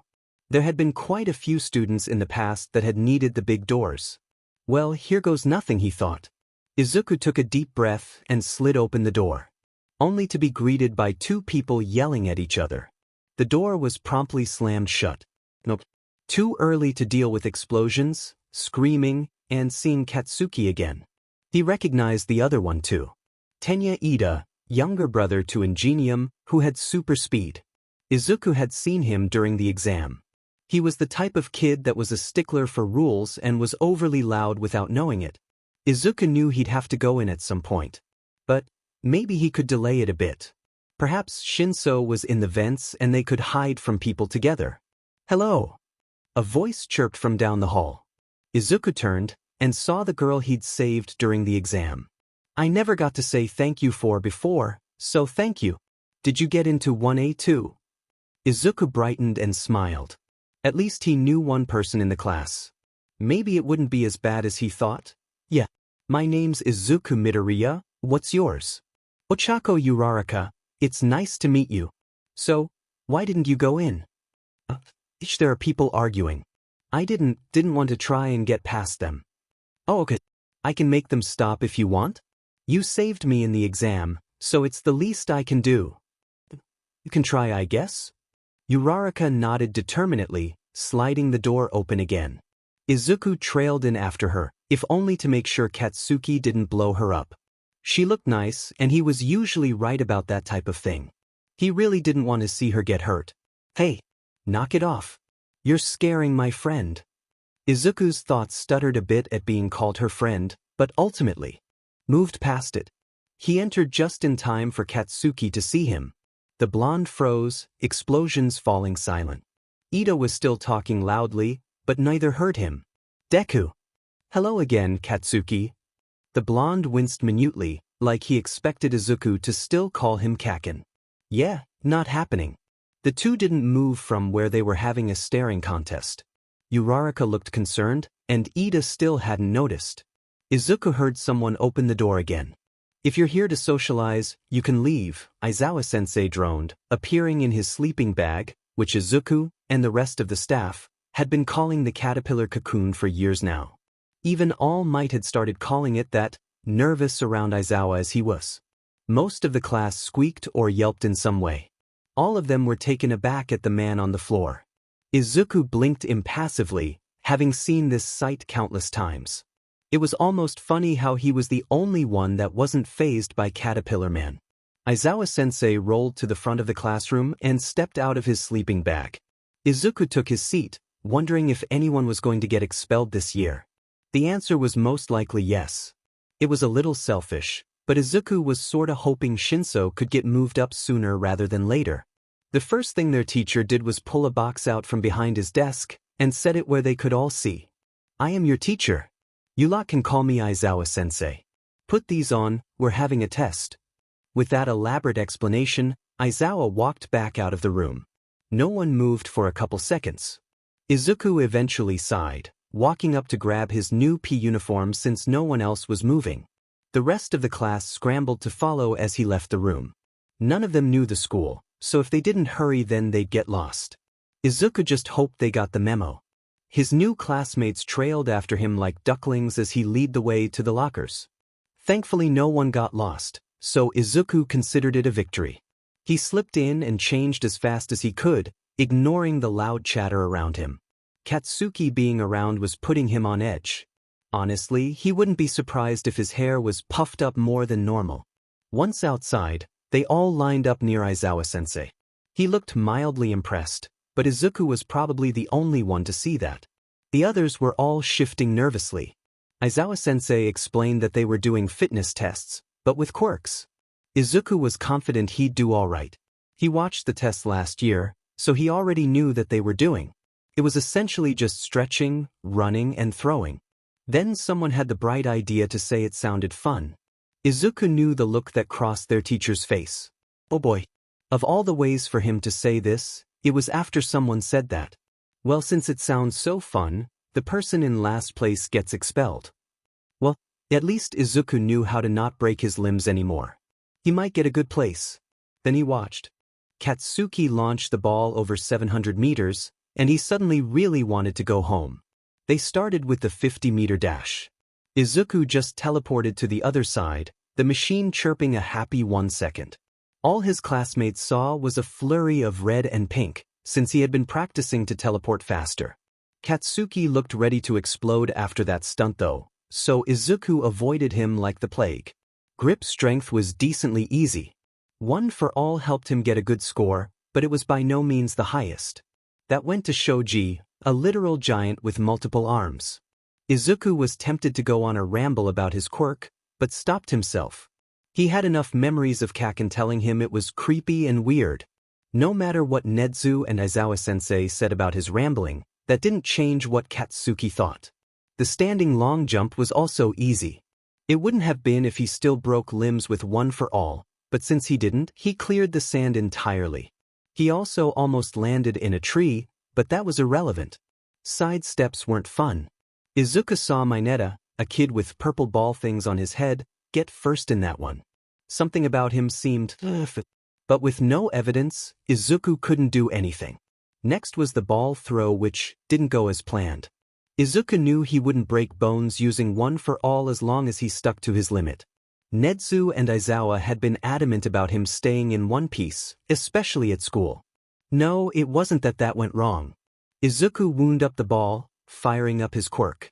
The green sparks danced in the air, drawing surprised exclamations from the classmates who hadn't seen it yet. With as much force as he could use, Izuku threw the ball. It landed a minute later, showing a score below Katsuki's. With the low percentage he could use, it wasn't a big surprise. Izuku was happy with it anyway. Katsuki, however, was not. "How the f did your useless but do that, huh, Deku?" Katsuki screeched, launching himself into the air on his explosions. So he hadn't changed much after all. Gray scarves wrapped around Katsuki, just like Izuku knew they would. His explosions fizzled into nothing as gray eyes turned red. Aizawa-sensei had a very strong opinion about bullying. Hopefully Katsuki wouldn't be expelled. Izuku didn't want to ruin his career because his old friend and bully didn't know how to let go of a grudge. "Stand down, Bugu," Aizawa-sensei said, just a tad bit of anger showing through. "I will not have you attacking your classmates." But he cheated. He's a useless F-cat morph that dash. "Stand down, Bakug." I assure you, Midoriya did not cheat. If he did, then he would already be expelled. Now stop using your quirk, it's giving me dry eye. Aizawa-sensei sent a glance at Izuku, who nodded to say he was okay. Katsuki screamed something incoherently, but was cautiously set on the ground once he stopped. He didn't make a move towards Izuku, so Aizawa let him walk away.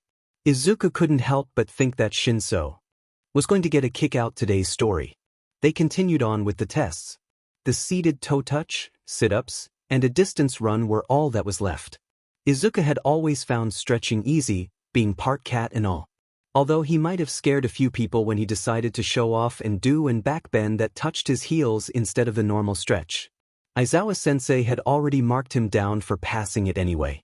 Sit-ups and the distance run would be alright for him, thanks to his training. He didn't have anything quirk-wise that could help with that anyway. Nothing he wanted to show off, at least. That is, until he noticed someone. Specifically, a short, purple someone sneaking closer to the group of girls. Uraraka, who had talked to Izuku between some of the tests, was excitedly saying something to the girl that was bright pink. Probably part demon, if Izuku was guessing right. Izuku recognized the boy after a moment. It was Mineta, who was suddenly very high on Izuku's people to keep a very close eye on list. He watched with increasing malice as the short rat person edged closer to the girls. He hadn't noticed Izuku was there yet. Having enough of that, Izuku walked on silent feet to stand directly behind his classmate. "What are you doing, Mineta?"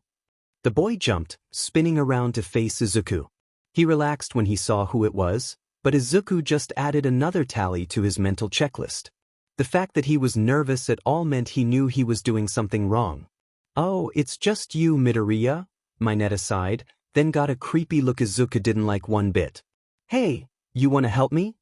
Izuku did not like the sound of that. At all. With what? Getting a look at the girls. Izuku scowled down at his classmate, who hopefully wouldn't be that for long.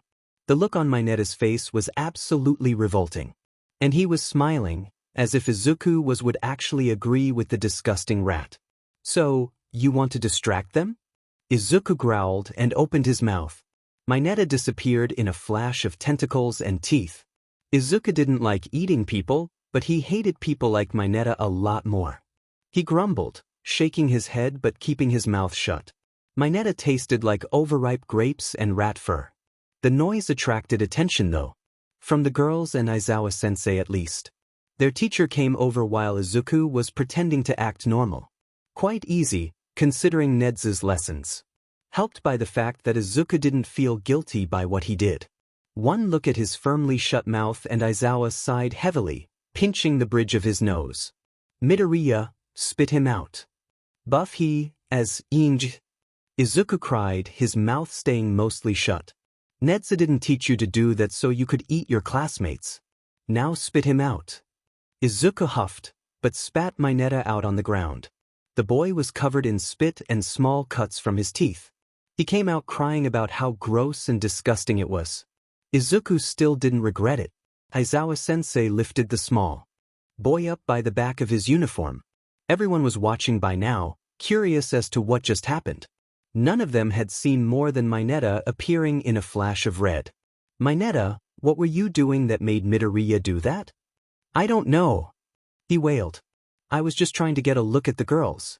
And then he did that." Unlike normal people, Aizawa-sensei's gaze didn't darken. No, it lit up red. His black hair floating like a twisted halo around his head. And that was when Izuku knew Mineta was, for lack of a better term, absolutely screwed. "Mineta, principal's office. Midoriya, no more eating people.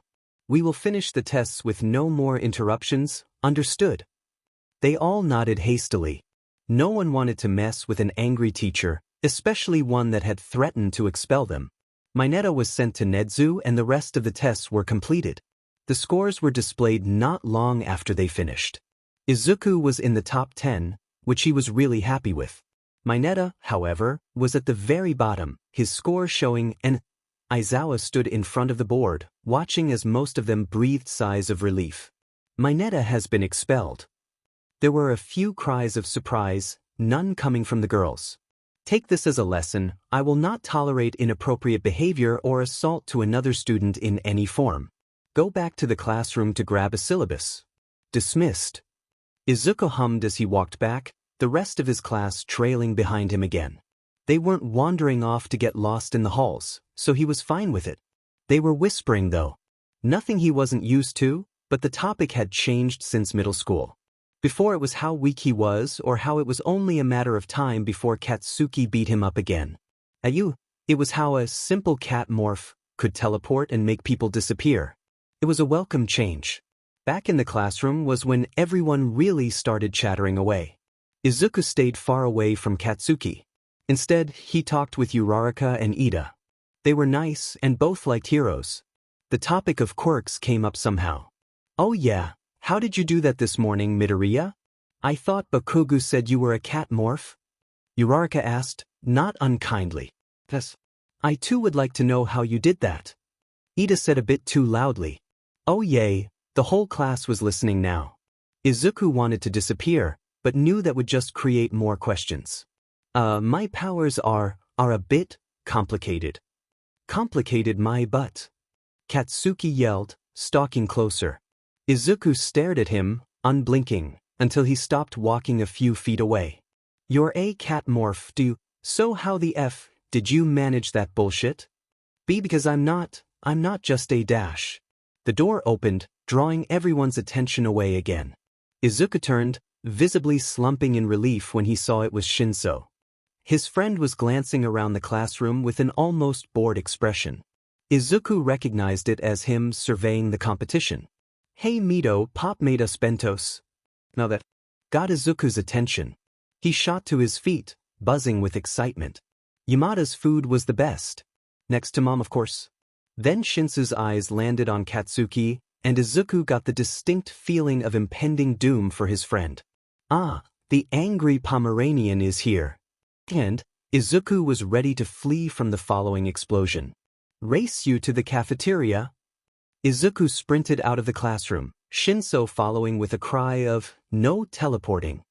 He laughed, looking over his shoulder for a moment. The two left behind a classroom of very, very confused teenagers. It was quiet for a few seconds, before someone said something. A single phrase they were all thinking. What the heck just happened? Izuku was very proud of his hero costume. Shinso helped design it, and so did Yamada. His input was highly valued since Izuku liked his costume a lot. Though Aizawa had been barred from helping by his husband. He claimed it was for Izuku's benefit, since Eraserhead's uniform was literally a jumpsuit with a souped-up, half-metal scarf. His costume ended up being based on a green suit that Mom gave him. It was slightly altered by the support company, but that was only because normal fabric was far too easy to destroy for a hero. There were also arm braces with gloves in case he needed to use more power than usual. All of the fabric was also self-healing, gloves included, which would let him half-shift without destroying his clothes every time. The hood originally had green tufts like All Might's hair, but that had quickly been replaced. Izuku mourned the loss of it, but he did like the new support gear that replaced it. Now it was a headband-like thing with cat ears that acted as sense enhancers. They wouldn't interfere with his actual ears thankfully, cat or otherwise. Once he half-shifted they would act more like headphones that could amplify or decrease sound too. In short, they were really cool. Especially since they actually worked with his cat ears. Izuku kept his normal red shoes too, albeit with reinforcement in the toes so they wouldn't get ripped up every time he half-shifted. If he needed his claws he'd just take them off. That would eventually need to change, but for now it worked. Adjustments were always made to costumes after they were first used. He loved his costume and very proudly wore it while All Might explained their exercise. Everyone else's were so cool too. Although whoever was designing the girls apparently needed to be reminded they were 15. Yaoyorozu and Uraraka had already mentioned changing theirs. Izuku did find Hagikure's funny though. Despite what everyone else seemed to think, she was not in fact naked. He only knew because Nedzu had to deal with the company complaining about making the DNA-infused material for a first year. His teacher really needed to choose a new supplier already if they were going to complain about something that protected the student. Their first ever exercise with all might was a heroes versus villains fight, and Izuku was really excited for it. He got to use one for all and show All Might what he could do. So maybe he was a tad bit nervous of what his new classmates would think, but he wasn't going to dwell on that. Nope, not thinking about it. Izuku drew a number and got paired with Uraraka. He was really relieved he was with a friend. Heaven knows what would have happened if him and Katsuki had gotten paired together. And the first round will be Team I as the heroes. Oh, that was them. Izuku paid attention, wanting to see who he'd be up against. With Team B as the villains. That was Katsuki's team. Welp, time to go hide in the vents then. Uraraka grabbed the back of his costume before he could walk away. She looked concerned, but mostly amused. Izuku grumbled mentally, but followed her to the building. They had a few minutes to plan now. Okay, so Katsuki is going to come after me. You sure? Positive. Izuku decidedly ignored the shaking in his voice. He thinks I tricked him or something. He'll go after me, so if you can find the bomb then we might win. I don't think you should float yourself from here, since you don't have a way to get down. I'll distract Katsuki. I don't like this plan. Not my favorite either, but it's one that might work. When he comes after me, run and get the bomb as quickly as possible. I don't know how far he's willing to go. Alright, but if he starts to get too aggressive I'm coming back for you. Izuku smiled at the ground. That morning all of the girls had thanked him for getting rid of Mineta. Uraraka and Ishido had declared that they would be his bodyguards, despite his protests. He had no idea how that was going to go, especially once Shinso found out, but it was nice to know he'd already done something good. Izuku took off his shoes and socks. Silent walking would be essential here. Uraraka looked on in confusion, until he half-shifted, growing ears, a tail, claws and most importantly, paw pads. She still looked slightly confused though, so Izuku showed her his foot. You have toe beans. She squealed excitedly. And cat ears. Why yeah, it's part of how my quirk works. This is my half shift. Full shift is when I turn into an actual cat. Do you have finger pads now? Why yes. Izuku took off his glove, showing her his now clawed hand and finger pads. We match now. Here look. Uraraka gave her hand to Izuku, who looked at it. Sure enough, she had finger pads. They were probably how she activated her quirk, actually. Cool, he whispered in awe. He had never met someone that had pads like him, even if he himself had only had them for a little while. The buzzer went off, reminding them of the exercise they were doing. Izuku gave Uraraka a reassuring smile, and led the way in. His ears swiveled around, listening. Izuku heard the sound of Ida's loud, villainous speech and Katsuki's heavy footsteps. Both were above. Ida's in a room on the other side of the building, maybe 2 floors up. Katsuki is coming after us already, but he's on the same floor as Ida for now. If we go up one then you'll be closer to the bomb. Uraraka hummed in affirmation. Izuku walked on his tiptoes silently, happy with how everything was going so far. Katsuki was still above them, though he would probably get to the stairs soon. The two of them found their own stairs relatively quickly. The climb wasn't too hard, not after Aizawa-sensei and All Might's training at least. Hey, Bakugo said you were a cat morph. But you're not, are you? Izuku was honestly expecting the question, so he just sighed quietly. Yeah. But it's okay. You don't have to tell me. Thank you, he whispered. They reached the second floor, finding it was more twisting hallways and rooms. Not the most realistic building, but it worked for their exercise. Izuku's ears suddenly focused in on one point. Katsuki. He was on their floor now and moving fast. Uraraka didn't react, so he was still being quiet enough that human ears couldn't hear him. He's on our floor, Izuku whispered lowly. Follow my lead, then run and find the bomb. Uraraka nodded, determination lighting up her gaze. Izuku sent her another hopefully reassuring smile. With both of them listening now, they kept moving. Izuku could already smell the sickly sweet scent of nitroglycerin. Katsuki was here. He's around the corner, Izuku whispered. Go past us and get to the stairs. I'll hold him off for as long as I can. Uraraka hesitated, but nodded with a set jaw and fire in her eyes.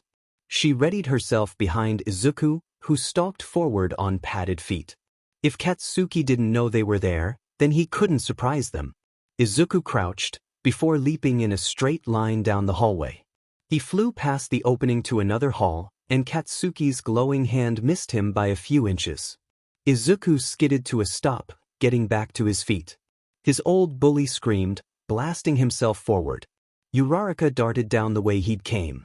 Now the real fight could begin. You can't run, Yes, he could, Izuku found himself thinking. He was much faster than Katsuki on foot. Using quirks, it was terrain that mattered, and they were on an even playing field in these sharp halls. His tail and claws helped with turning, but explosions did too, surprisingly. So he took off down the hallways, steps still close to silent. Katsuki's screeching followed him, as well as the sound of explosions. Good, he was acting just as Izuku predicted he would. Uraraka was relaying where she was through the comms they'd been given. She'd found Ida, but there was no ammo for her to use.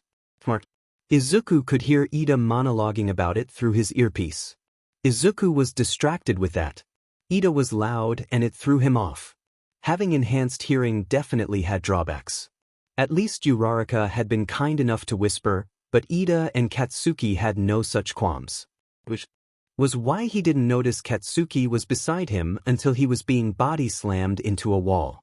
Izuku slumped onto the floor, trying to regain his bearings. He was decently certain that would leave a nasty bruise. Katsuki was aiming another explosion for him, so he scrambled to his feet. Worrying over injuries was for later. Izuku dove out of the way as fire consumed where he'd been a second before. Stand still, you'd med cat. Katsuki snarled. Izuku's answer was skittering to the side of another flash. I'll show you what you get for looking down on me. Who's weak now, you bisudi? Izuku's steps stuttered. Looking down on him? Where on earth had Katsuki gotten that idea? He was the one that had hurt Izuku. The one to encourage everyone else to bully him for being weak. Katsuki was strong, he knew that, but Izuku was now too. He was done running away. Katsuki reached a hand out, light popping in his palm. Izuku stayed where he was. He reached out, almost like everything was in slow motion, and flipped his old friend over his shoulder. Izuku stumbled back a step, surprised in himself. Did he really just judo flip Katsuki? Did that really just happen? Katsuki wheezed for breath as he rolled to his feet. He wasn't saying anything, so Izuku did. I'm not weak anymore. I'm not a punching bag or the weak little cat you can pick on, Katsuki. I won't let you do that to me anymore. Deku, I'm not useless. Izuku screamed, stunning Katsuki into staying silent once more. He had waited so long to finally say that. I'm not weak and I'm not a Deku. You know how long it took for me to learn that?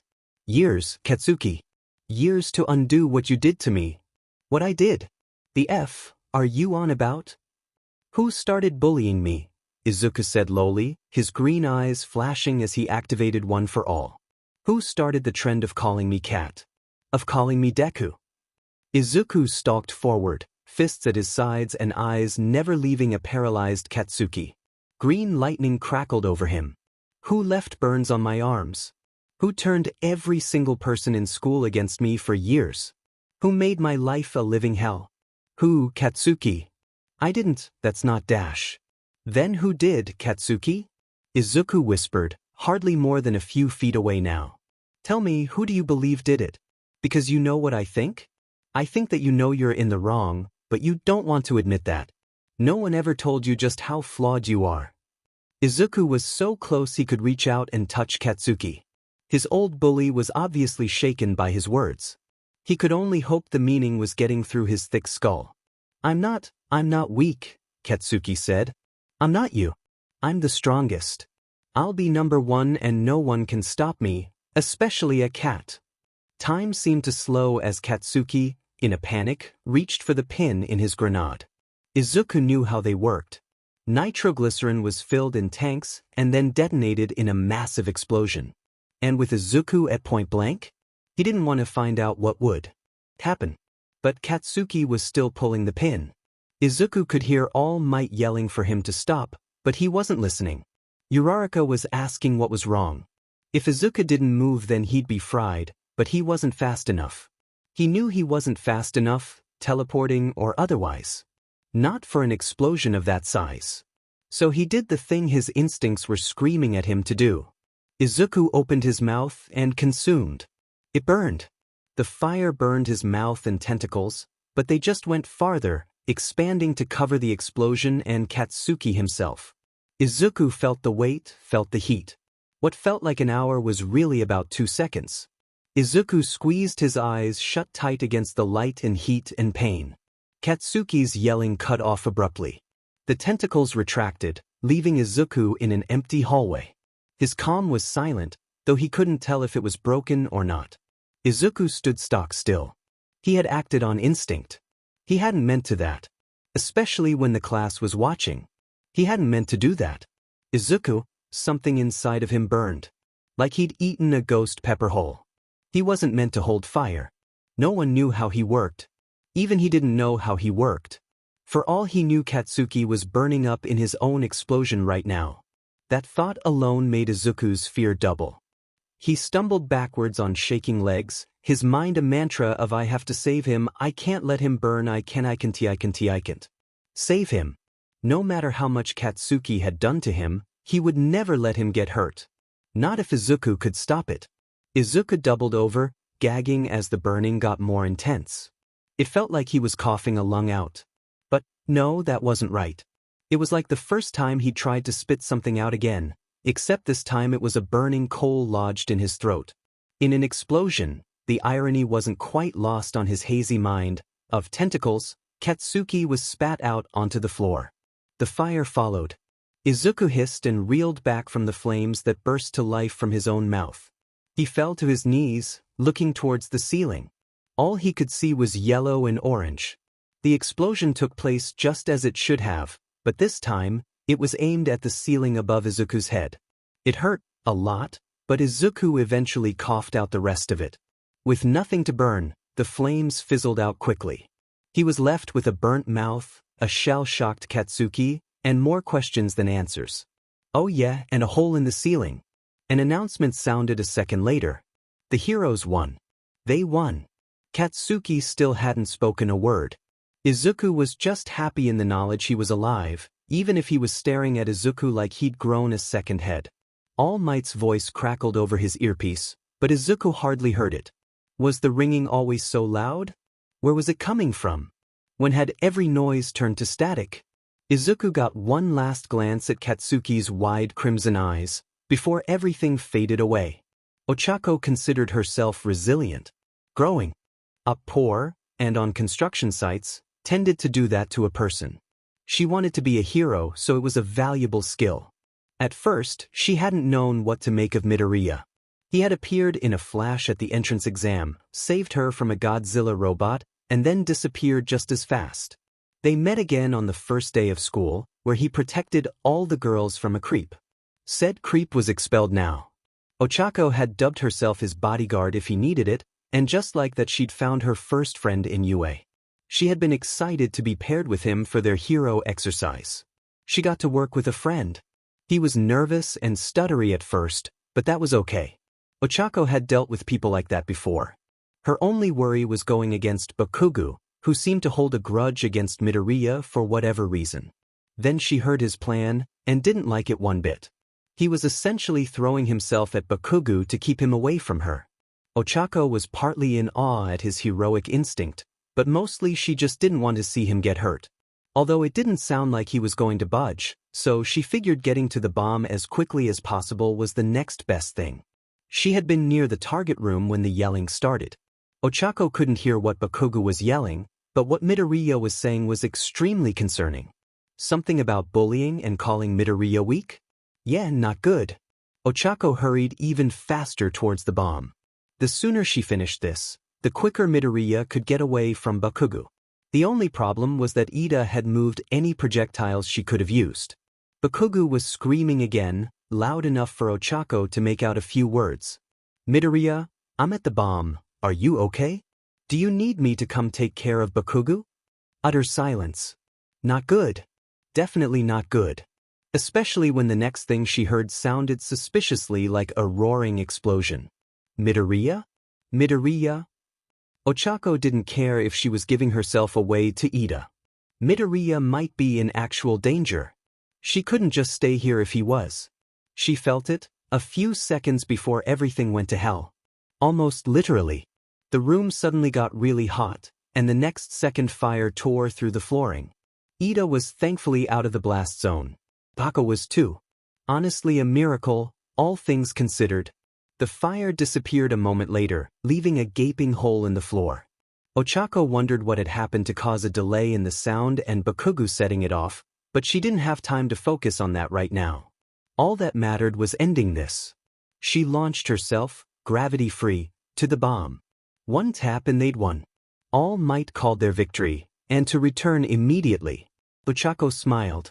They'd won, Midoriya could get away from Bakugu now. Everything would be alright. Then she walked out of the building and saw him lying on a stretcher, unconscious and being wheeled to Recovery Girl. A hand came up to cover her mouth in shock. His own mouth looked, well, burnt felt too small of a word in all honesty. It looked like the skin had peeled itself from him and turned an angry shade of red and purple. If she didn't already have a strong stomach, she would have lost her breakfast. She didn't know what had happened, not fully. Ochako had suspicions, but they didn't take into account what Midoriya could do or what he was. She also had guesses about that, but she wasn't about to pry. That was his secret to tell. Honestly, Ochako didn't care. As long as her friend okay, then it would be alright. Besides, she already knew who to blame for this. Only her and Ida were there to see. All Might zipped by, coming to a stop in front of them. Bakugu trudged out of the building a second later. Ochako marched up to him, grabbing his collar and making the BSD float off the floor. He yelped, flailing midair. She twisted, sending him to the ground once again. A foot on his chest stopped him from getting up. What the hell did you do? She snarled, tempted to just send him into the stratosphere right now. The F, do you mean? Deku just dash. From the sound of it you've been bullying Midoriya since you were kids. He's weak. Always saying how he can be a hero, like he's on the same level as me. Then he pulled some shit saying I couldn't be a hero. Fucker deserved what he got. Give me one good reason not to send you to the moon, Ochako growled. Oh dear, she had already adopted Midoriya into her pack, hadn't she? Let me up and I'll show you why. Fine. As you wish, fucker. Ochako took a step back, allowing Bakugu to get up. However, her quirk was still active. He took a single step and floated up and off the ground. Oh no, there he goes. Up and up. How sad that she couldn't reach him. Oh no. All Might grabbed the floating boy before he got too far off the ground. Young Uraraka, we do not abuse our quirks like that. Well, now she felt bad. Mostly. Sort of. Not especially much. Please release your quirk, young Uraraka. I assure you, he will be dealt with accordingly. Ochako grumbled but released Bakugu. He hung from All Might's hand like a naughty puppy from their scruff. The image helped her to relax just a small bit. Enough to finally hear Ida's indignant sputtering at least. Return to the viewing room, you two. I must run back inside for a moment. And off All Might ran, Bakugu held under his arm not unlike toddlers Ochako had seen throwing fits in grocery stores. She dragged her feet going back to the viewing room. Maybe if she waited long enough All Might would come back and say Midoriya was alright. Ochako begrudgingly took a seat near the door and waited. She would wait until she knew her friend was okay. All Might returned, coming with no news on Midoriya. Ochako still waited. Bakugu came in a while later. She glared at him until he sat on the other side of the room. He was, for once, quiet. They hadn't even been in school a week and Ochako already knew that was a rarity. They went on with the exercises. Ochako paid attention, mentally marking mistakes and how to not make them. She was still here to be a hero, after all. Watching other people had already given her some ideas on what to do herself too. Then Midoriya poked his head in through the door. Ochako was almost instantly on her feet, asking if he was okay and what in the actual hell had happened. I am okay, Uraraka. Recovery girl healed me. Look, hardly even a scar since I got there quick enough. Did you get hurt at all? No, I'm fine. She chirped, happy now that she knew her friend was okay. Come on, they're just starting the last round. Midoriya nodded, letting her pull him over to a free seat. It was right before he sat down that someone else noticed he was back. Midoriya. Dude, you're back. Ochako looked up and saw their red-headed classmate bounce up. Kirishima, that was his name. He had already gone. His quirk was a cool one too, being able to harden his skin to stone. Why, I'm okay and now. Man, that was so manly. You took that explosion and literally ate it.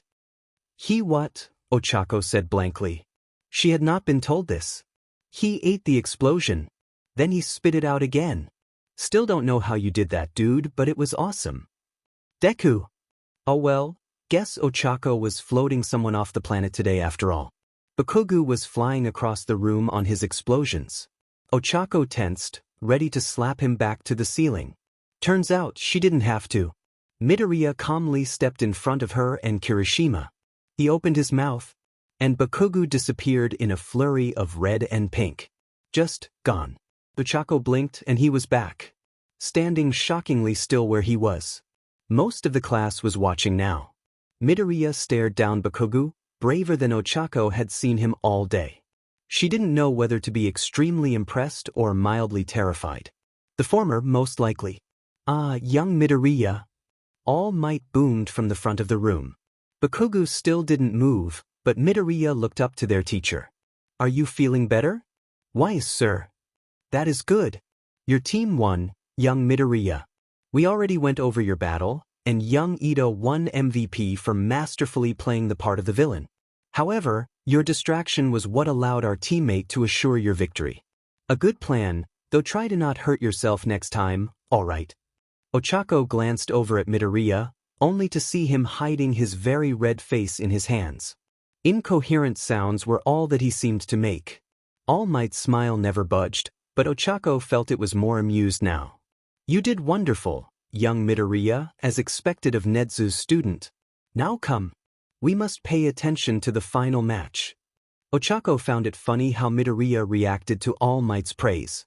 She smiled, nudging his shoulder with hers. Is All Might your favorite hero? Why yeah. So you just got told by your favorite hero that you did amazing, she smiled sharply. Teasing him was a bit fun, as long as it didn't hurt anyone. It squeaked again. And suddenly he was gone. Ochako blinked in shock, spinning in a slow circle. Nope, he wasn't in the room. Oh no.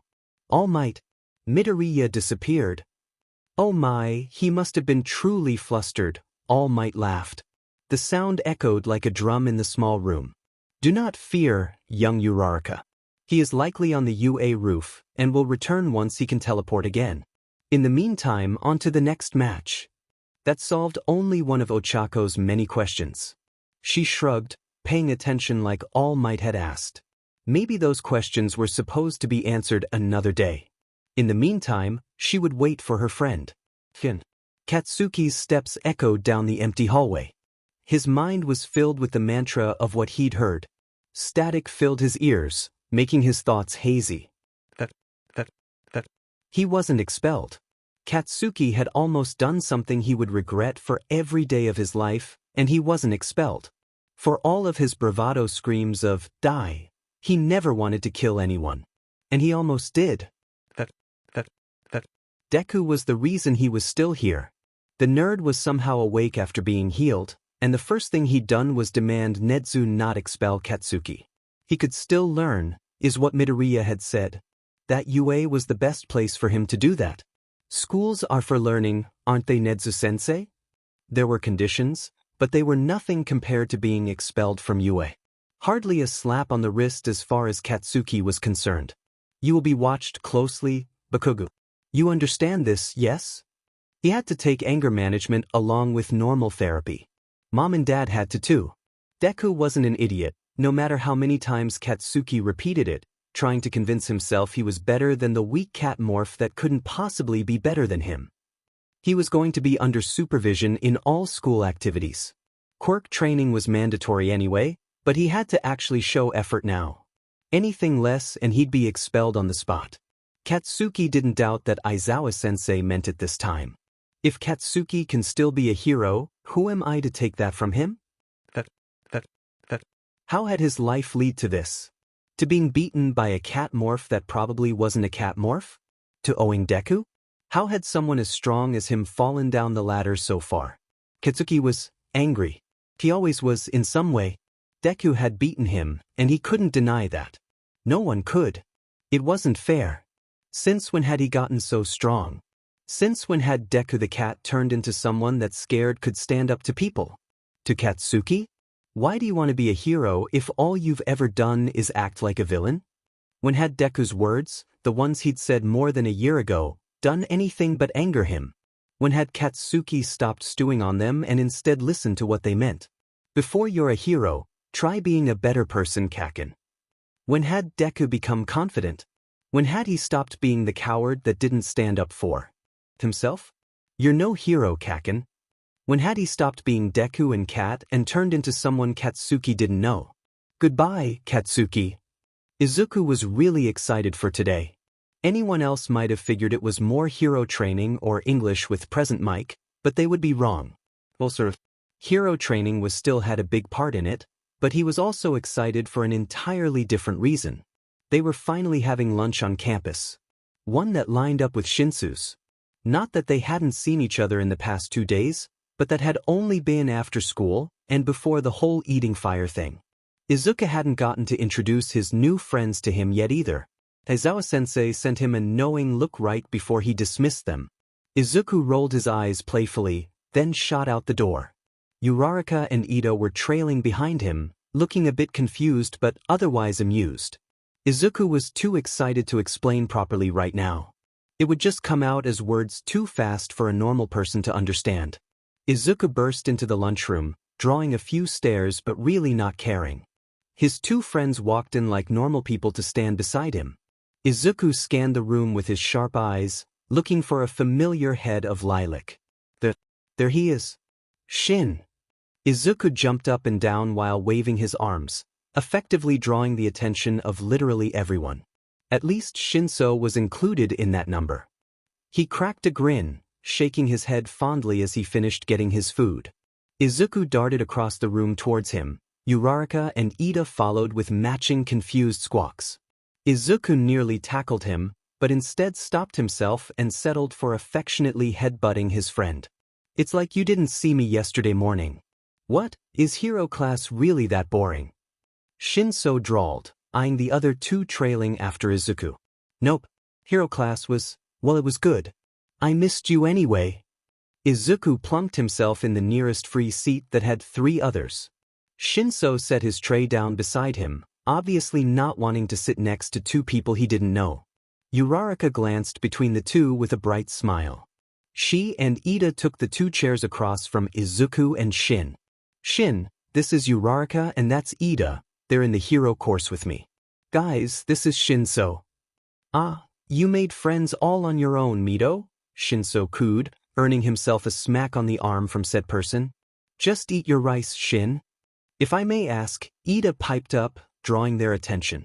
How long have you 2 been dating? Both of them immediately choked on the food they just started to eat. Uraraka was giggling. Izuku recovered first, staring at Ida incredulously. We're not dating. You're not? But you called him Shin, which means heart. I have heard classmates call their significant other that before as a pet name. No, nope, not dating. Shinso sputtered, finally breathing again. My name is Shinso. It's a nickname. Call him Mito, he calls me Shin. Ah, I see. You 2 would make a cute couple though. Uraraka giggled. Izuku was pretty sure his face was red as a tomato now. He buried his head in his arms, food forgotten. At least Uraraka didn't sound malicious in her teasing. He could only hope that was correct. Uraraka, please refrain from teasing Midoriya. Ida said, probably waving his arms around, though Izuku refused to look up. He was injured yesterday. We do not want to make it worse. I'm sorry, he what now? Could Izuku teleport out of here? Maybe he could leave before Shinso notices. Yeah, he was fighting Bakugo and apparently ate his explosion? I wasn't there to see it, but Recovery Girl healed him. Bakugo! Shinso growled, and oh boy, now Izuku had to prevent a murder. I'm okay. I'm okay now. You don't need to do anything. Why shouldn't I? That motherfucker shouldn't be anywhere near you. Dad knows that. All Might's teaching the heroics class. But. Forgot it's not an underground hero this year. I swear I'll dash. Shinso, sit down or I'll tell Princess to lay on your face at 3 a.m. again. Shinso froze from where he was already starting to stand up. His eyes were wide. You wouldn't.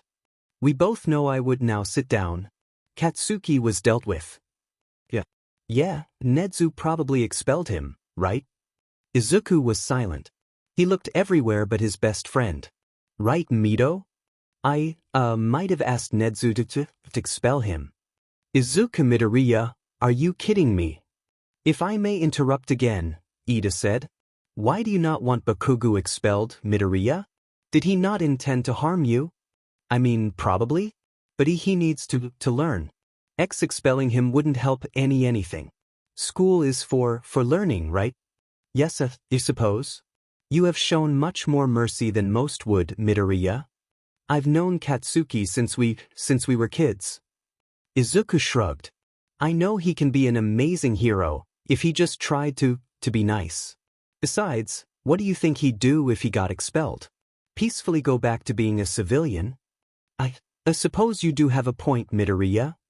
Okay, yes, how heartwarming and slightly destructive of you, but can we go back to the part about you eating an explosion? Shinso said. It comes as said on the tin?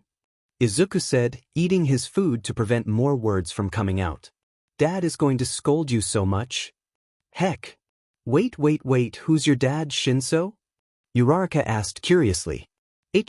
Not someone who would want me to share that information. Oh, Komeon. I want to know now. How about if I give you my pudding? Nope. Izuku smiled at his friends. He was just happy they were all getting along. Even if it was over him getting injured. Uraraka was still trying to bribe Shin with pudding and mochi, while he refused. Izuku knew that smirk well. It meant he wasn't going to say anything, or at least nothing true. Oh yeah, Midoriya, when you turned into a half-cat, do you always have cat ears? Uraraka said, grabbing his attention once again. With half-shifting I always have the same features. Some can be more pronounced if I focus on them though. Oh, did you see his finger beans? Shinso asked, ignoring the half-hearted glare Izuku sent his way. I did. I have them too, see? Uraraka showed them her hands, which had pads on them for her quirk. Izuku was still curious about them, but resisted the urge to snatch her hand and look at them closer. Izuku half-shifted, putting his hand next to hers. She squealed, looking at his claws like they were the most interesting thing in the world. Ida was watching curiously, since he hadn't seen Izuku half-shift last time. Your quirk is very curious, Midoriya. I thought Bakugo very loudly said you were a cat morph. I can turn into a cat, but that not all I can do. Oh, can I touch your ears? Izuku froze, feeling his ears fall flat. I'd prefer if you didn't. Oh, okay. Sorry. It's a sign of trust for my kind to let someone touch their ears or tail. And I've only known you for 3 days now, so, but you can touch my hair if you want. My mom says it's soft. Izuku turned back to normal, the ears and claws going away once more. He leaned down, letting Uraraka reach out to touch his curly hair. He was fine with his normal hair being touched, but his ears, tail, and underbelly were entirely different stories. They were vulnerable places, and a flirkin letting a person pet them there was a major show of trust. It wasn't painful or anything, just uncomfortable. Izuku got the feeling of danger if someone he didn't fully trust touched his ears. He learned it also affected him when he half-shifted, as he found out when one of Aizawa-sensei's previous students went to try and touch him and he nearly clawed their hand. Holy shit. Language, Uraraka. But it's so fluffy and soft. It's like an actual kitten. Well, now I am curious. Izuku couldn't help purring as Uraraka ran her hand through his hair. It felt really nice. Oh, you can purr. Oh, yeah, I guess you haven't heard me do that, Izuku said, the purring stopping so he could speak. I can make most sounds a cat can, actually. Uraraka back away, sitting down in her seat again. Izuku did the same. He kept eating his food, not wanting it to get too cold. That's so cool. Thanks for letting me touch your hair, Midoriya. It's like a curly little sheep cat thing. You're welcome, Uraraka. Thank you for not trying to touch my cat ears. You said it was a sign of trust, so it isn't like I'm going to immediately do the thing that you said made you uncomfortable. I'll just have to be the best friend in the world so you can trust me. Wait, Shinso said, drawing everyone's attention. Mito, you let me touch your cat ears, like, a month after we met. Izuku blinked. Yeah, and? Izuku went back to eating his food, oblivious to his purple-haired friend turning bright pink. Uraraka, however, was not, and very much saw it happen.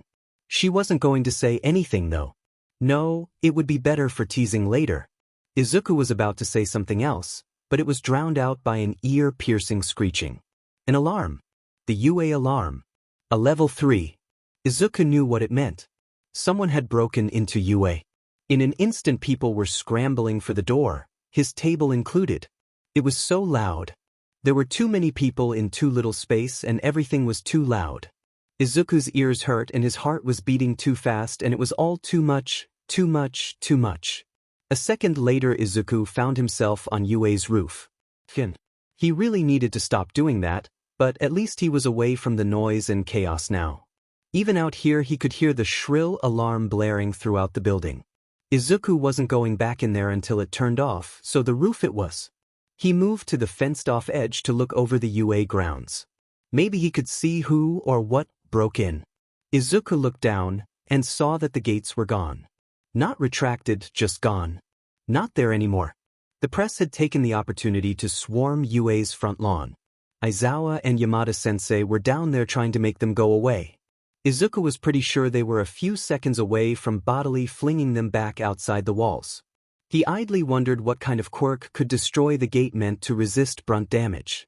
Izuku shrugged, listening to see if the alarm had stopped yet. It was probably just some overzealous newscaster that didn't know limits. Anyone with any quirk could work anywhere if they wanted to. One of Mom's coworkers could make shockwaves if she jumped, but instead of a hero or something she was a nurse. Izuku liked her too, she was nice. The alarm had stopped shrieking now, so Izuku walked back into the building. All the halls had been deserted by now, though they smelled a bit odd. Like a bunch of dust had been shaken off a cloth. Probably kicked up by the stampede that undoubtedly took place in the hall he was walking through. They might be at UA, but that didn't mean people were exempt from panicking. Walking down the hall, Izuku listened for the sound of any other people. Everyone should be leaving the security bunkers soon, since it was just the press that broke in. It was probably a good idea to let the teachers know he was okay though. No need to set off a manhunt for someone not lost. Izuku didn't notice the trail of dust he stepped in along the way.